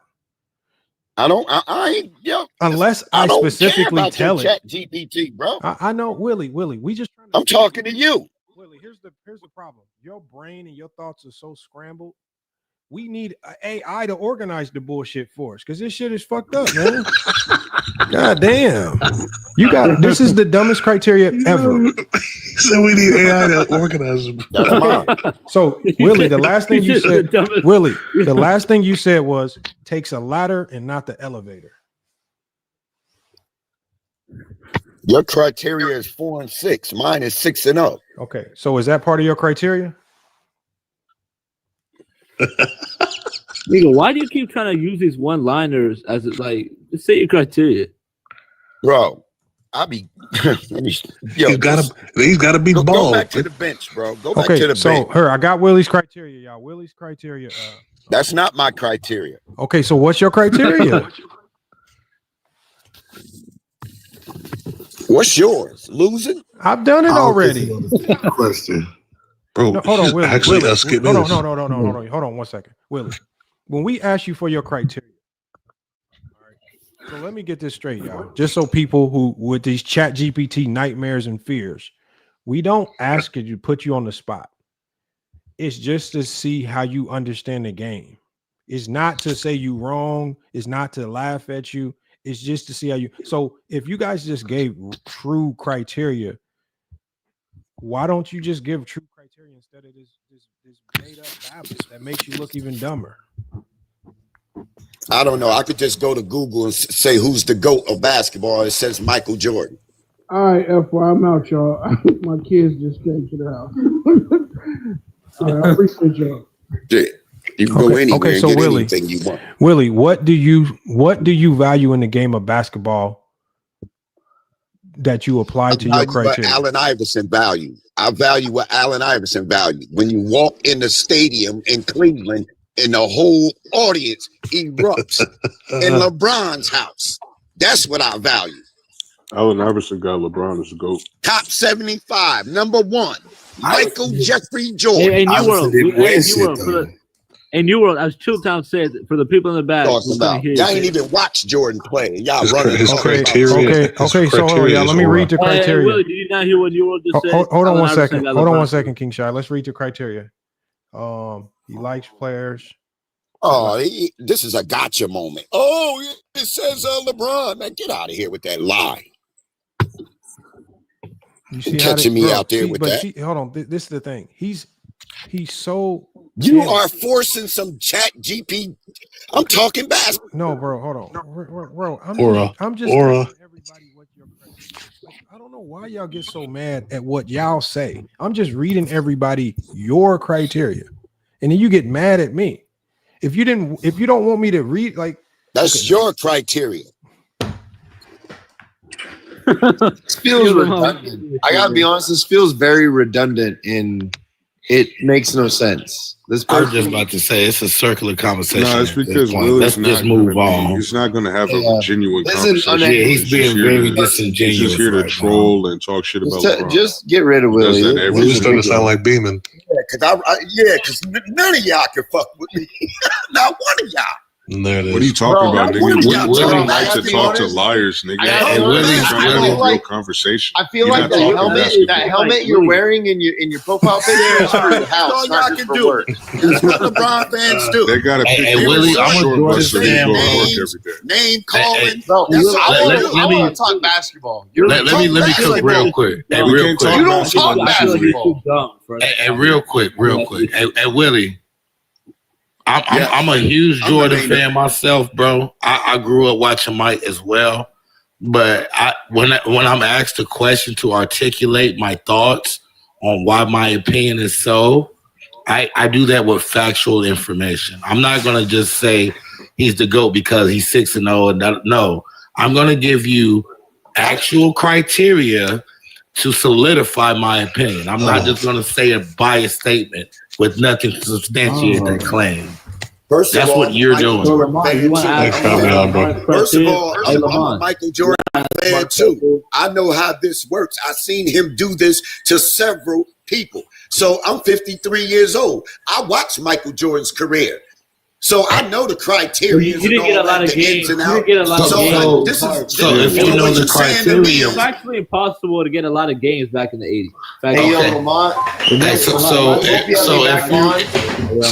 know the criteria, Willie, No, Martin. when you were Martin, asked to explain your criteria, Martin, what why happens didn't you is, do so Martin, as we always do on this show, and the results winning is my criteria. The results have varied. Winning. So what we do is we ask people their criteria. We run it through ChatGPT to see if the ChatGPT rankings aligns with the rankings that the person has. Again, some people have had Bill Russell. Some people have actually had Jordan. Some people have had LeBron. Willie has a fear. Hold on, let me get my mic right. Willie has a fear that if he gives us his criteria, it might accidentally get LeBron at number one, and he'll look dumb. And so that's what he's worried about. And what happens is there's been a lot of Jordan fans that have come up here, and what they try to do is they try to game the system. So they'll say a whole bunch of mumbo jumbo that they think only applies to Jordan, but it actually applies to LeBron and helps LeBron's case, and it backfires on them. And when we read the criteria, back verbatim to them, and ChatGPT literally explains how it's applied their criteria to make LeBron the GOAT based on their criteria, they get mad at me like I'm doing something secretive. So much so that I even have to show my screen and literally show step by step what I typed in so that they know it was authentic from Chat. But Martin, it's even worse. They think that I have some hidden code that nobody can see, just deeply embedded into ChatGPT, where it always will give me LeBron James as the answer. It's like this is the biggest. This is the biggest ploy. This might be the biggest scam ever. I don't know how I've broken into the ChatGPT servers. I programmed it to always say LeBron specifically for my account, and no matter what they type in, it's gonna say LeBron. It's deeper than rap, bro. This is what they think. Like literally, they had another old man, some dude named Fluent, who was using the free version of ChatGPT. He don't know how ChatGPT works, trying to tell people, oh, this is what FYF is doing. No, I show my screen. You see exactly what I type. No, you don't. No, you don't. Martin, No, you don't. And Martin, okay. And Martin, what I also do, Martin, is before I even give the results, I read the summarized criteria from ChatGPT to them first. I read so ChatGPT will tell the criteria and say, is this correct or not? And if it's not correct, we'll reword it so the criteria is perfect. King Shai Solomon, am I correct? Don't I get there's even times, Martin, where I've told people if you say that your mic's kind of low. You might want to reword it. I've even helped these idiots out when it comes to ChatGPT. I'll say, do not word it like that because, like, for example, somebody came up here and said, use all analytics. And I told him, I said, just because you think Jordan is atop of a few analytics, LeBron atops a whole bunch more of them that you don't know about. So you better select which analytics you want to use, because if you say all analytics, it's going to favor LeBron. He said, go ahead and use all analytics. And I said, if you do that, it's not even just that, Lamar. There was this dude, Plato or Plato, whatever his name is. Hold on, and then King Shai Solomon. We did a test. Guy, I forgot what his name was. We did the test, and I told ChatGPT, if we remove the analytics, who is his GOAT now? And it turned out to be Jordan if he took out the stupid analytic take. They do dumb stuff. They do dumb stuff to make LeBron the GOAT, and they don't even understand it. So that's why Lamar, if you simplify Lamar, and just talk basketball, you'll have Jordan as the GOAT. But they be trying to do all this. Lamar, real quick. Real quick. I think the issue is that when you use ChatGPT, they think that you don't have the basketball knowledge to articulate yourself. Exactly. So and he's proven my point in real time.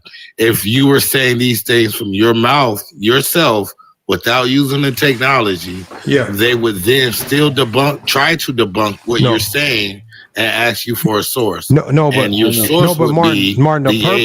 the purpose of I'm agreeing with you, brother. I'm saying our initial, like when we first started using ChatGPT, it was because we said, okay, I might have my built-in biases.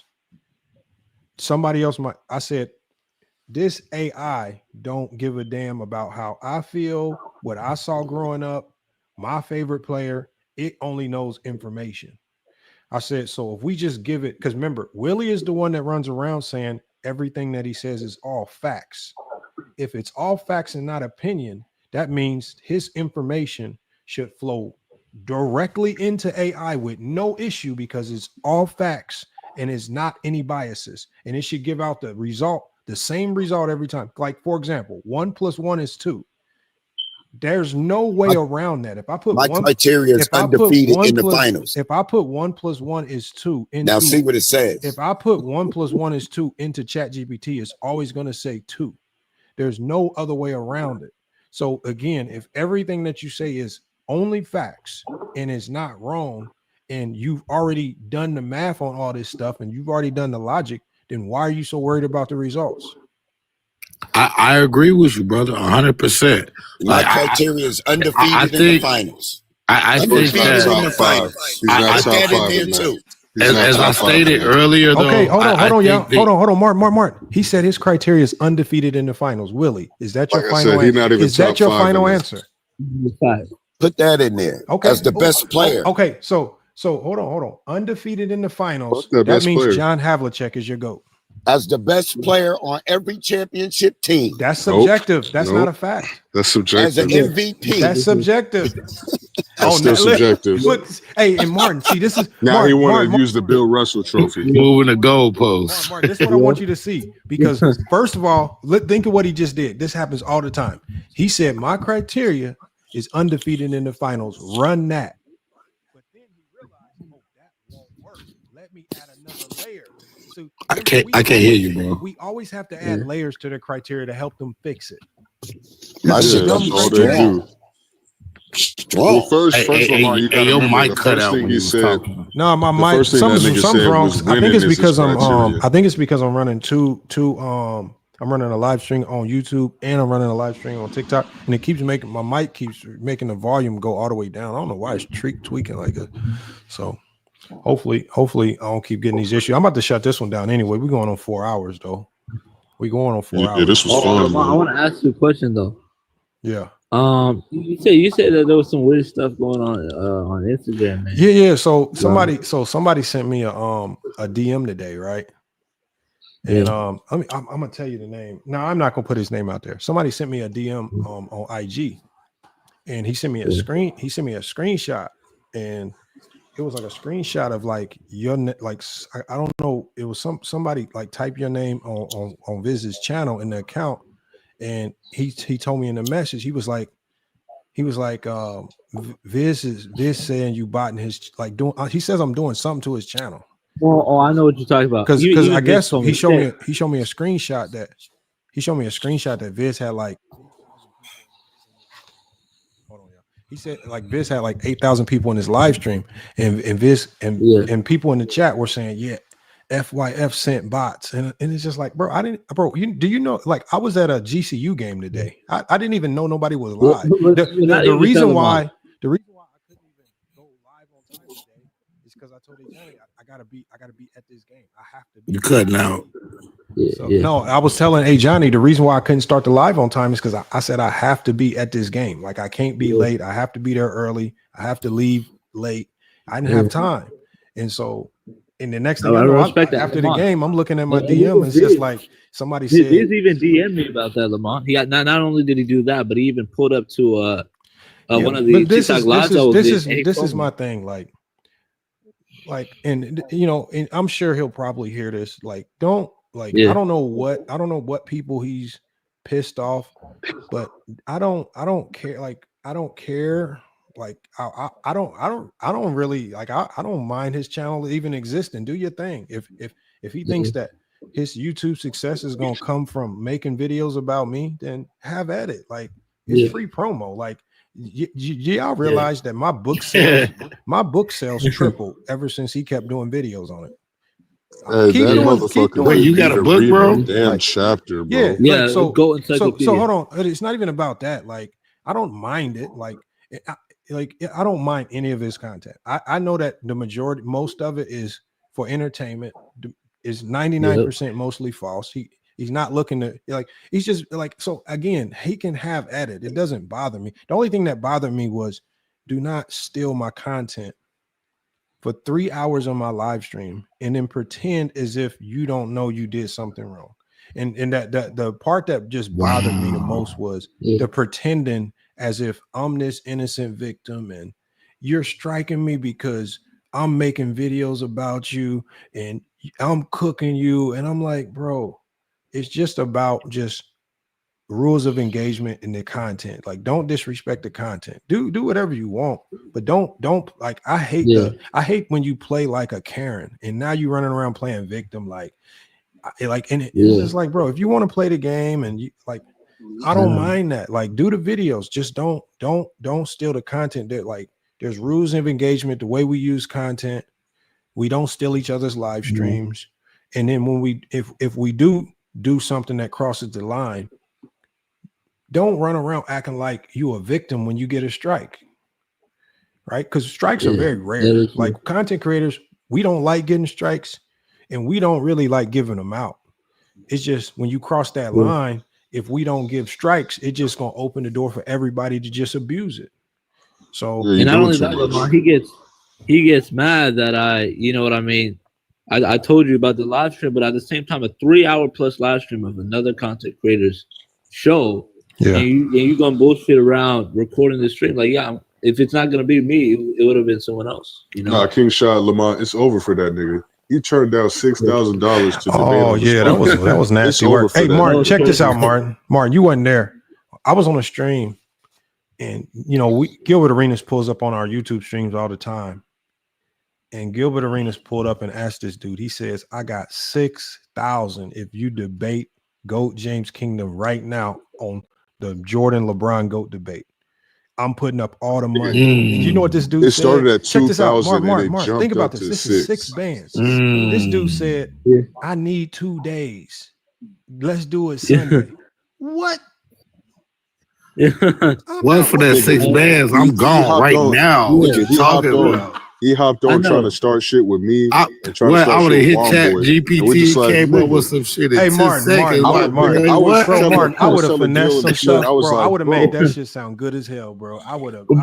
My guy, for what? 6 bands, I'm gone. I would have put together some shit so quick. You know the funny thing, you know the funniest part. The funniest part that be killing me is it be dudes acting because he said something like, "Nah, let Herm do it. Let Herm get the 5 bands." I said the funniest part about him saying that is Herm is the one out of all of us that don't need the 5 bands. Like Herm be low key about it, and I don't really be telling Herm business like that. But Herm got bread. If anybody if anybody don't need the 5 bands, it's Herm. Hey, so real quick, was he giving the 6K to win or lose, or just? No, he was giving the 6K no, to if he the winner. won the debate. Like, he was gonna give. Like, okay. He was gonna. Gil was gonna judge it himself, and he was gonna.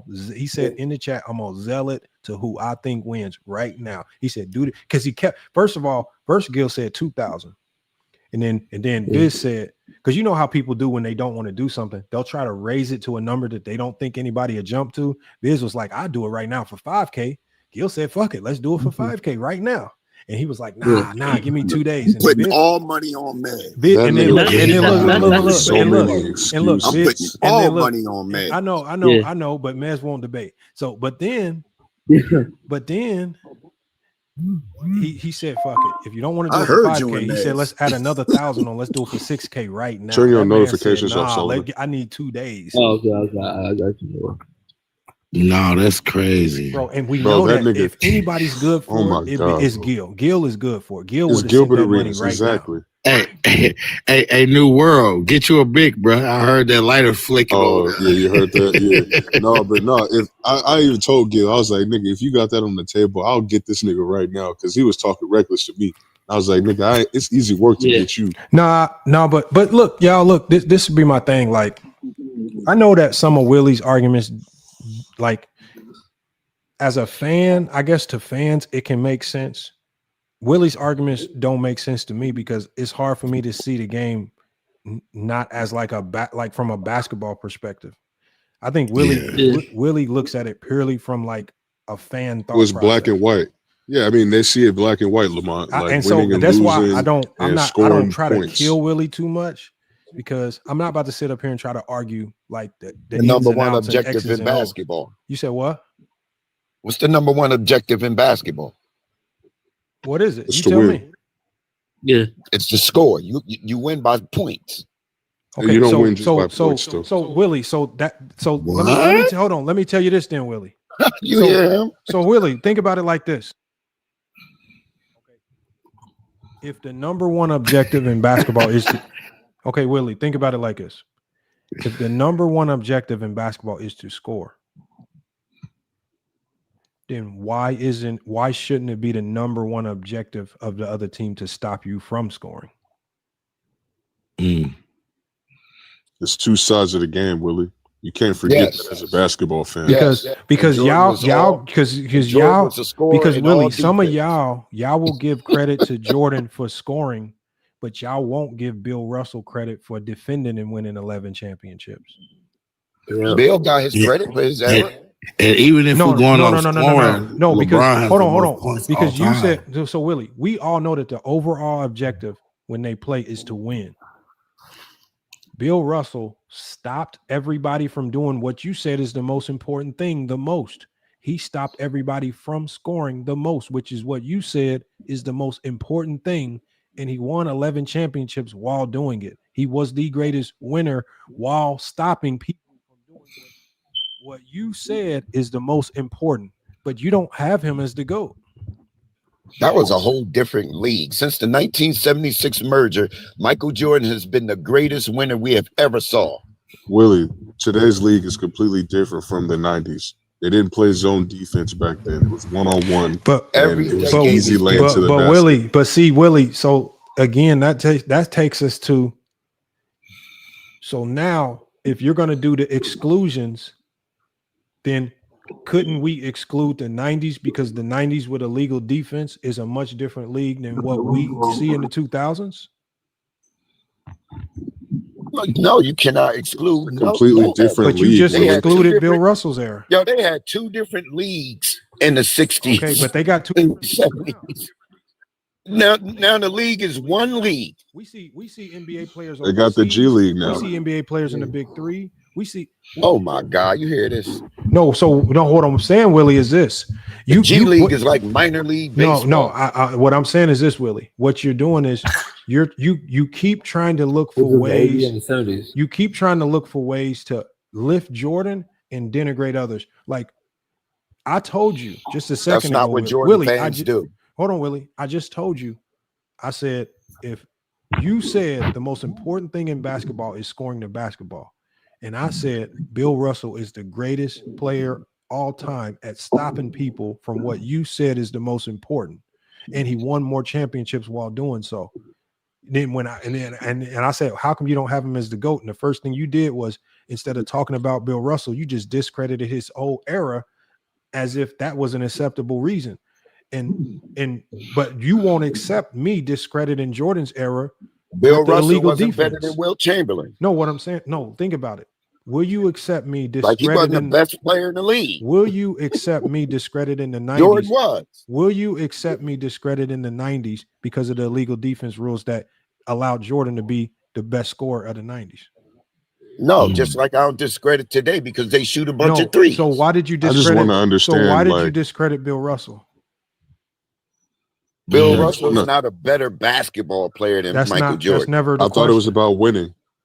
I thought winning was the most important. Now it's about being the best player. Yeah. I mean, come on now. You can win. You play one round in an 8-team league. Yes, you should win. Okay, Jordan played fewer teams than LeBron. Goodness, But Willie, Jordan played in a modern era, brother. Okay, but Willie, Jordan played in first round series where you only had to win 3 games, not 4. Didn't he have it easier? Wasn't the path a little bit easier?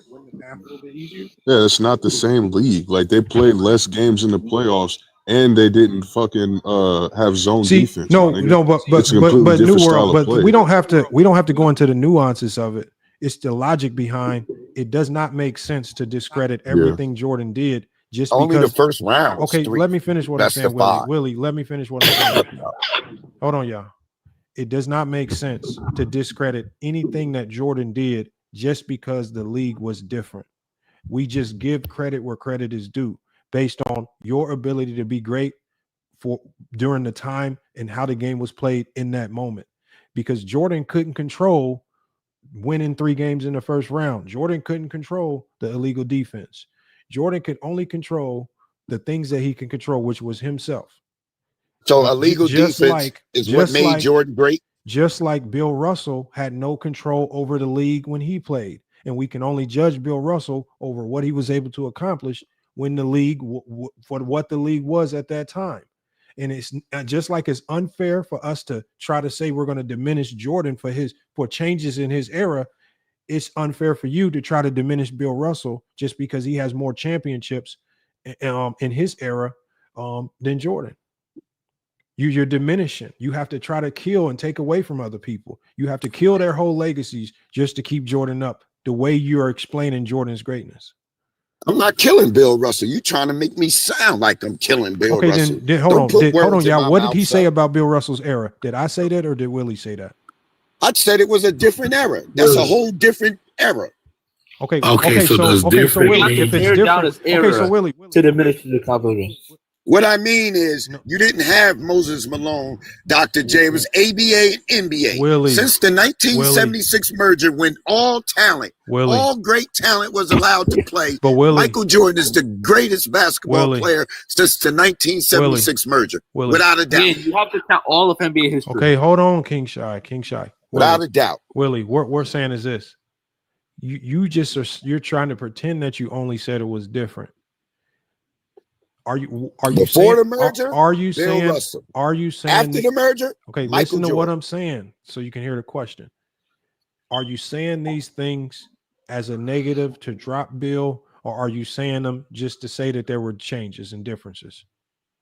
No, I'm not saying them to drop Bill. No, Bill is in the top 10, I believe. Okay. Some people don't even have him in the top 10. I get you, but Willie, we're taking your criteria and your standards. And he got 11 championships. Your standard is championships, and you just said the most important thing in basketball is to score, and Bill Russell was the greatest in his era at stopping people from scoring. He stopped the most important thing in basketball the most.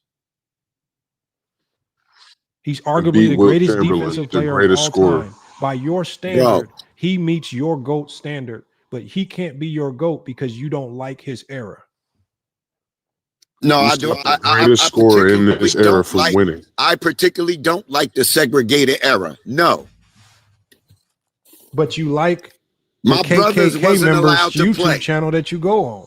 You can't talk about segregation when you go on a Ku Klux Klan member's YouTube channel. Who's a Ku Klux? Who is that? Who are you talking about? The nigga that be using blackface, that channel that you be going on. You be talking to me like you know what I be doing. What channel do I go to? That's a Ku Klux Klan channel. Nigga, it's that nigga that be wearing the blackface with the afro, the white dude that you be going on his channel, nigga. Yeah, I don't go on who? He's on YouTube.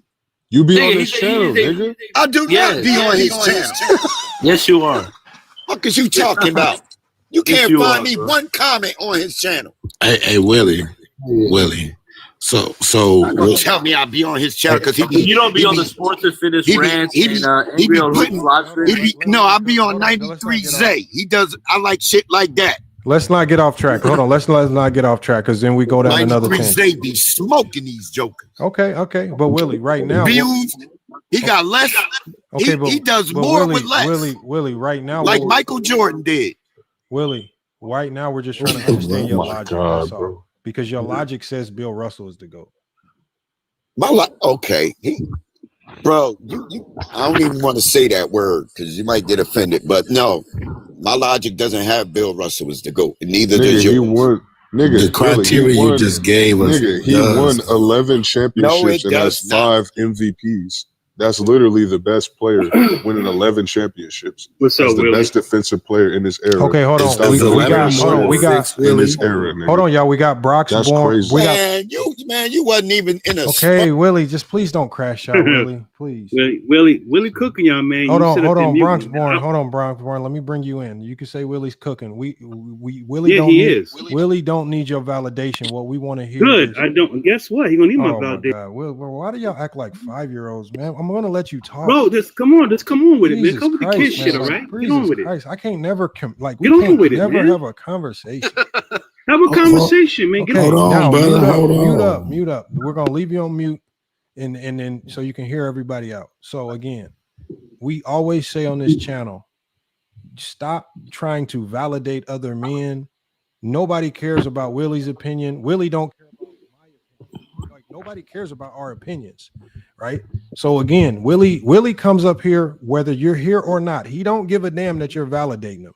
So just validate your own opinion and stand on your own criteria if you even have it. So before you even engage in any of this, Willie's done this in the past. What we want you to do is this. Give us your criteria for your top 5 and then tell us your top 5. So first, number one, what's the topic that we're addressing here on this panel? That's the topic. He just gave it to you. First of all, I was talking to the host. Are you the host? I'm the host, man. I just told you what we doing. Yeah. What are you doing? We doing first. You going MJ to top 5, or you like No, just change? I said give me your top 5, and then give me Why? your criteria that helps you formulate Why? your top 5. Why? I thought we were talking about MJ versus LeBron. You be pushing narratives. Now you want to change the subject the last minute? When I'm on this panel? Oh my Okay. God, bro. Oh my God. Bro, oh my God, my ass. Oh my God. Hold on. Let's just niggas are reset this. Hold obsessed on, with y'all. LeBron. Everybody mute up so we can help him understand what we do. And Don't help me understand shit. Okay, so bro, now you're going to crash out and cuss.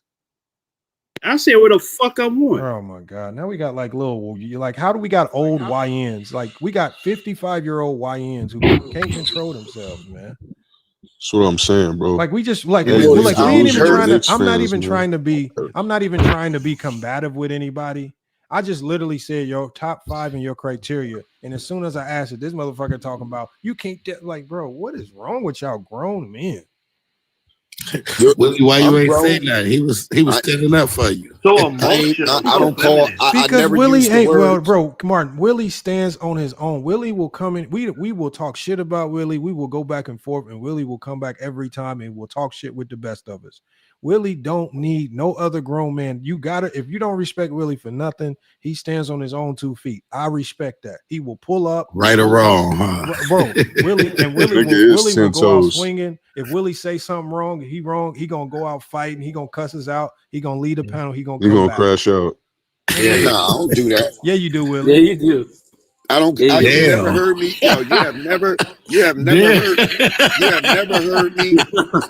You have never heard me say LeBron. Hey, why sexual everybody rules saying and- at the same I don't time? even Bro, talk like that. Willie, bro, No, he been cool today, Willie though. asked Like, he been somebody real if they cool was today. dead or alive. Willie be going in on people. Like if you, Oh, if shit. you really listen This to Willie's motherfucker- jokes, Willie got them old school like Fred Sanford jokes where he just gonna go in on you, man. Like Willie gonna No, pretend this like he not motherfucker roasting really- you, but really be roasting, man. Like You say he'll grill your ass on the low? yes. He'll come back. Yeah, he'll come Bro, back. Willie be coming with some underkey like low joke. Like we was playing him back one day, just like re-listening. Like Willie really, he just really just trying to roast us right now. So like Willie gonna pretend. I be listening though, bro. When you Jordan listen to the fans, playback he and listen to tried. Willie, you be funny as dying fuck, laughing, bro. man. He asked Johnny, "Is you dead or is you alive?" He said some shit like that, bro.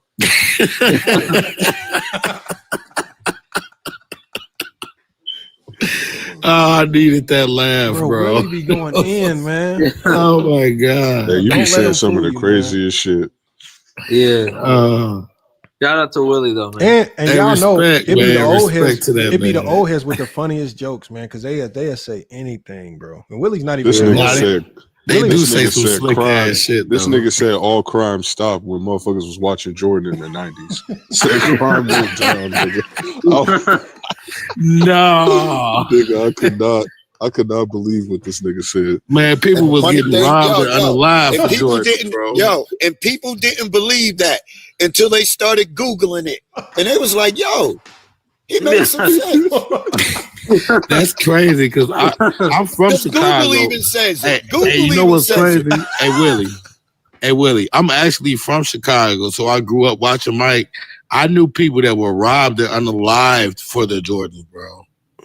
Real Oh yeah, talk. for the sneakers. But when Michael Jordan was on TV in the finals, everybody went in the house. I give you that for sure. Until after the game was over, then the violence continued. Because if he won, oh my goodness. Yo, during them times when it was amazing, yo. Just his games, yo, when he played, yo, everybody went in the house. I don't care if you was a drug dealer, I don't care what you was doing, you stopped what you was doing to go watch them games. No, I give you that. The viewership was up. Hey, I'm gonna tell y'all when I was a little kid. I'm gonna tell you why I know Willie's right. I remember when we was watching Bulls versus Pacers, and I'm talking about after the games would be over, going outside, it almost would feel like everybody just waking up in the morning because everybody would be coming out at the same time, right? Yeah. As soon as the game ended. So he is kind of right about that. I ain't gonna lie. It would, Yeah. it would be like that. No, for real. I'm actually from Chicago, so I grew up watching them games too. And anytime Jordan played in the playoffs, after the game was over, everybody was outside celebrating after the game, bro. Like it would be like the whole city would be like having a block party at the same time. It was crazy. Then it's the crazy part is it's the degree of difficulty. Like most of the champions are like big men. Tim Duncan, Dirk, Shaq, Bill Russell, Kareem, Hakeem, Joker, you know. But when you get a 6'6" guard that dominated, that's 6'6" without another dominating big man on the team, and then you 3P and you a flashy scorer, and yo, that shit hit different. Hey man, hey Lamont, whatever your experiences were in the '90s, man, I'm just glad I ain't get to grow watching that shitty ass basketball. You know what I mean? Yeah, you know what? I'm gonna tell you, and look, and Willie and Martin will agree that I'm not gonna say NBA basketball was different, but yeah, it was. But I'm not. No, I don't. I like when I look back. I think the basketball that was different, that like really hit different, was the basketball that we played hit different. When growing up, I can today, it's no more going to the park, and as you walking up to the park, you seeing a whole bunch of people running, you getting ready to trying to get on, and bro, them days is over with. You right now, you can go to literally any park at any time and hoop whenever. That was literally impossible when I was growing up. Like if there was an empty court, people would be hooping. Like that's people loved basketball. That's why when you see these Jordan fans now and how they advocate for Jordan, a lot of it's because whether you was trash or whether you was nice, people love to hoop, man. They will hoop. If there was an empty court, people would be hooping, man. And you don't see that now. I don't think people love it like that was the same in the 2000s. That was the same in the 2000s. That was. Hey, you know what? Days when Hey, you wear Lamar, basketball shorts under your clothes, nigga, so you could go back to the court and hoop immediately. Bro, hold on, Martin. You remember the runs, right? When we would all be going up to Purdue, right, and run, right? For sure. Now think about it like this. There was a time period where you walk in and every quarter be running, but then as the years started to progress, what started happening to them runs? Yeah, they started getting lower and lower, bro. Dried out. Hey, you know what it is though? It ain't even just the NBA for the reason why. It's video games, bro. Video games, social media, fantasy basketball. Yep. That you took the kids from the parks. You took the kids from the parks. The video games and on the internet, it really took away that physical aspect of your childhood, bro. Because you remember the Faith Rec Center, right? Oh yeah, bro. 26. Check this out, bro. I would go in there sometimes, and it'd be an empty gym, and I'd be thinking to myself, like, man, this would never happen. If I ever, as a kid, remember the outdoor courts was hard to get. But if I ever, as a kid, had access to an indoor court and this motherfucker was empty, bro, do you know how nice I would have been able to get? That was like an impossibility, like walking and trying to find an empty gym when you was little, bro. That is, bro. That's like, bro. It's like you didn't found a $10,000 on the ground or something. Yeah, it's gold. Impossible. Lamont, what you fail to realize is this: every single Jordan fan was a LeBron fan until 2010. I know I was. I sitting in my own house when he was going against Orlando and all that. Yo, we was rooting for him, bro. Big time. Hey, every Jordan fan. See, Martin will relate to me, and this is why I don't get on LeBron like that. Martin, you know how some of the runs get, right? Especially like you remember Buck and all them, right? Yeah. Okay, so think about this. If Buck, and everybody knew Buck because Buck was nice. If Buck come in the gym with his guys, GJ and them, right? Yep. You better get on the court with a God squad. Yeah, you gotta come with your best get on the court five. with a God squad. Buck and them will waste no time in getting you off the court and they will laugh at you in the process. You gotta come with a God squad. Ain't no such thing as sticking it out with your bro. I'm kicking my homie off the team. I was just for the say my homie that don't play defense, yo, you gotta sit this one out, cuz. I'm not gonna let Buck get hot or GJ. I can't beat you. I'm gonna get some people who can. We not about to sit here and keep fighting this shit with no weak ass players. Hell no. I done played with people I ain't even like just so I could win, bro. No, my thing is, it's like me and this dude don't even get along. Bro, but hey, we go. I be telling people this is how basketball even is going down to the grain, like at the pickup runs. You better, for sure. You better get on the court with a God squad because we will run the court all day, and we don't care if you trash. We ain't trying to make it even. Has Buck ever left his team saying, "We too nice, man. I need to get on this trash team and help them out"? Do we? No. No. Not at all. What? I don't know why LeBron remember the doesn't league? get Remember the credit Faith for, League, right? Yeah, bro. We lost to Buck and them. I said, "Fuck that! I'm about to get Eric. I'm gonna get bro." I went and got all my D1 buddies, bro. We won that motherfucker. I said, "I'm not about to keep running this back with no trash team, man. What are we doing? I'm about to reload." Yeah. I still got the trophy. Well, I mean, if you about winning, if you about winning, that's what it's all about. We won that motherfucker 3 times in a row. Like, bro, I lost that first year to Buck and them. I said, bro, I'm about to come back with a God squad, bro. I'm not about to sit here and keep playing with them with my buddies. Yeah. No.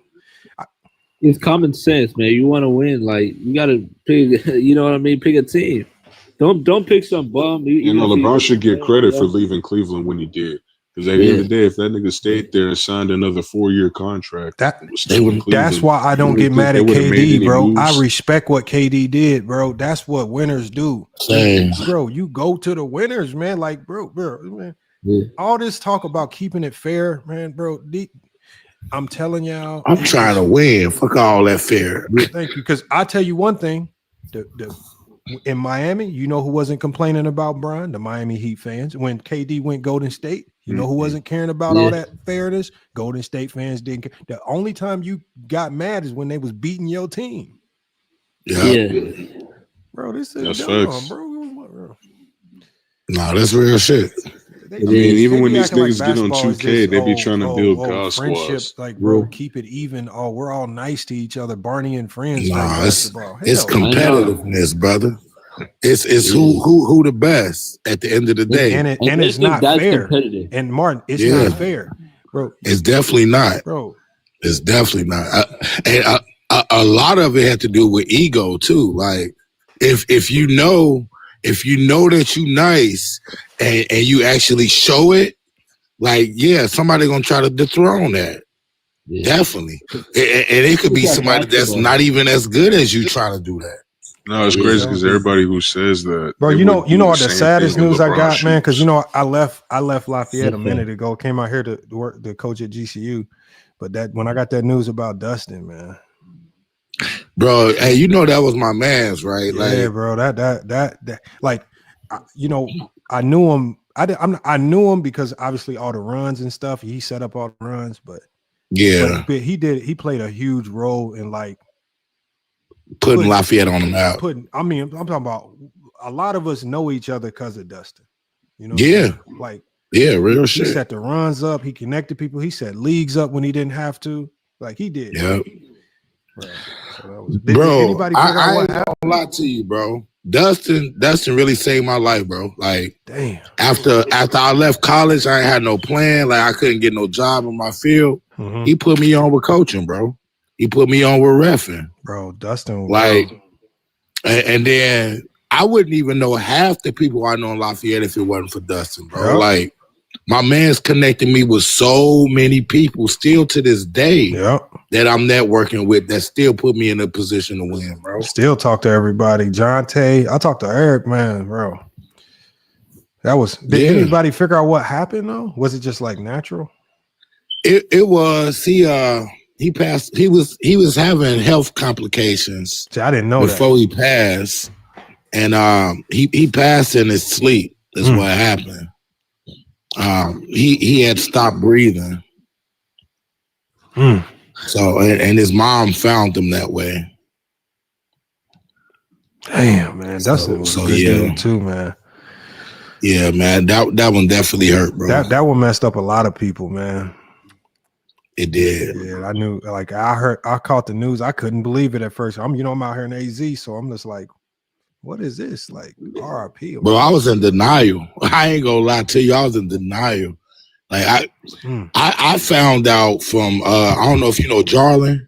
Yep. Yeah, I found out from Jarlin, and I'm like, man, stop lying, man. I called that man phone like 20 times. I ain't get no answer. Mm-hmm. Man, I pulled up and they like, yeah, man, it's true. Damn, that's messed up, man. Yeah, that shit crushed me, bro. Yeah, Dustin was a good dude, man. He was an That was asshole. like my brother, Dustin man. was an That- asshole sometimes, but He had to be though. He did. He had to be. He had to be because a lot of people took advantage of his kindness, bro. I could see that too. Like he actually looked out for a lot of people that would try to do him over. You know what I'm saying? Like in the leagues, people wasn't paying to play. You feel me? He was still letting them play. Yeah. And it came to a point where it was hurting the business. So he had to grow that tough skin. No, bro, and I definitely like, bro, my stay in West Lafayette would have been some bullshit if it wasn't for them leagues, man. So, man, same here, bro. Same you here. already know, man. But yeah, no, salute. I'm always gonna remember him, man. That's, bro, that little saga in West Lafayette, that was a fun time right there, man. Oh, for sure, I for ain't sure. gonna lie. I'm gonna always remember that, man. For sure. Yeah, salute to Dustin, man. A lot of y'all don't know him. Some people know him, man, but salute to him, man. That's what basketball do. Basketball is the best connector, man. Yeah, for sure. All types of people, man. Bro, I done met so many people out here in Lafayette and West Lafayette from playing ball. Like even you, like shit. I met you through playing ball. Off of playing basketball, Yeah, and it be like that. I done actually formed relationships and friendships with people over basketball. Yeah, same. Yep.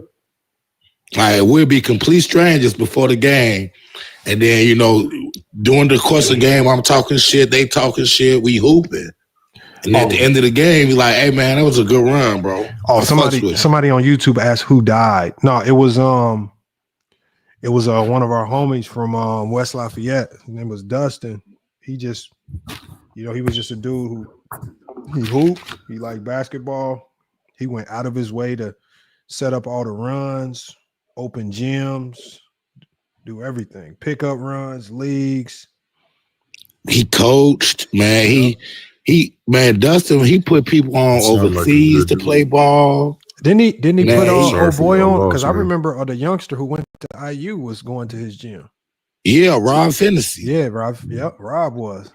I was with him when he was coaching with him when he was little. I remember the on first his time, Indiana Ice. bro. I remember the first time I hooped against Rob.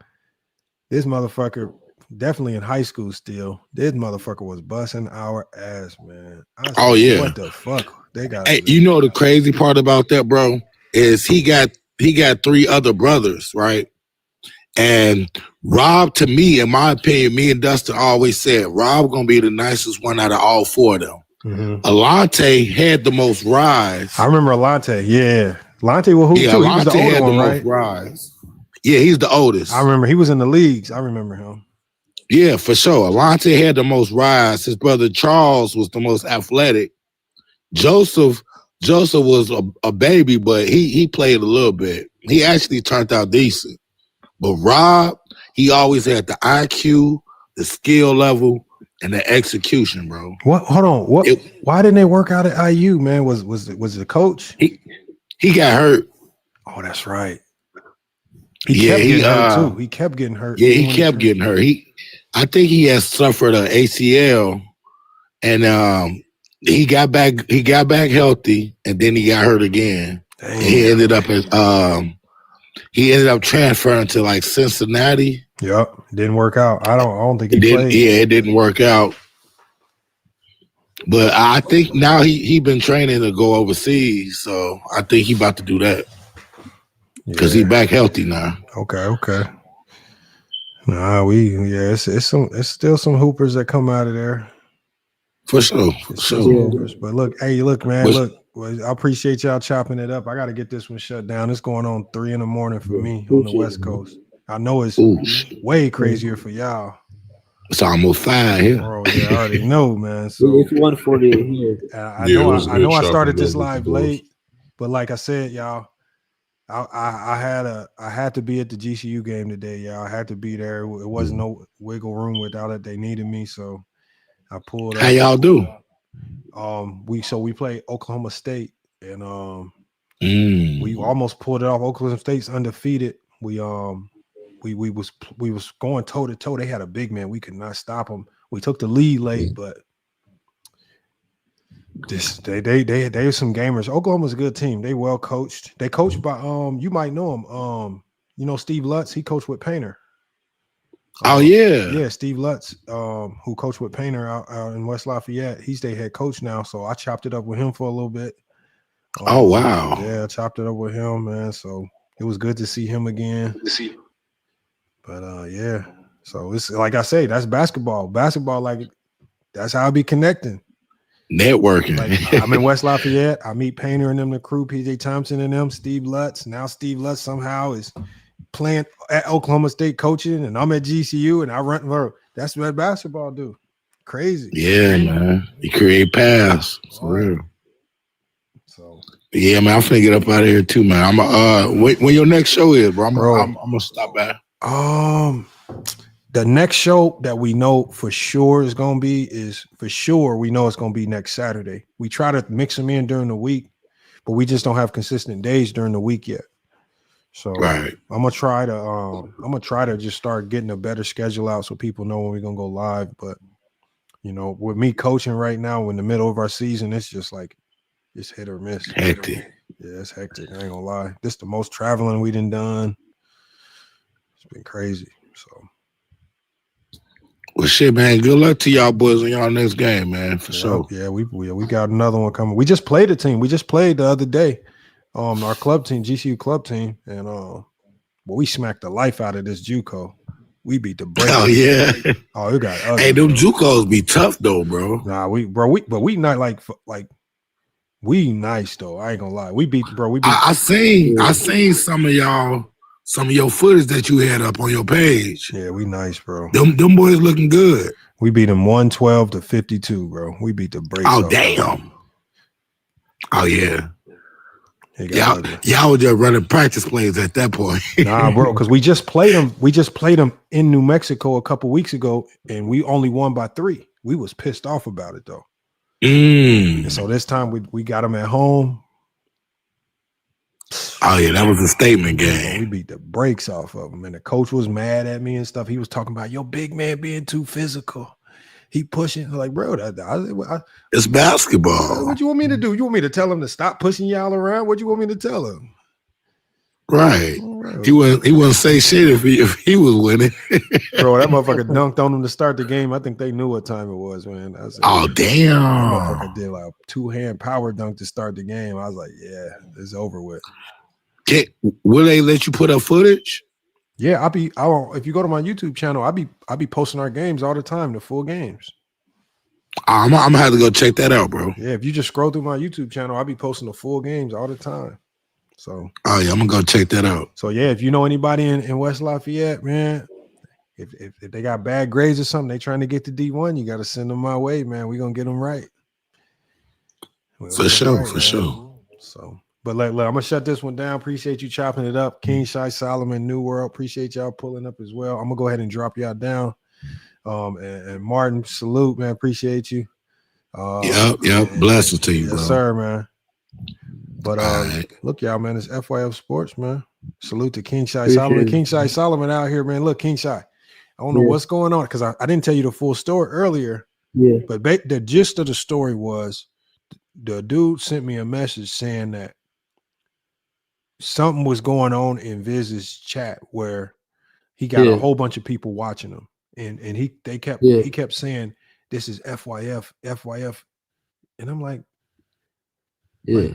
like it's and I'm gonna be honest with you, man. It was not only was it not me, but even Viz told me, and I saw the person. I'm like, bro, like. Look, I don't know. Like, I'm not even that big, LeBron. Like, why the fuck was someone cosplaying? Like, it was weird. The weirdest part about it was this, right?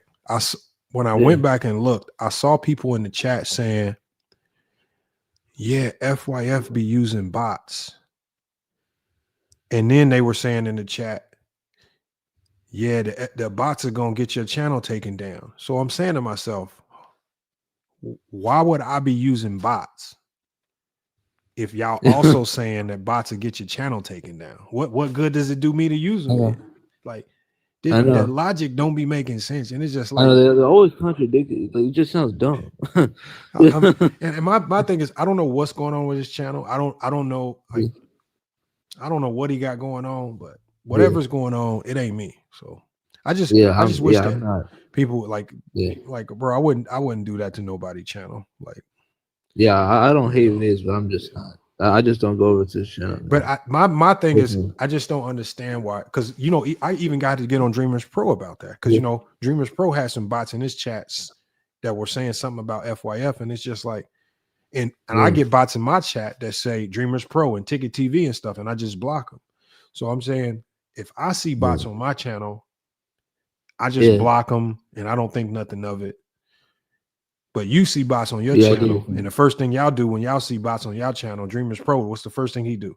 Oh, this must be FYF sending people over here. And I'm like, bro, what are you talking about? Like what is this? And that's what I mean. I don't know why people got this fixed with always needing to look like a victim. Like, bro, this is YouTube. Sometimes bullshit happens. Somebody came on my live stream and got naked. Am I gonna run around blaming another content creator for sending somebody over to my channel to get butt naked? No, like, bro, like dumb shit happens. Like, I just don't understand the logic. But it's just weird, man. So that's the thing. They be just trying to attach me to, and I guess now, Man Down Sports is saying I stole money from him, which is even funnier. So I know, man. They pull up old clips. You know what I mean? I think even Viz, he keeps trying to pull up that clip from when you were like doing like a PS4 unboxing in like 2017. I'm like, bro, why the fuck are you holding to something that happened 8 years ago? PS4? Hold on. Why would I be doing a PS4 unboxing? It wasn't like an unboxing, but it was kind of like a PS, something to do with the PS4. It was back in the day, but this dude is like, I never did anything with a PS4. Yeah, it could have been a PS4, Xbox, but yeah, if you go on Viz's channel, Lamont, he has a video of you, and you were doing some like an old tech thing back then. I'm like, what the fuck, bro? See, this is what I mean. But King Shy, this is what I mean right here. Think about it like this. I talk basketball, right? And this is the funniest part about it, right? Yeah. If you wanted to cook me on basketball, then just pull up all of my, like, for example, I would even get it if you, like, if my team that I coached was trash and you pulled up my team's record and said, oh, look, they trash. He just be up here talking and he, okay, that's fair game, right? You can't like to see, or he even went and I think he did. Somebody said he did a video, said he didn't play D1 basketball. And I said, I said, bro, with as much research as you've done on me and you pretending like you don't know that, bro. Because I know he's been to the GCU website because he keeps ripping the GCU pictures off. Like, it's like you know, to get hired at a university, right? You gotta, they check everything, right? They know what you did. Like, and secondly, to even coach anywhere, they gonna check your basketball resume. They just not hiring randoms off the street to take coaching jobs. Right, and to run programs. Like, your basketball acumen got to come from somewhere. You can't just go on the Trust Me Bro program like, hey, y'all trust me, I think I can get the job done. It don't really work like that. And so It's just I like know, it's that's the weird. sad part about it is there's certain information that you clearly see that you intentionally are just overlooking this to try to turn everything into a joke. And the saddest part about it is all to avoid talking basketball. I know. Right. These dudes don't answer questions. They don't want to talk about basketball. It's just different shit. Like this dude keep bringing up Nike sales and TV ratings, Lamont. I'm like, what is this? Like, this is like, is a reality show. Look, we got somebody on YouTube. He says, "You don't talk basketball." Bro. We just did 4 hours of talking all basketball. And then they say, you don't talk basketball. You don't talk basketball. No, that nigga might actually be bought. That dude might actually be bought. This be the silly part, man. But I mean, it don't bother me, bro. But it just be funny. Yeah. I'll be like, no, it's crazy because these dudes refuse to go back and watch the videos on your channel, Lamont. Like, we be telling these niggas because they be asking the dumbest questions, and we be like, nigga, this is all recorded. I know. No, the one thing, and sometimes some of it is like intentionally trying to misdirect people. Like, I think I saw Viz did a reaction to my video on when I said Jordan was on steroids.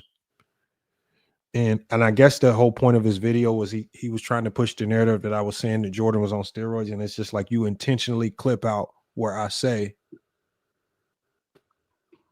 this is hypothetical. Do you guys now see how when you can put together a whole bunch of just random circumstantial details to say anybody is on steroids? And I said, I clearly said in the video, no, I don't think Jordan was on steroids, but this is how easy it is to put together a circumstantial case of random facts from all over the place just to say somebody's on steroids. And it was all just with the point of just showcasing that's how easy it could be. And I think some people just like to intentionally try to misdirect to try to sound right. But that only stems from not wanting to have a real conversation. I know. That's It's just like they make up shit. Like, it's for no reason. Like that Zod dude that was on here earlier, like, this nigga wasn't even trying to have a conversation, just kept trying to deflect to LeBron and kept blurting out anything negative about LeBron. I'm just like, damn, bro, like, can we just talk about the topic, nigga? And he also, like, and not only that, but he kept doing this annoying thing where, like, he kept doing outbursts. You know what I mean? Kept saying, like, annoying bullshit and kept screaming, "Oh, LeBron 8-point game! No great player would have done that." Like, I'm like, bro, can you wait? We're not even talking about LeBron, and he gonna bring that up. That's what be annoying, man. Weird. These niggas are obsessed with LeBron, bro. That's why I said they're secretly fans, bro. You have to be. There's no way you could follow LeBron fans to all these different lives, nigga, just to talk negatively about LeBron. Like, that's crazy. See, look, I'm gonna show y'all how easy it is, bro. Right? You go to our website, right? Right. And it clearly, let me move this. Right. If you want to know my entire resume, first of all, this is what I know they don't like when you read championship appearances and championships. Oh, there you go. Right. Yeah. But hold on, that's just one. But if you like, they talk about everything right here because it talks about, right, high school. It clearly says high school. It says after starring on the hardwood. Notice it says starring, not just riding the bench like some of these clowns. At Arsenal Tech. It says play collegiate ball at East West University before transferring to Chicago State as a walk-on. Now, does that sound like it's something to brag about? No, not really. It's really not something to just trying to flaunt out everywhere, no. Right. And then it says first coaching gig at Purdue. But look, he never talks about what I did at Purdue while coaching, which is win a national championship, which it says right here in Pittsburgh in 2017. Ultimate achievement. We went 15-3. And so, again, like, if you go and talk basketball, use what I do in basketball against me. But you can't, because the one thing you will clearly see is that in basketball, I'm elite. Right. I mean, you can actually say you're qualified, unlike a lot of people. Yeah, that is true. That's just a fact. We go look. I can show y'all what we did last year. Hold on. Last year we was nice. So if we go to last year,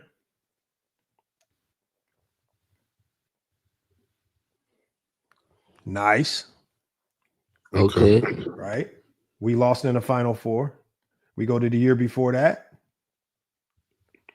Nice. Won the national championship. Yup. You see what I'm saying? You go to the year before that. Nice. Damn. That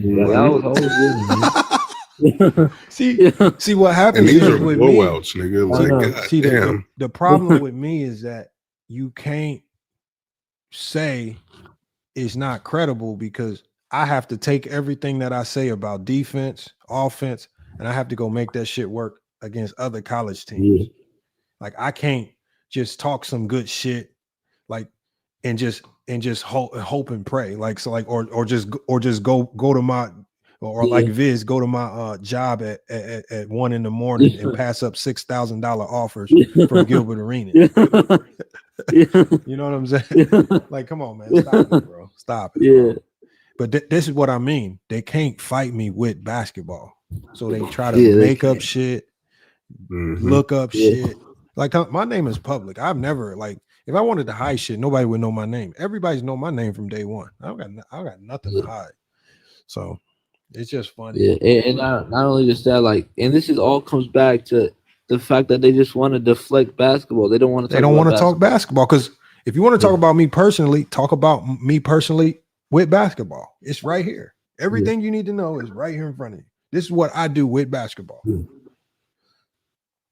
Talk about it. Be accurate about it too. Because Vince will keep. Look, when I say I'm a defensive coach, look at some of these scores: 70-18. That's what I'm saying. Killing them. 63-29, bro. We beat the brakes off people. Look, 95-29. Yeah. Look, and even that one loss you guys had was by 1. When we beat teams like it was real bad last year for people. Last year we was really rocking teams. We was rocking people last year. 72-35 is crazy. Yep, 72-35. 91-65, 84-33, 97-45. We was rocking people. Crazy, man. But that's what I mean right there. Like, can't put your feet to the fire. But see, I don't try to brag. I take pride in what I do. Yeah, but that's all. There's nothing wrong with that, though. Yeah, and that's the saddest part to me is that, bro, the people try to do everything possible to try to not talk basketball. I know. That's the saddest part, man. Sad, man. I mean, like, come on, just talk basketball. Try. At least try. Like even Herm had his own, like even Herm talked basketball for a bit. He even did a show on your network, Lamont. It was doing all right, you know. Man, Herm, everybody cool. Like even like Viz is gonna try to pretend because I even heard him on the stream. Like they be sending me all the clips. Yeah. He be calling me all types of B words and stuff, and it's just like, bro, how is you that emotionally connected to me to where on a stream where I'm not even there, I'm not saying a word, you running around calling me bitches and all this stuff, and it's just like, damn, you that emotionally, like you. That's how I know. They be telling you like baby, like they be telling you like baby mamas that just like. I blame you know what I mean? I blame A Johnny, man. I don't know what A Johnny did. A Johnny stirred all this. Oh, Ken said that bot attack was some BS. But and look, Ken, it is. But what I think is BS is just like with Dreamers Pro. When I see bots, I just understand that's the nature of YouTube. When I see bots that spam Ticket TV, what would I look like running around saying, "Oh, Ticket TV is trying to get my channel taken down. He got bots." Bro, I just know that's just what happens on YouTube, right? Sometimes if you're doing an NBA play-by-play, you'll see a whole bunch of NBA bots pop in. People will start spamming NBA bots with a whole bunch of weird NBA links.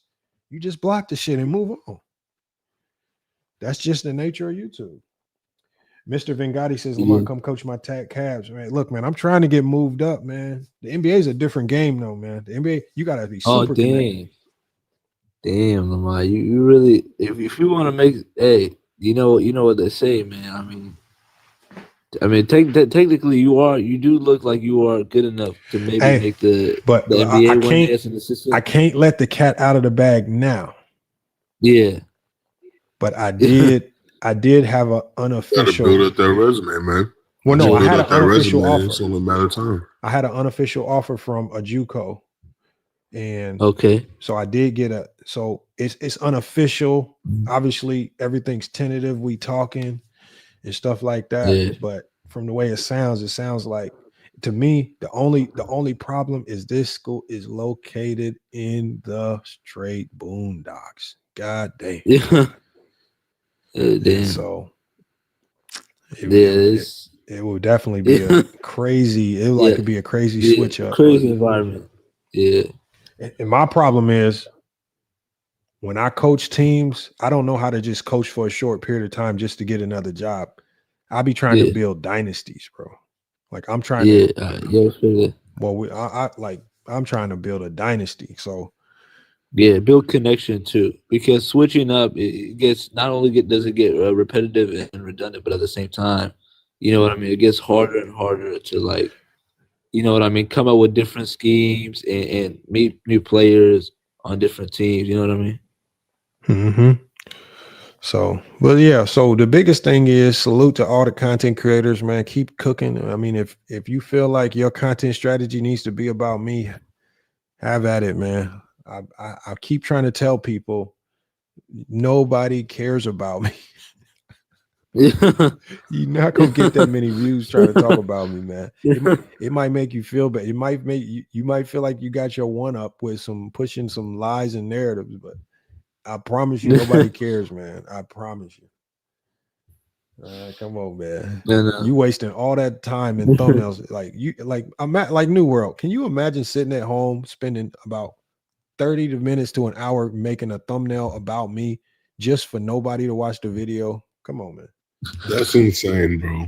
I mean, the amount of time that these people waste. Like, look, if you're gonna make a video about me, put LeBron on the thumbnail. Like, put somebody on the thumbnail where you can get some additional clicks. Like, even pump fake it or clickbait it. But if you don't, if you want people to watch, don't put me in it. Nobody cares if you put FYF and Lamont in the title. Nobody cares. You've been watching Skip Bayless for how long? And you hold on. Hey, King Shaq Solomon, go look at any of my titles. Do I ever put FYF or Lamont in any of my titles? No. I'm spamming LeBron. I'm spamming Jordan. I'm spamming NBA hashtags. I'm spamming stuff that people actually search on the internet. I know. Yeah. It helps with the algorithm. This is just content strategy. Like at the end of the day, like you gotta like if you want people to see it, you gotta buy into all of it. Like, and it'd be so many content creators that be trying to pretend that like they got all this integrity and they want it. Like, bro, you get monetized just to edit, just to spend 4-5 hours creating videos about me that nobody watches, bro. Why are you wasting monetization on me? You're monetized. Didn't you get monetized? Not making no money. Yeah. If you get monetized, why you talk about stuff that people care about? It's time, because once you get monetized, it's a business now. Don't bullshit with it. And that's what I be saying to so many people on YouTube do. They get the business, and they get the business, and then they just bullshit it away. He said the JDRs were happy as hell. No, to be honest, with the Michael Jordan's fans are the best situation. I would talk about it, but it's just not nothing to talk about because it was a personal situation for him, and we'll leave it at that. But nobody stole from him. That I don't know what story he told because I didn't even watch the whole video. But come on, man, stop it, bro. Yeah. But that's the thing. Like it was something that was initiated off air. I didn't talk about it publicly. Like the situation he was going through. I'm not doing videos and I'm not trying, so The thing is, I got his number in my phone. No, Michael Jordan fans he called me yeah. anytime. If he like think about it, New World. Yeah. New World. If I owed you $1,000, New World, and you got my number, what you gonna do, New World? Nigga, I call you immediately. What the hell I need to wait for? Make videos and cry about it, nigga. Like, what the hell is the Why point the of doing fuck? all that? Like that's what I'm saying. Like, bro, I've never seen like if somebody owe me money, I'm just going to call you. See, them niggas, they try to do the Taylor Swift, the Taylor Swift shit where it's an ex breakup. You know what I mean? Like a breakup with your ex. No, I mean, look, salute to Michael Jordan's fans are the best because I know the situation he went through with his channel is shitty. And the only thing you can do as content creators is try to reach out and help them. But I mean, the one thing I see now is you can't try to help everybody, man, because they just try to, Yeah. He says Chimmy says he get Chimmy. Watch this, Chimmy. Watch this, Chimmy. I probably shouldn't even. Let me go to Dart's name because I got him saved as Dart in my phone. So. If you look at my text,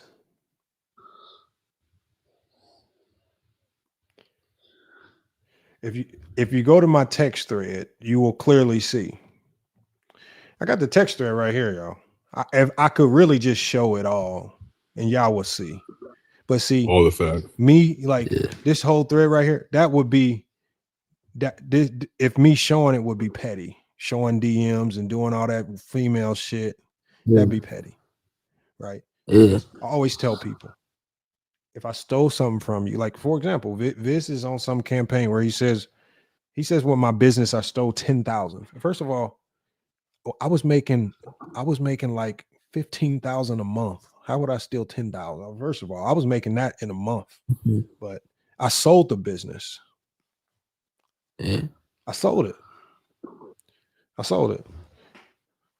But see, when you're dealing with people that don't know business and they don't know how businesses works, that business I had, it fell off because of COVID, but it was a shady business. When you're dealing with Amazon sellers, they are shady. Yeah, that's the one I was talking about, Lamont. No. So it wasn't a appeal. I can talk about that. So my business, I started a business where I helped Amazon sellers get their accounts reinstated. Yeah. So what happened was, this is what happens with that business. And I didn't realize it until I was already doing it. And it's not a bad thing. It just comes with business. But the one thing I found out is like, it's a service, right? So when you offer a service, right, it's a service. Like you're paying me for the service, right? You only trust me with the service. Most people only call me because a word of mouth. Somebody told me, told them it was successful, word of mouth, so they're using me. The problem is that with my service, it's a service. It's not always successful. And a lot of times it would not be successful because a lot of these clients would just lie. So one of the things with Amazon sellers, y'all, is if you have previously suspended accounts, like Amazon sellers will be sneaky. They'll have an account shut down and then they'll try to open up a new one. And then that new account will get shut down because they're not supposed to be selling again no more. It's like on YouTube. If you get kicked off, you can't get back on. And so when they get suspended, they'll come to me. And one of the first questions I'll ask them on a questionnaire is, do you have any previously suspended Amazon accounts? Because if you do, I can't help you. And the problem is, I'm glad you do that. And the problem is a lot of them would lie, right? They would be like, no, I don't have any other accounts. And I'm like, okay, if you do, like, you just need to let me know now because, and so what happens is once I get into the investigation process of trying to fix their account, and then I would find out, damn, you got a suspended account. I can't help you, but I've already provided the service. And so I'm saying like, well, I've already provided the service. I can't give you your money back because you just literally made me do 9-10 hours of work, right? Yeah. And so all you had to do on the questionnaire was just tell me you had a previously. So what they would do a lot of times, when they would get mad, right? So some of these customers would just get mad and be like, well, so they did the only thing that Amazon sellers know how to do is go write a negative review.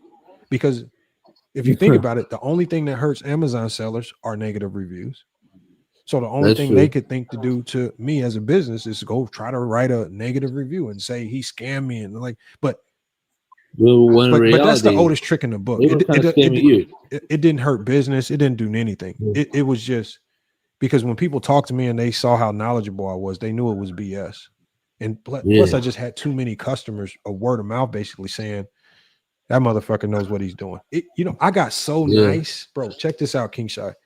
I got so nice at what I was doing, right? Yeah. One of the big dogs in the business. Her name is Cynthia Stein. You can go look it up. Yeah. Right?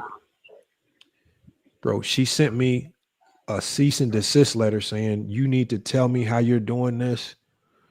You need to show me the people that are helping you. Yeah. And she was basically trying to threaten me saying, you need to expose all your secrets to me. And I basically wrote her back and I'm like, what are you talking about, bro? Like, how you gonna sue me because I'm better at this job than you? But she was like one of the big dogs. Like she was charging people like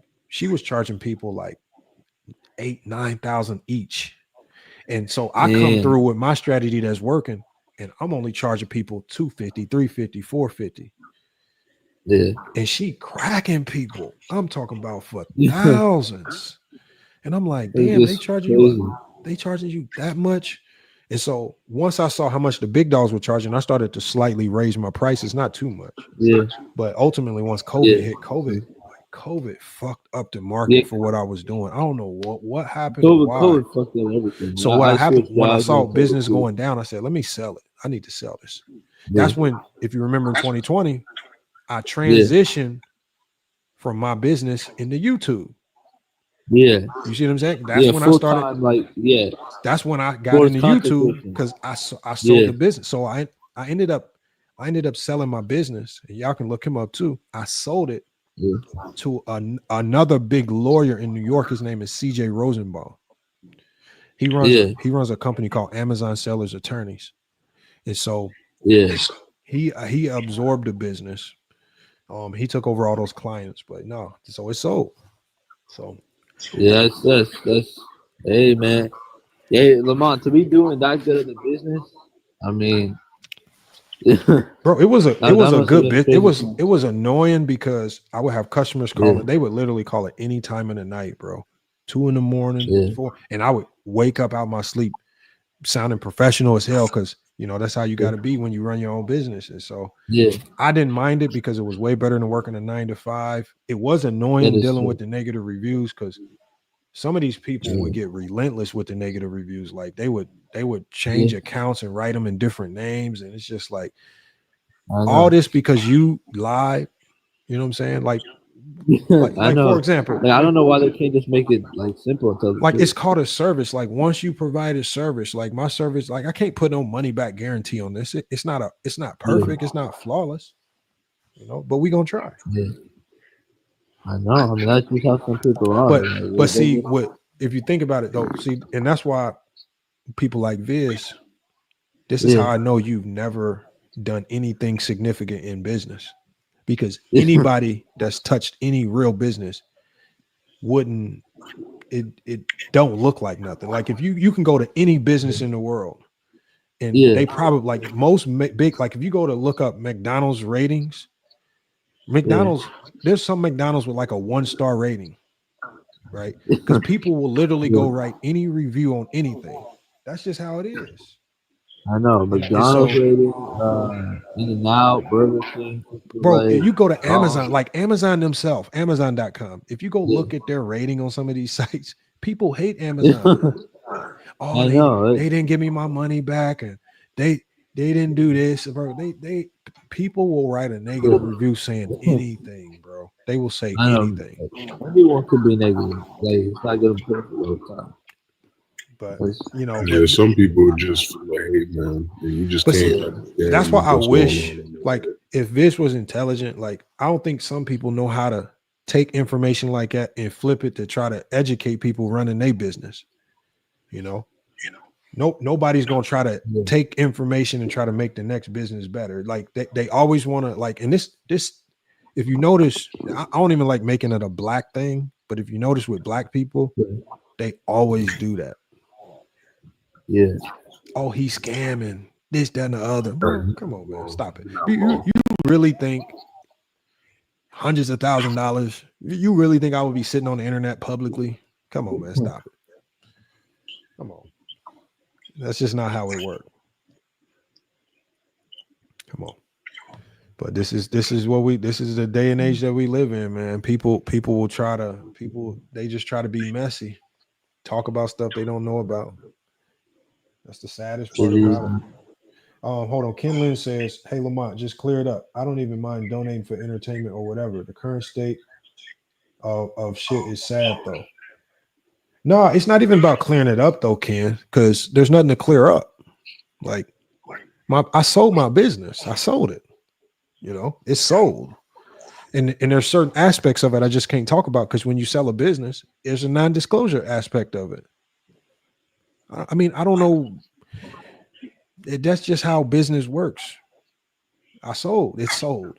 Every element of it was sold. The social media platforms that were attached to it, everything was sold. I don't know what people want me to do. Maybe start a new year. We could start at the show. You said what again? Start a new year. Yeah, we got to get your show rocking, man. We gotta help you get that show rocking, man. Oh, we got Ochi in here. Ochi, what's good? I figure you're busy, and I don't really want to bother you. You know, so I tend to like. Nah, you're not gonna. You gotta remember, King Shot. I be getting so busy with coaching and stuff. I be forgetting. Yeah, that's what I mean. So again, you can call me, or you can I'll make sure you get my number, but you can text me anytime. Just I'll make sure you get my number in the TikTok because I want to get you going. I want to get you started with the show. All right, so I'm gonna help you with the graphics and getting all the stuff set up on StreamYard and all that. So main thing is just finding a way to make it entertaining, you know. And I promise you, King Shai Solomon, it will not be entertaining if you talk about me. Do you think Go James Kingdom will have a show if he spent time talking about me?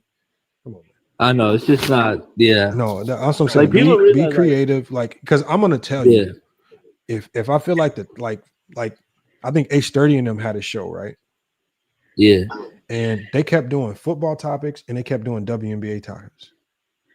And I'm not trying to like tell you what your content should be, but I be trying to like give you indicators of what is probably not going to do well on YouTube. Like football. I was about to say that I could already football just don't do well on YouTube for some reason. And WNBA is a very niche topic. Like it's a niche topic where all the WNBA fans already have selected the WNBA channel that they want to watch. And it's typically like women from the LGBT community. No shade against that. Yeah. But they've already made their selection of who those content creators are going to be for them. And it's not going to be a man sitting on YouTube, right? And that's true. So that's what I'm saying. It's just like sometimes the topics just need to hit a little bit crazier. And there's certain things like, but I try like, and there's no shade to them, but it was just like some of the topics. It's just ideas and common sense at some point, you know, need to come to mind. Yeah. So that's all of this. Hold on, we got user still in here, bro. When it says user, oh no, that's MG. I guess. Hey, look, man. If y'all, I know that dude. No, MG. Yeah, salute to MG. Salute to the Santa Claus. I got it. You know, the Santa Claus. I don't know if he's a troll or a real person, but he does show up on all of my videos. So anybody that engages with all my content, I got no problems with you, man. You can say whatever. Does he ever in the panel? I feel he's always in the damn comments. He's always in the comments. He'll never come on the panel, but he's always in the comments. So anybody that does that, I got you. I got nothing bad to say about you. Just keep engaging in the content. Keep commenting. Keep doing disliking if that's what you do. Yeah, people think they're ticking you off on like when you have people that watch your content, that's your goal. You know what I mean? Like we appreciate those people. Bro, I've been on YouTube long enough, bro. None of this bothers me, man. Come on, like I'm not gonna get bothered by like I get more bothered by doing people trying to do low quality content on me. Like at least make it high quality. At least do something to do. Let that motherfucker get 10,000, 20,000 views or something, man. Don't you know? Yeah. You just don't waste time doing all this content, like, and then now you wasted it, you know. That's true. And then like in just engage in good faith, man. Just don't be thirsty for anything. Yeah. Like just being thirsty for anything, that's nasty work, man. That's nasty. You know, Vision Stream, like King Shot, I don't know how long you were there, but it started off normal today. Like it was obviously just some bullshit. Why did I like, come up? Because Dart came up and gave a sob story about what happened to him, and then after he gave the whole story, after they were connecting it to you, he was like, "Oh, and by the way, this is just all allegations. Like I don't have any proof." And I'm just like, "Nigga, you just went on a rant." But right here, see, I wouldn't have to tell a story because I would just literally show this thread from start to like I wouldn't even have to say nothing, and so. But see, this situation stems from reaching out, hopefully trying to help, and it didn't work. And so when you do that, unfortunately, man, but I was used to this, like. I've already been used, especially, and this is the saddest part about it, especially with man, I don't even want to say this the wrong way because it's not all white people. So this is what I'm gonna explain to y'all. In business, y'all, there's always gonna be a certain sect of white people, right, that feel like they can say anything about a black-owned business and it's going to be believed because they're white. You see what I'm saying? And so I noticed that when I was running my Amazon business because I was even told, it was actually when I was in Indiana, it was actually a lady who was here in Arizona. I'm still friends with her on Facebook now. Her name is Helen. And when I first started my Amazon business, if you look at my logo, it's just like a blue logo. But before, it used to be my face.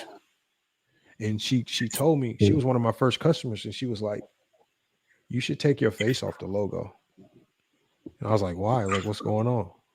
Because she said, "I'm in this business." She said, "I've been doing millions and millions of dollars of business." She says, "You wouldn't believe how many people will just not do business with you just because you black."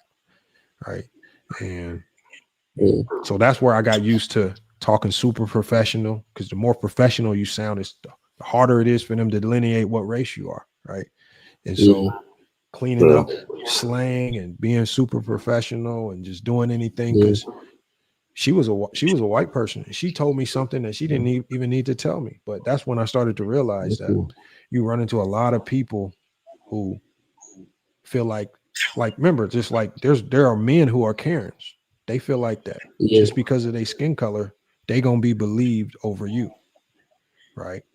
Yeah. And the one thing they do is they always, when they talk about black businesses, they always try to make it seem like black businesses are some type of scam or side hustle, and it's not legitimate.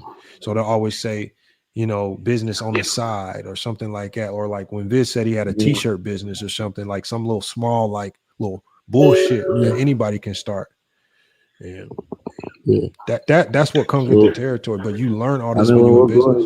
Kids, our parents tell us that, but once we grow up, just hits us in reality, And that lady did, He said, "Did I mess with?" He said that I didn't mess. Like, here's the thing: whatever I worked out with Dart, if Dart wants to come on FYF Sports, and he says, "Cool, show all the text messages," but outside of that, anything that I talk to Dart about off camera, I'm gonna leave it off camera. He can choose to do whatever he wants. If he wants to manipulate the story, if he wants to sound like a Karen or wants to pretend like he's a victim, have at it. Right. If I stole something from, if he truly feels like, and I employ Dart to do this, if he truly feels like I stole something from him, call the police and report it as a crime. That's the easiest way. That's the only advice I can give you. Right. Because if I can't touch you, if I can't get to you, call the police, report a crime. That's to me, that sounds like a crime. The police will care. Nobody on YouTube cares. The police will care. It's their job. That's the thing, though. Like his initial like dropping of all of this on Viz's stream was getting egged on by CJ, Mike Hennessy, and Willie, and them niggas was loving every second of the story. Let me. The one text that I will expose to you is this right here. It's the very last text that I sent to Dart, right? Yeah. And this was on November 22nd. And I know he read it because I see the check mark. And I said, my last comment right here that I said to him was, I said, someone in my comment says you're now saying, I said, someone in my comment says, you're now making content saying I scam you for money. I said, really? Shaking my head. Because now this opens the door.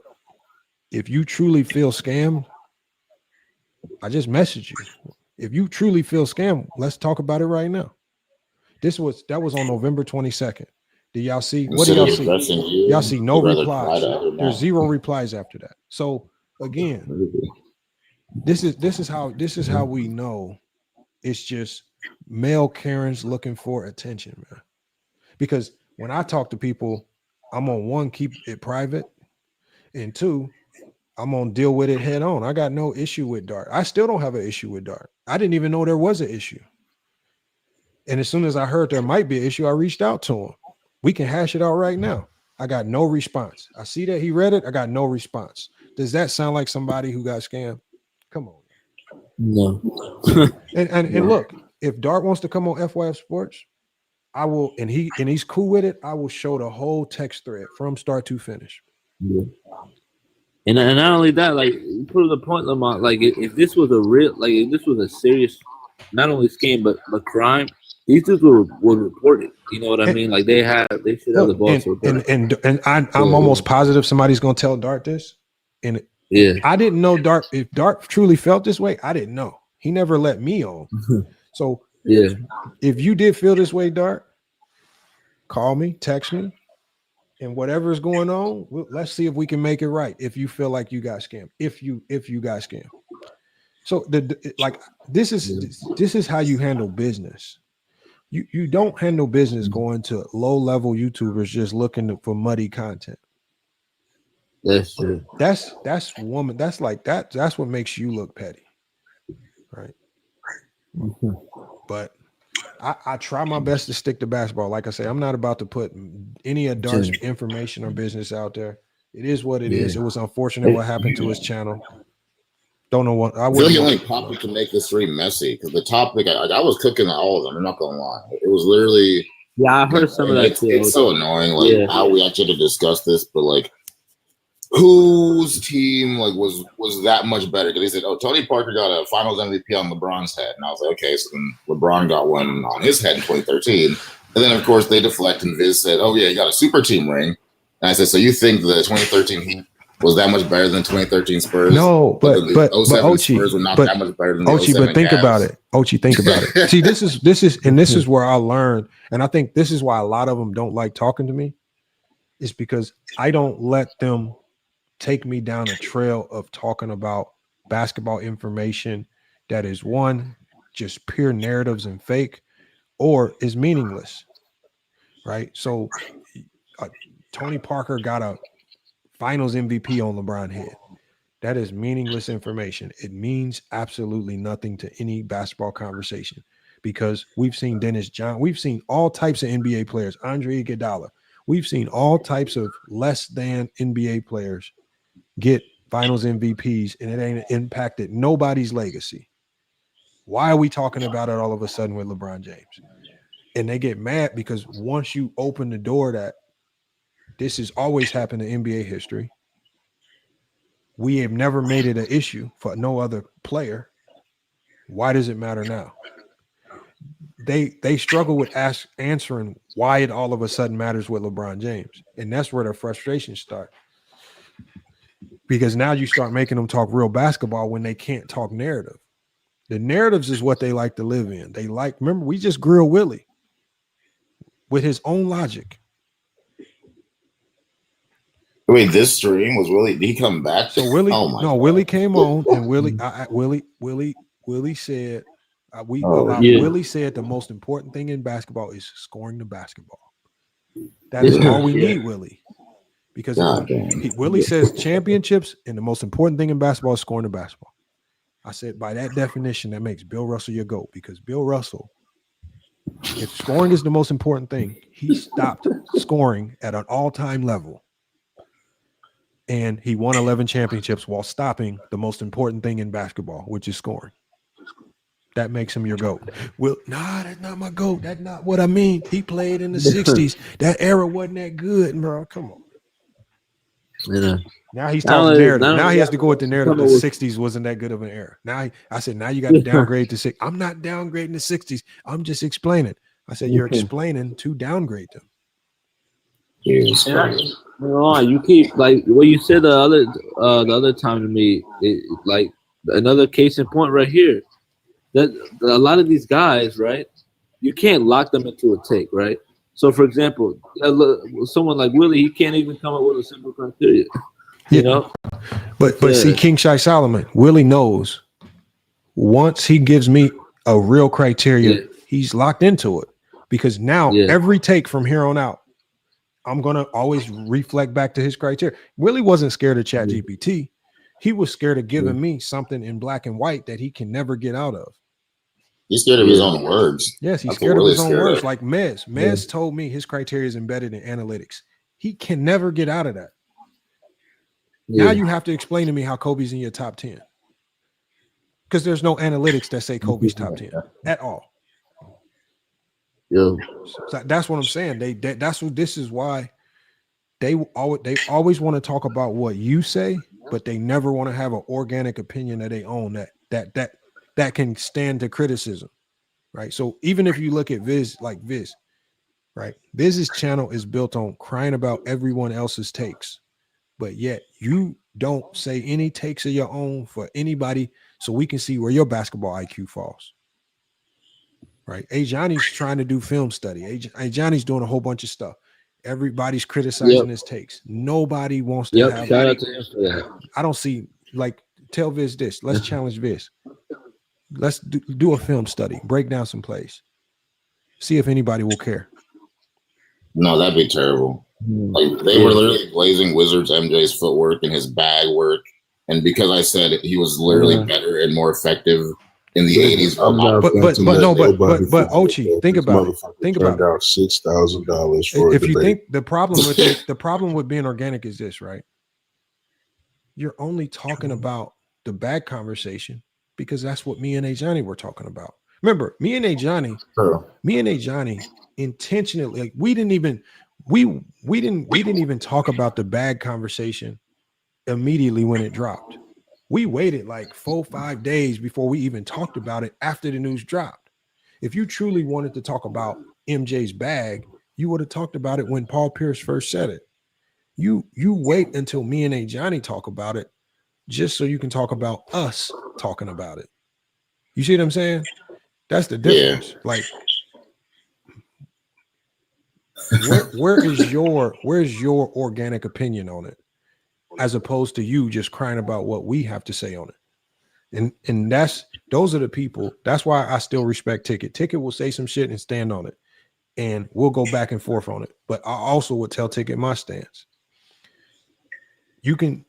Those are the real basketball minds, the chill towns, even fluent to a certain degree, right?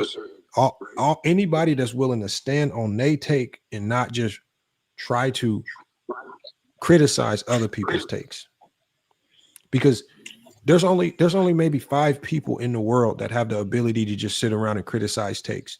Coach K, Greg Popovich, Phil Jackson. It ain't really too many people in the world that exist that have that capability, because you better have a hell of 5 basketball resume if that's all you're doing. If you're working at Amazon factory at 1 a.m. I don't know if you qualified to be talking to me about basketball. Yeah. That's where they get mad at me because really I hit them with the struggle. basketball card. Like, how do you go from glazing Wizards MJ's bag to then shitting on LeBron in 2018? Like, I don't understand how that can happen within 5 minutes of each other. That's just terrible basketball talk. This user must be a troll account. No, MG says you don't want to do film study with me. MG, if you wanted to do film study, you would have hopped into one of my many film study videos and talked film with me. You act like I haven't done a film study video. I definitely don't see you in film study videos.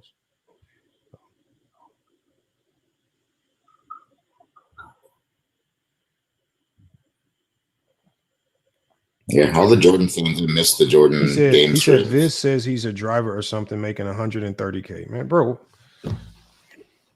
Yeah, he said 130 to 150K. He makes more than you and Johnny combined. That's what he said. Oh boy. If you knew what I knew. Yeah. But you know what? I just look, it's not for me to look, salute to Viz. If he's a truck driver, salute to Viz. If he says he's making 150, salute to Viz. I'm not knocking nobody's profession, man. But come on, man. Like, why you even open the door? That's what I don't get. Like, why you care about what I make? Like, what does that matter to you? Like, how you know? Like, you know? No, that's how his whole chat is, bro. They were just talking about other men. Like, they couldn't talk basketball, so they're like, Lamont has this monotone voice, and they're saying that, talking about our hairlines because I put my face on. And I'm just like, why y'all just obsessed? No, here's the thing, bro. Here's the thing. They think personal attacks will help them win the GOAT debate. That's all it is. They think that's what I don't get. Personally, is going to make them win a debate. I don't get it. Like, this would be like this New World. Check this out, New World. Check this out. New World. Let's say New World just robbed a dope man for $50,000. I come on the chat. I'm a Jordan fan. A New World. LeBron James can't be the GOAT because you just robbed a dope man for $50,000, man. He can't be the GOAT, man. Like, bro, what? How did these think? How does this shit? What does this shit got to do with anything? What are you talking about? That's what I'm saying. So these motherfuckers will say anything, and then this motherfucker. They took a Steph Curry video that I did. I did a Steph. It wasn't even a topic. It was literally because I do videos on I do uploads on TikTok, right? And I try to do so many per month that there's a quota I got to hit. And sometimes I run out of topics. So I asked ChatGPT for a topic and it was like, do a video on what if Steph Curry wasn't able to shoot a three for his whole career. These motherfuckers took the video. This motherfucker took the video and said, FYF is trying to lift up LeBron James by tearing down Steph Curry's three-point shot. I said, what the fuck? Well, at least you use LeBron in the title. At least you try to use LeBron for some SEO, man. Well, good way to bring LeBron into it. But god damn, that's a hell of a these people are obsessed, man. That's it. The whole topic ain't got nothing to do with LeBron James, and they somehow managed to make it. They find ways, man. It's weird. That's why I say he's the GOAT, bro. Is because at this point, LeBron James is basketball. We could be having any discussion. Lamar knows this. He's been doing this for years. We could be having any discussion about any player, not including Michael, LeBron, or Kobe, and these niggas will somehow bring LeBron into the conversation. And then by proxy, those two niggas get brought up as well. So it's insane. Bro, like LeBron carries basketball. They don't want to admit it, bro. Like this. They don't want to admit it, bro. Because me and Johnny prove it. Like me and Johnny talk about this all the time off camera, bro. And Johnny even tested. Johnny knows that whenever we try to do content that's not about Jordan, LeBron, or is not connected, nobody watches or cares. Like all these dudes be crying about it and saying, but nobody really cares. That's why we're just gonna keep riding the topics, right? We're gonna do it in a creative way that makes people mad. So and still be entertaining too. Yeah, they'll still be in the chat complaining, like, why are you talking about Jordan 4 hours later? Like, nigga, you couldn't find nothing better to do if this shit makes you so fucking mad. Bro, in 4 hours and you're still dick riding the same stream, nigga. Go find a hobby if you're actually so fucking angry. I just don't get I don't get why my content has been like pretty much pretty similar since 2020. Like, and people act like I'm gonna just change it up now. Like, bro, come on, stop it, bro. So their feelings are hurt. Like, there's more and more evidence. Braun keeps getting greater and greater. Bro, People are actually watching. I don't know if it's about Bron. I don't even think it's about Bron, bro. I think it's because a lot of these dudes think like some of the stuff that they say and do. I just believe it. They want like the attention from these other dudes on YouTube. They want like to feel like it's just like I said on the last show. I think it's that same syndrome of like little kids that join gangs who don't have a father figure at home. Yeah. And like it's just like you get pushed around enough, because that's why I say like you lose enough debates where the only thing you can think to do is go join a community where you always gonna be right no matter what you say. Right? You came around messing with A Johnny. All A Johnny is doing is laughing at you, roasting you. He got Olo laughing at you and everybody cracking up at you. What's the only thing you can do next? You go join a community where no matter what you say, right or wrong, everybody gonna agree with you. That's what's happening.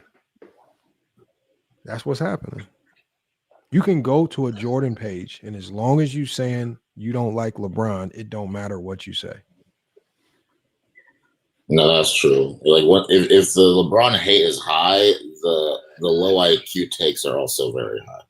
Nigga, I used to watch Ticket Channel back in the day, and that motherfucker used to just let people say the most egregious shit about LeBron, even blatant lies, and this nigga will never check them. Or if he does, it's like he'll check it if it goes a little bit too far. But I've just heard some of the most egregious shit, and this nigga will just be nodding his head, not saying nothing. Bro, when James Hayes was on Ticket, James Hayes was on Ticket saying that Chris Webber was better than LeBron, and Ticket just be sitting there just eating it all up, just letting it rock. Just nodding his head, nigga. I said Chris Webber better than LeBron, man. And you letting him ride with it just because he hating on LeBron, like that's. But Ticket was doing it because Ticket was trolling. Ticket really didn't. He don't agree with a lot of that. Yeah, he really nasty. He was trolling though, because he knows better. That's the thing. But some of these dudes, man, it's just like, bro, just jump out there, push some takes on your own, man, and see who rock with it, man. Just have your own opinions, man. You don't always have to attach yourself to other people's takes. You know? Now, we want to know what you think. It was so funny when he was asking A Johnny the other day, what do you think about this topic? What's your thoughts? Like, what the fuck? Like, have you not been watching his show? Yeah. I remember that. No, like Go James was literally live for like 3 hours. He comes up there asking Go James, what do you think about this topic? Motherfucker, he been live for 3 hours. What do you think he think about it? Shit. We know your ass was watching too. Hey, Johnny got to asking that man about plays. That man broke that play down in the most general way possible. No, he asked him. Hey, Johnny asked him about first, second options. That man said, nah, I don't believe in the first and second option. I don't believe in that shit. That motherfucker did not want to break that play down. I ain't the type to believe in, bro. Shut the hell up, bro. Anybody that's played basketball knows what the hell a first and second option is, man. Hey, Johnny just trying to box these idiots in with these dumb logic. Yeah, Johnny's trying to get clips. That's why. Hey, Johnny trying to box him in, man. All right, y'all want to play this stupidity? We gonna rock with you. Hey, Johnny just rocking with him. Johnny is basically the final form of a LeBron fan. Yeah, exactly, bro. Like he either fucked around with us too long, nigga. He either made this nigga. I don't know, bro. I would have I would have debated him for that 6,000 though, bro. On God, nigga, I was gonna take it. Why did he make a video saying the 6,000 was scam? Did he think Gil was lying?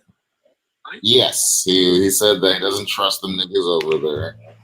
I was literally nigga, you didn't even try. I literally was like, you got it from 500 to 2,000 up to 5K, and then you got it to 6K. Like clearly, like he knew that like something was going to happen. And I said that there was really no way to lose. Like the only way to lose is by not even trying, because now we can say you're a coward. Like if you would have went up and we're live, bro. Like it would be recorded if you don't get your 6. Yeah, that's the ultimate video. That's the ultimate scam video you can make if Gil don't pay have content. Like I literally told him that. He could have flipped that if Gil didn't pay him his money after he theoretically wins against a Johnny. And Gil was in the algorithm. You might have got some views off that. Gil in the algorithm. Exactly. I even reminded him, like, you don't have to be a LeBron. I mean, he says LeBron's a GOAT, but you don't have to be like a LeBron Who fan. says LeBron's a GOAT? Apparently. I was on his stream. Like, I was like, you say LeBron's the GOAT. He's like, yeah. And I'm like, oh, so what the He fuck might, though. You know, he might. But again, I keep telling, like, most of these dudes, I just take a lot of the shots, but most of these dudes is mad at Ajani. Like, King Rowe will throw shots at me because he's mad at Ajani. This, I promise y'all, this is mad at Ajani. He's not mad at me. He's just mad. No, he made me. What do we always say, Lamont? I'm cool with you, Lamont. I'm cool with you, Lamont. Hold on. New World. He used to say that on the panel, right? He used to say that all the time, nigga. Yes, bro, that's what I'm saying. It don't even be me. Like these dudes ain't like. I don't. Ajani be cussing him out, talking about his mama, kicking him off the panel. I don't even be doing nothing. What you talking to me for? This nigga Johnny, you putting him on diss tracks and everything, bro. That's what I'm saying. Like Johnny making songs about you. He got you on thumbnails, bro. I don't even care that you even exist, bro. I was like, bro. He started talking about my book. He wanted Johnny to care so bad, bro. Johnny kept saying, bro, you can't read. He made a video about him not being able to read. He put you on a video. Where do you think the bubble viz shit came from, nigga? And what does he do? This motherfucker get mad at me. I was like, hey, Johnny just said you can't read, and he put you on all types of videos looking crazy, man. He bought my book, put it in his background to troll you. What you get mad at me for? That's why I said, nigga, like, hey, Ken Lynn said Lamar, you giving him more material. So much that made this nigga. Ken Lynn, at this stage, if what we're talking about now is your content, you might need to hang up your YouTube shoes, bro. This shit over with. If what this is just the ragtag moments of our show. If this is your content, you might need to look at another. You might need to get an extra shift on the trucking job, man. This shit is over. There you go. It's over with. Because look, we 5 hours in. Who the fuck is digging 5 hours into the video just to hear this portion of the video? Come on, man. Ain't nobody. Yeah, we're just shooting the shit at this point. That motherfucker did a video saying, yeah, FYF didn't play D1. I was like, oh yeah, I was like, bro, it's not that illustrious, bro. This shit is not nothing to brag about. Like, I would much rather think you didn't. I think I didn't play at this stage. Didn't play, walk on. Like, bro, there's not no illustrious 4-year career. This motherfucker act like we bragging about. Nah, I got Stephen A. Smith. I got Stephen A. Smith numbers. He acting like I'm bragging about it. Oh my god.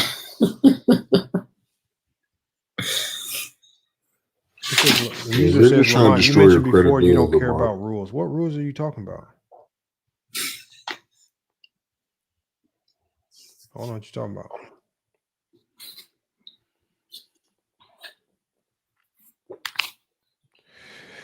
But yeah, this is what we dealing with, y'all, man. This is what YouTube has become, man. It's become gotten crazy in the last few years for sure. And you know what? Like, is he what is he still talking about the strikes? What is he saying? He said that he submitted a whole bunch of stuff about the appeal, and he used he said he literally like sent in a giant email and made an essay and sent clips of you saying he has permission to make videos and blah blah blah. And I'm just like, I still don't really. Okay, hold on. Watch. Look, we can look. I want you to show him this. Hold on. I want you to show him this right here. Okay.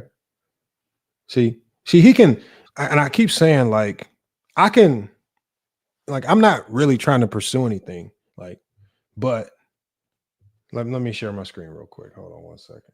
No, I actually thought he didn't care about his channel like that, the way he was talking, but he clearly does. Oh, which no, is no, fine. no. Like He you for sure should. cares. But you should care about your channel, but like he be commenting on my videos, bro. I don't make basketball content on YouTube. I make basketball on TikTok. But he be going to my comment section with the other Let me show you something right Jordan here. fans. Now, look, you see this right here, right? Oh shit. It says content detection, right? Yeah. Okay. It says, look, let me make it bigger for you. What does it say? Active. These are all active. Active, active, and removed, resolved, active and resolved, active and resolved, active and resolved, active and resolved, active and resolved. The only reason right now, y'all, and again, this whole process is in my hands. The only reason right now why his channel isn't down is because he did something. He filed something basically called a counter complaint, which means he told YouTube that I'm lying about all of this. So the problem with the counter complaint is this, and this is where he's put himself in kind of a juxtaposition. Is once you tell YouTube that I'm lying, if my channel could potentially be up for getting punished because you're basically saying, oh, he's making all this up and he's abusing the copyright claim system. So, So what's ultimate? He did when he did a copyright claim, it made all of these. It turned them red temporarily. But I have to respond to the counter complaint because there's only one way to YouTube that you can respond to the counter complaint. There's only one way you can respond. You have to show YouTube that you're serious, that these allegations are serious, and that's with legal action. So by him doing a counter complaint, as opposed to just apologizing and ending all of this, he basically forced my hand into pursuing the legal action for $25,000 lawsuit. And so, as I showed everybody on TikTok, the summons was issued. He has 21 business days to reply to the summons, or it's going to be a default judgment in my favor. Once that default judgment is in my favor, and y'all look, I can show you, I can show it to you, but Viz knows all this. I can literally show you right now. But if he doesn't respond in 21 business days, I feel like I should have told him. Then what ultimately happens he is said the appeal, like he responded with the counter appeal, and I feel like they need to read it, you know? The problem it's just like delaying it. No, the problem is this right here. It's no longer in YouTube's hands. It's already been a judge assigned to the case. It's already the court, not a regular court, the U.S. Federal Court of Arizona already issued a summons to Viz to respond, and it's getting very close to his 21-day border. And it says literally on the summons, if you don't reply, we will give a default. If they give me a default judgment, I got one or two options. I can just do nothing with it, or I can show YouTube that a default judgment has been made. A court is putting an injunction in to force you to keep these videos down. And once they see, because YouTube sent me an email basically saying they're not going to do anything further until the case is resolved because it's no longer in their hands. Now, I don't have any real interest in pursuing it. I don't care. Like, I know, like from what I know, Viz can pretend he can't fight it. He doesn't have the intelligence, nor does he have the money to fight it. Again, he can pretend like he does because it sounds good on YouTube. It just sounds good. You know, I tried to give him two outs. King Rowe could have paid $1 to the GCU men's club basketball team as a donation, and I would have dropped him. I would have dropped all the strikes, or Viz could have just apologized. King Rowe did not want to pay $1. He said, fuck Viz, and Viz didn't want to apologize. Ah, damn, like, pride. Look right here. Look, if I click these right here, right? If I click them, I can retract it. This is how you know they're active. I can literally retract it right now. Like, it could be over. Like, I don't care enough. I want to see you keep making content. I don't care. But I can literally retract everything right now. Like he was saying the fact that his channel still exists today means he won. And I'm just like, I don't like even me, like not knowing this at the time, it just didn't sound right. Like that's not how appeals work. That's not how it works. Look, I could, like I said, I could waste time showing y'all all the information, but it's stupid. It's not even that really a big deal. They're active. I mean, like I say, you just stop pretending, like, bro. Like, stop. You don't have to pretend, bro. You can pretend. You did the counter complaint thing to try to delay things. All right, but I mean, shit like. I don't want him to have to owe me $225,000 because if a default judgment gets into my favor, y'all think I'm not gonna go try to garnish your wages and go get that $225,000? Them wages, if you is making 100, I'm glad you told me how much you're making because we definitely coming to garnish them bitches. I take that 6,000. I'm definitely taking that 22. If you really making it, you know, I know you're not, but shit, if you really are, we about to get the garnishing. So again, I don't have any intention of trying to tear down nobody's page. It's just my job as a content creator, right? You cannot rob content. You cannot steal live streams, man. And this ain't no shade. Like Viz wants to turn everything into shade. He wants to try to make it seem like he's a victim or we coming after him. Or we trying to take down his channel. I don't care about all that. He put the takedown of his channel. He put himself in that position by the counter complaints. Like maybe a day before, like I was literally about to retract them all. I'm like, damn, this fool has sent all these counter complaints in. I was about to take these shits down. Force my hand, man. I just don't get why people got to pretend, man. Y'all see it right there. This is my studio right here. Y'all see it. Video's removed. It ain't going back up no time soon. And can I get clarification?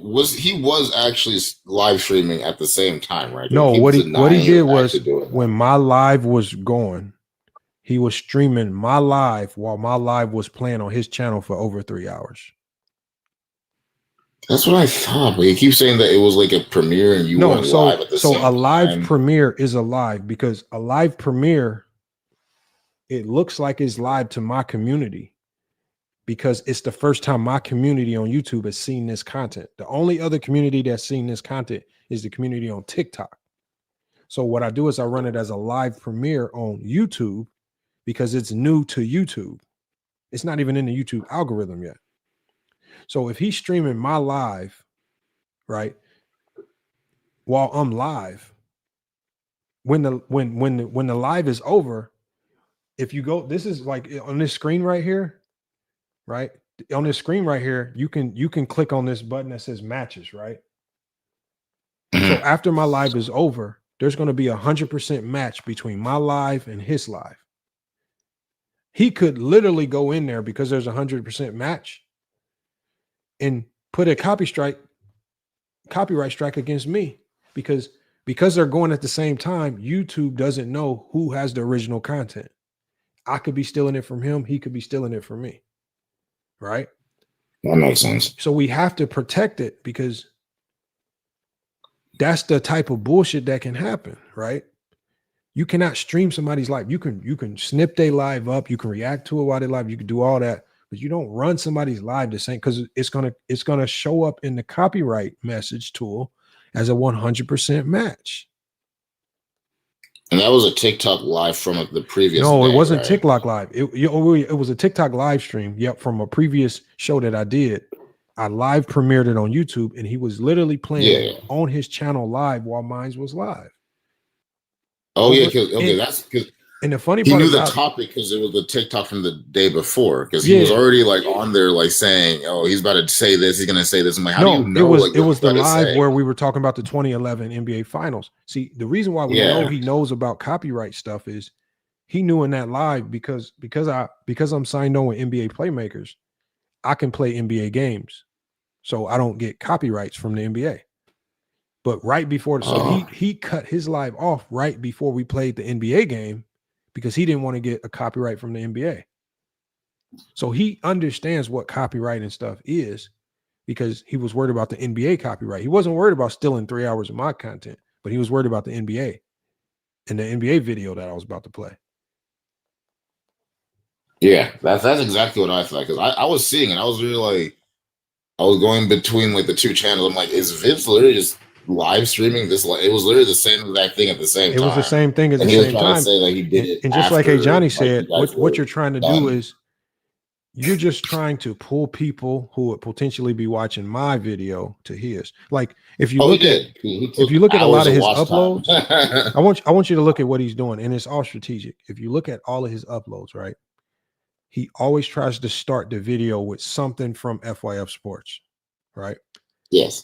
Because this is what the algorithm picks up on, right? He's trying to trick people into believing that my content is his, so he can get more people from FYF over to his channel. He doesn't realize that in all actuality, if it wasn't for the 2 YouTube shorts that blew up and got like over 100 million views on my channel, I probably should only have like 60,000 subscribers. But I had 2 YouTube shorts that blew my channel up crazy.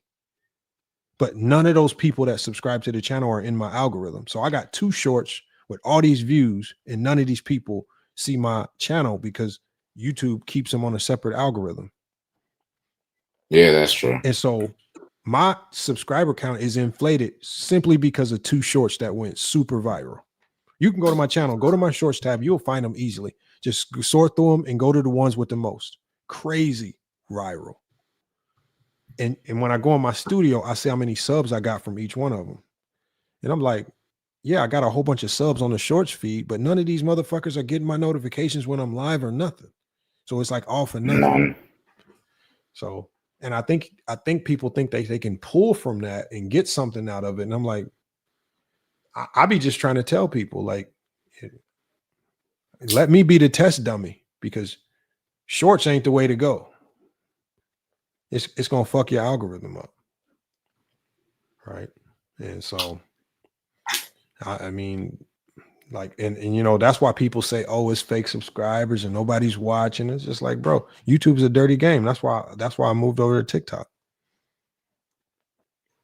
And it's like pretty cutthroat. Like that's what he was taking your viewers like multiple hours of watch time. I saw them, people that would have been in your live, and that really would have, you know. Well, you got to think. Like not like you need think about it like this. But like it helps. As soon as helps if people be clicking as soon as YouTube removed his live, right? Because there was 100% match of content there. So now YouTube is diminishing both of our videos because it's showing 100% match here, 100% match here. It don't even know who has the original content. It just knows that there's duplicate content on YouTube and somebody's stealing somebody's content.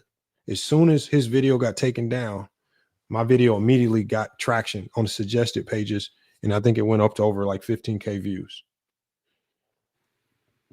Damn. But I wasn't getting no traction with him stealing the content because it was 100% match there. But see, like all the people that normally were commenting in your live, they were commenting there, like Rap God and T Perfect. I'm like, y'all could help the algorithm with the original creator and not be commenting on Viz's channel about a stolen live stream. Like it's not your content. I mean, if you want, when it's crazy. over with, react, take your clips, do all that stuff. That's even though the way most of us react to other people's videos is still not fair use by the legal definition. As content creators, it's just like a mutual understanding that this is what we accept as fair use for our content.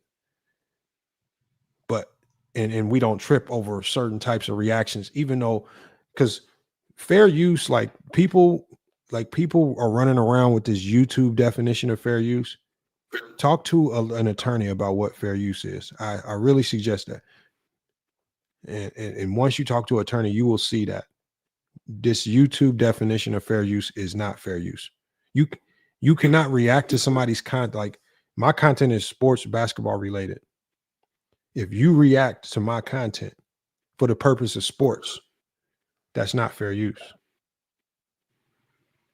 I don't even think YouTube definition of fair use protects double streaming a live that isn't No, yours. hell no. But see, if you think about it, that was the only video that Vis didn't do a counter complaint on, because he knew on that video he fucked up.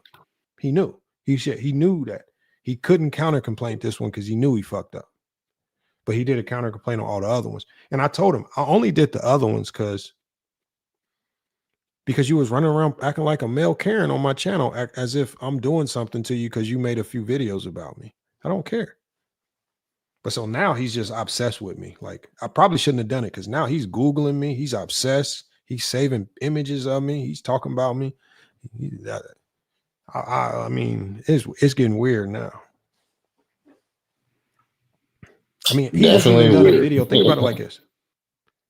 He hasn't even mentioned his kids, and he don't even talk about how he's happy to be around his kids in none of his videos. He talks about me.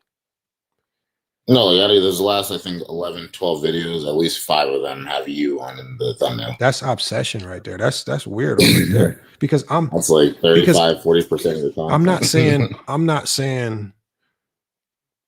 I'm not saying nothing that like, if you're gonna react to me, you should be able to have your own talking point about something. Like, but at the end of the day, it's hard for me to take him serious because I don't think he's a basketball mind. He's not a basketball guy. Like, no. People that hoop and people that are in this game, there's certain lingo, there's terminology, there's things that you say and do. Like when he was in his live and he said, "Yeah, man, I'm sometimes I'm the best offensive rebounder at the rec center in the pickup runs." Bro, what? You know what that means to me? To somebody that hoops, you trash. Nobody ever the pickup run ever says that they're the best offensive rebounder ever. No, that's never existed in basketball history. Nobody talks about being the best offensive rebounder in a pickup run. Bro, you're a bum. Only bums do that. Because if you're the best hooper in a pickup run, you're gonna get the ball, get out of my way. I'm gonna go, bro. This is what I mean. You let the cat out the bag just by saying silly stuff. You said you're the best offensive rebounder at the pickup runs. Who? No, he asked me, who the hell hoops outside? Don't you have gyms where I live? And I was like, what you mean? Nigga? Like, what's wrong with playing basketball outside? That's like not a normal thing to be doing. Bro, that's where we all got our bread and butter, is on them outside courts, bro.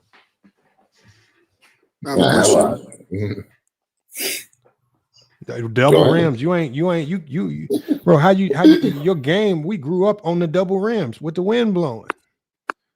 Oh God, bro, you ain't hoop. My dad, bro, you not a hooper if you ain't done that.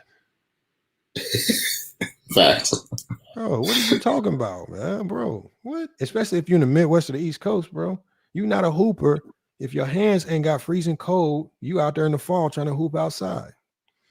Bro, you not a hooper. When you know that feeling when the ball gets hard as hell, that motherfucker hit your finger in the cold and that shit feel extra painful because it's cold as hell out. Bro, you is not a hooper if you ain't experienced this stuff. Motherfuckers talking about they the best offensive rebounder in a pickup run. Bro, you are trash. Nobody says this stuff, bro. Especially where he from, New York or something, or Philly, bro. Philly. He lives in the ghetto. Bro, somebody will slap the shit out of you in Philly if you say that shit. A high income and you live in the ghetto. How's that possible? Bro, ain't nobody, bro. Just let them talk and they will say enough stuff to know that, bro, you not really a basketball. You don't really do this basketball shit. You just hear, because if you think about it, New World, when he first started his channel, he's changed his channel like 5 times. First, he had a street hip hop channel. If you go look at his videos from then to now, it's been gaming, it's been hood hip hop. He tried to do a relationship podcast just not too long ago. He was on my live stream talking about he's picking up food for his wife, right? And then a few days after that, hey, Johnny sent me a video. This motherfucker's on a dating show, on some lady dating show, trying to find a girlfriend. And I said, man, what the fuck? Just be lying for no reason. Nah, bro. I said you got it. But look, it's not on me. Like, but that's what I'm saying. It was a Johnny that exposed him on that. But motherfuckers get mad at me.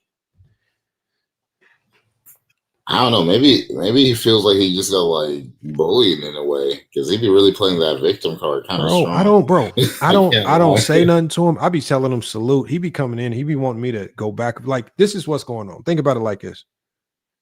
Imagine playing ping pong and just hitting the ball, right? And the person on the other side, that motherfucker ball is not coming back. Then you pick up another ping pong ball and you hit that motherfucker, and the ball don't come back. There's only so many ping pong balls I'm gonna keep hitting before I realize that this motherfucker's not trying to play ping pong with me. Like, this is what he's doing. Like, think of the delusion. Like, when you look at it in that sense, you got to think of how delusional you have to be to play ping pong by yourself. And nobody's hitting the ball back. You just keep picking up new balls, trying new balls, and you hitting a new ball. Oh, he didn't like the green ball. Let me try the red ball. He don't like the red ball. Let me try the orange ball. That's a good point. I get nothing out of engaging with you. There's no viewership. It's not entertaining. It's not about basketball. You don't know basketball, right? And now he's just resorted to trying to lie about a whole bunch of stuff. If that's entertainment to you, boy, you must have the most boring life in the fucking world. Honestly, though. Bro, the man did a video saying, I didn't play D1 basketball, bro.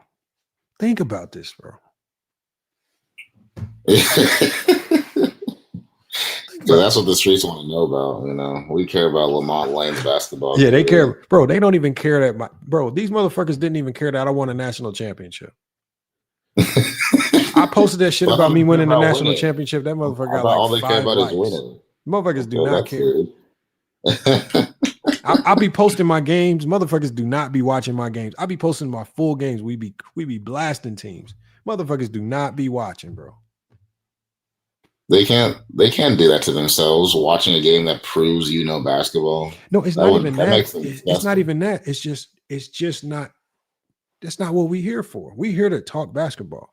Juan Boy says, "How long we been live?" No, I'm about to shut it down, Juan Boy. We've been live about 6 hours, but I'm dual live streaming on TikTok and YouTube. I figured out how to do it. I think it worked well. I'm gonna check the YouTube live when we get off here, but I think it went well, man. So. I think we did good today. Everything looks good. It's still up and streaming. People is in the chat. I think we got up to like 600 people. I got the vertical and I got the horizontal going. So I like this right here. We got the $50 super chat. First time we've been live on YouTube in months. As soon as we go live, we get a $50 super chat. Salute, man. Yeah. Salute, man. And now YouTube don't gotta wait for it to be like saved. Like right after the stream ends, it's just gonna be on there. Is it? I didn't know that. I don't pay attention to my YouTube payouts like that. I've only been paying attention to my TikTok payouts. So I haven't been paying attention to YouTube. So I don't even know. In my Amazon, so I got Amazon deposits and I got YouTube deposits. I don't care about it. Jeez. YouTube is, they be playing a dirty game, man. Like anybody trying to, like, I at this stage, I think you're an idiot. Like if you are, especially if you're a sports content creator, why are you starting a channel on YouTube, bro? It's stupid. If it was relationships, red pill, anything else, but sports, no, I'm not starting on YouTube. I would go with Kick. I would go with anything before YouTube.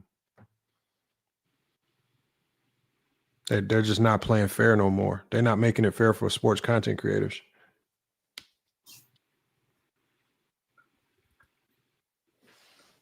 Like, is it in terms of just like being super strict with copyright, or they're just not even pushing it out? No, like that? So the one thing I noticed is, so I did a video about this, and unless you're a content creator, it won't seem like a big deal. So it didn't seem like a big deal to anybody.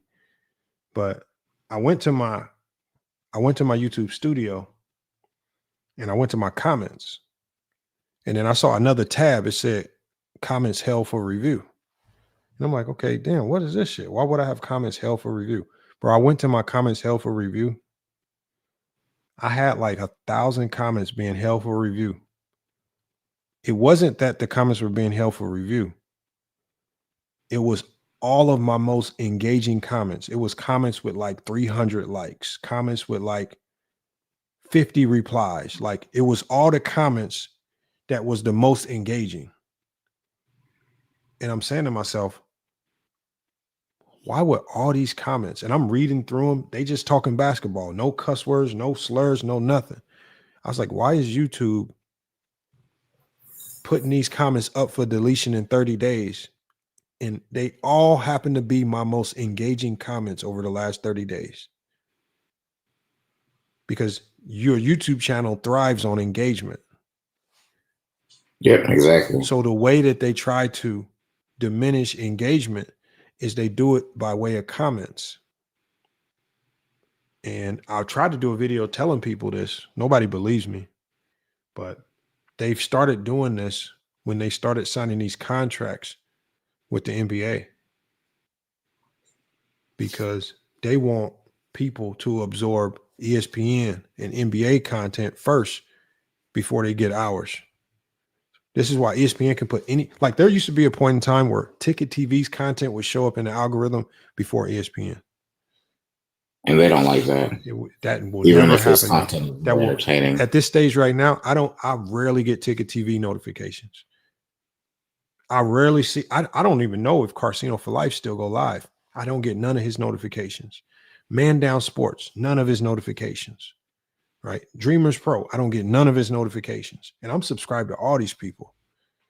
They stopped pushing sports content because they want you to focus on the people that are paying them. So they're either going to focus on the people that's paying for YouTube promotion or the big companies that they're affiliated with. Yeah, that's it's pay to play now. That's why I had to real creators. But that's why I Not at don't all. see why these creators like, and nobody's going to listen to me because everybody just wants to be headstrong and do their own thing. But Yeah, hiding the most engaging comments, that's a way to kill a video or kill a channel entirely, to be honest. hey, King Angels, what if King Angel says you got to wear the ring on stream and flex on them? Hold on, I could go get hold on, let me go get my ring. Hold on. I'll go right now. I mean, yeah, all the people care about are rings. I don't know why they wouldn't be hyped to see this.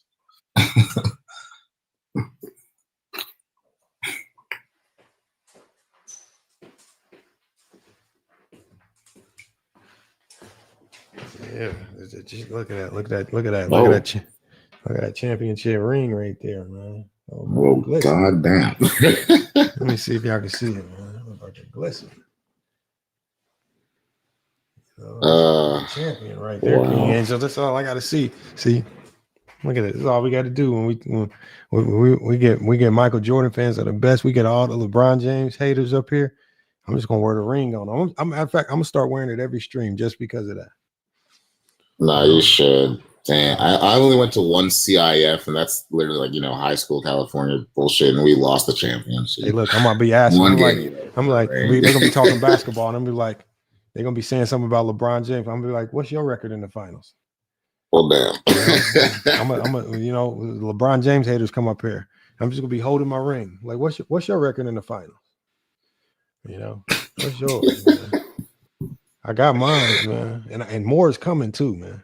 We number one in the country this year right now too, man. We got more coming. And when I posted this, they such haters, right? When I posted my ring, they was like, "Yeah, you went and made your own ring. You not a champion." They such haters, man. They get mad, bro. Tell them to just pull up to GCU and play they can your too. worst player one-on-one. Not even your best player, your worst player. Bro, they can play me. They can play me. Oh shit. They can play you. Bro, and I'm gonna play them with the ring on. See, I don't respect them enough to just beat them. Well, I'm gonna play them with the ring on, bro. I know these dudes really can't hoop, man. That's the They don't even own basketball. Like, I don't understand. Hey, and Ochi, see, that's what you want to ask him when it comes to basketball. How come you ain't done a video about the ring, man? How come you ain't talked about this the basketball? Talk about the basketball. That's what I want to talk about. Talk about the basketball. Don't be telling people them fake stories. Talk about the basketball. Damn. Yeah. Talk about that. Man. Flex on him. And this ring is nice too. I wish y'all could see the detail. I posted it on the community tab. Bro, this ring is nice with the diamonds. The GCU is on it. So, in my name. So look, they can't say they has the name and team record on the side right here. I wish I could show y'all the detail on it, but man, you can't see it from here. But this ring is nice right here. Ain't gonna lie around. So that's the only question I got for him right here, man. What's your record in the finals? Like that's what I'm gonna start asking people. Ask them what have they won? Have y'all even got No. I'm gonna ask them the same thing they say about LeBron. What is your record in the finals? What is your What's your record in the finals? Look, I got my ring. Where's your ring? Do you got a high school ring? Do you got a college ring? Right? Do you have any trophies? Did you win anything in basketball? What did you do? Yeah. We just gonna flex on him with the ring. I'm gonna do the Draymond Green. I'm gonna do the Draymond Green on him, man. Just do ring talk. Let's just only talk rings, man. If you're not a champion, don't come on FYF Sports. If you ain't got no rings, if you're not a champion, get up off FYF Sports. We gonna treat people like they do the GOAT debate, man. How they do LeBron James, man. If you ain't got a ring, if you're not a winner, get the hell up out of here, man. Don't talk basketball. That's what we're gonna start doing to it, man. Nothing but tears will follow. That's wild. He said, "What's the ring? Look, man. Look. Hold on. Let me come up to the camera so I can see the detail. Let me see if y'all can see the detail. I don't know if y'all can see it from here. Oh. Hold on. Can you see that? Wait. Can you see it? Oh, hold on. Oh shit. I don't know if you can see the side. That actually focused for a bit. I can't lie. Oh, did it? I saw the GCU clearly. That's the side of it. Oh.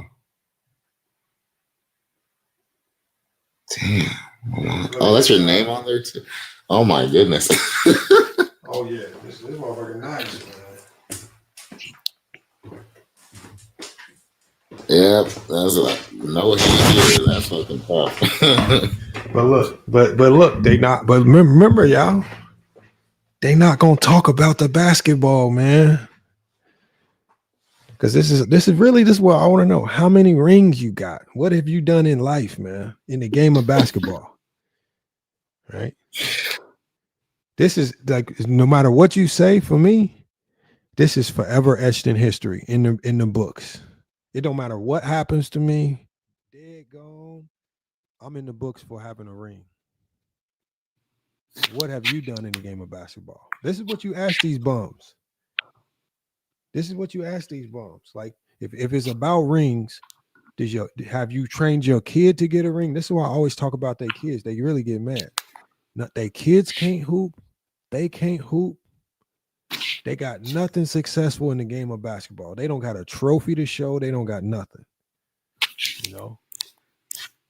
Someone's granddad in the chat said, how do you achieve that? You achieve it by winning a championship, man.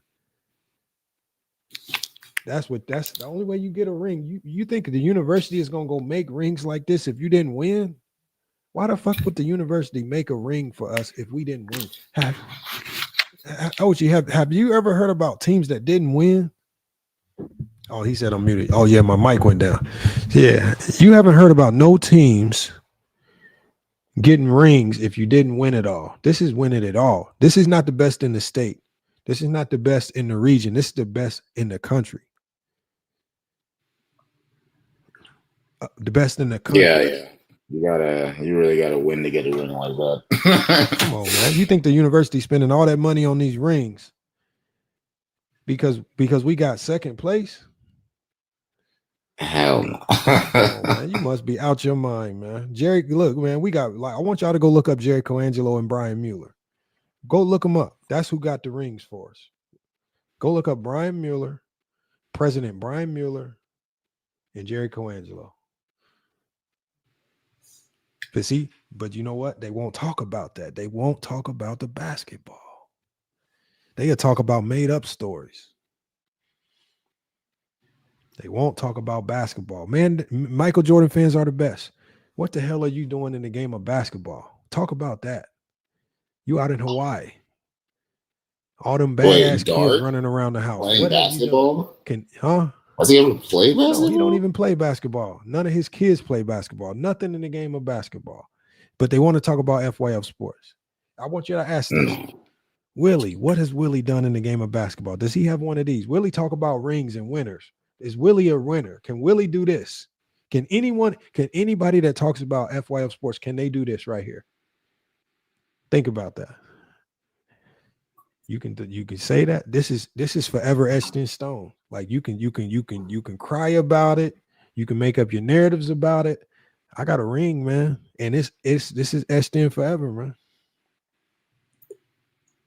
No, major props on that. He says, look how dumb he is. He said CEO. Look at this, y'all. Look at this. He said CEO Brian Miller. What a idiot. Brian Mueller. And I know you know who Jerry Coangelo is. Are y'all dumb? You ain't even spelling his name right. The president of Grand Canyon University. It's not very hard to find. Bro, y'all can't be that dumb that y'all can't type in Google. Because all you got to do is type in my name with GCU. You'll see. Come on, man. Wake up, man. Look, man. Look, the ring is there. My name is on the ring.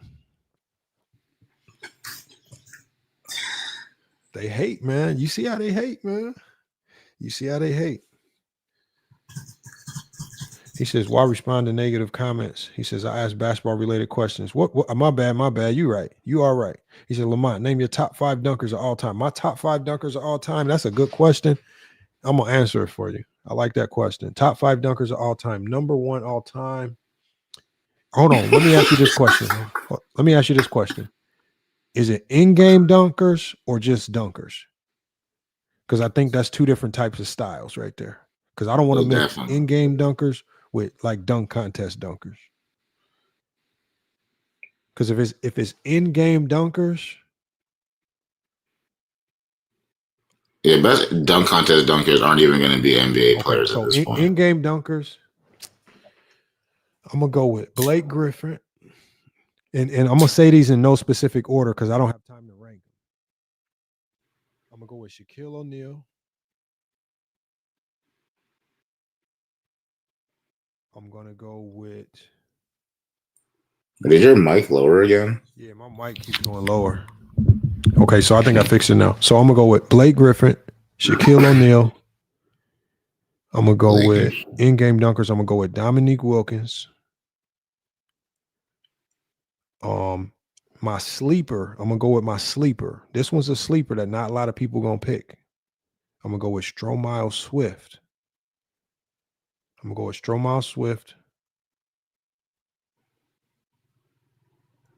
In-game dunker.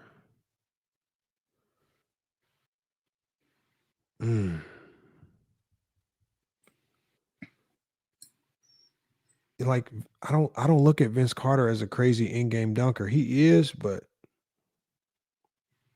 You got to give it to Wemby early because he'd be just dunking on everyone. I might go with Dwight Howard. Like, see, it's like I know a lot of people when they think of in-game dunks, they thinking about the fancy like. But when I think of in-game dunking, I'm looking at somebody that can just go dunk and get a dunk off whenever they want. Like that's why I say Shaq, Dwight, Dominique, Blake Griffin, and I'm gonna go with Stromile Swift as my sleeper. Amari Stoudemire was tough. I like Amari. No, I really like the Dwight Howard pick because he'll just be shitting on him. He was super tough in Orlando. I did not give a damn. So I mean, but look, you can go with a lot of people though. Like you can't go wrong. I know a lot of people are gonna try to go with Jordan and them. I don't think Jordan was the greatest in-game dunker. He was a very basic dunker.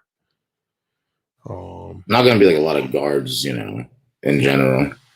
You're not gonna get like multiple dunks a game like the bigs. I won't be mad. I won't be mad if you go with Vince Carter though. You can't go wrong with Vince Carter, in-game dunker or just dunker. So, but look, man. Hey, look, I'm gonna shut this one down, man. It's getting super late in the morning, man. We went way longer than we supposed to go live, man. But look, it is what it is, man. It was a good stream. We got good numbers in here. 120 people still watching on FYF Sports. 6 people watching on FYF Clips. One person watching on Twitch, man. Salute to the one viewer on Twitch, man. Appreciate you, man. So, look, I'm gonna take them all, man. Look, I'm gonna take them all. But look, man, Ochi, I'm gonna go ahead and drop you down. I'm gonna go ahead and drop New World down as well. I appreciate you pulling up. Hopefully, we can get you some more. Hopefully, we can get you on the panel to cook on basketball. I know you came late and we didn't get you to take on a lot of the basketball stuff, but we got some good ones cooked up for y'all this week, and we're gonna be doing some NBA Cup specials. So we're gonna be doing some NBA Cup specials. So make sure y'all tune in them episodes as well. But salute to Ochi, man. Appreciate you. I'm gonna go ahead and drop you. Salute to New World. Appreciate you pulling up, man. FYF Sports. Salute King Shai Solomon, man. Always supporting the channel, man. Salute y'all. And appreciate everybody on TikTok that's sticking around. All 28 of y'all that's left in the chat, man. Few technical difficulties tonight. Appreciate y'all dealing with the technical difficulties. We mashed through it. Salute to Ken Lin on YouTube. Everybody watching on YouTube. So I see you, Ken Lin. He said, good stuff, Lamont. I will see you.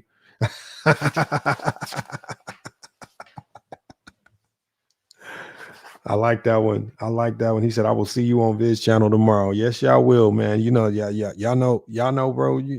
This man whole channel strategy planned after me.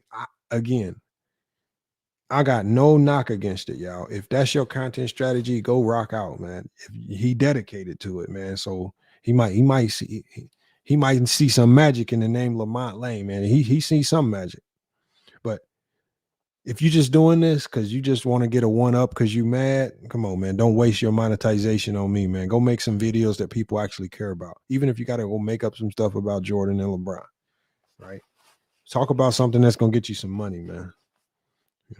That's the only thing I recommend. But if you want to keep doing videos on FYF Sports and Lamont and you think that's going to pull traction, look, man, it's not the greatest content strategy, man. Remember, He said, look at Fury Styles, man. He a great coach. You said he's a great coach at GCU. My cousin go there, run track. Hold on. You know what? Let me see. I think I know him, man. Hold on. Let me see.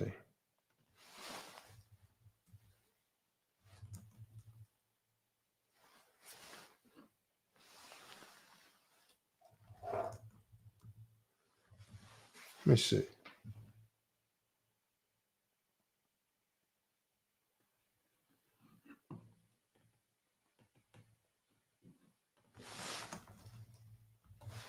That name sound familiar.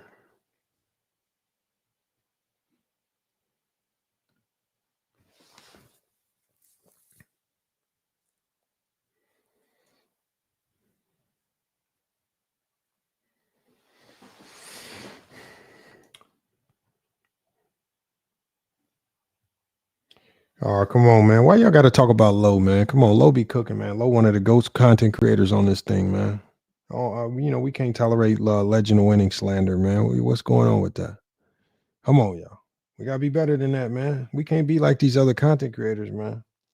We talk basketball. We don't talk about people, man. Unless we just joking and it's just part of the Jonesing process of being on the panel. Ain't no need to be really getting personal, man. Everything we say is all jokes. When we joke with Willie about being a TikTok GD, vice it's all jokes, man. Willie don't take offense to this stuff, man. He not offended. Come on, man. And salute, man. The biggest salute go to Man of Faith for the $50. The $50 super chat donation, the biggest donation of the night. So, man, give a big shout out to Man of Faith. And just for that donation, we're gonna run this song for the intro on the next live, man. So make sure we're gonna keep giving this song some spins, and hopefully he come out with some new music. And he knows, man, we're gonna keep pushing his music, man. But look, y'all, FYF Sports, man. Another great podcast episode, y'all. We're gonna be back with more sports and news, man. Until then, man, it's FYF Sports. And we out.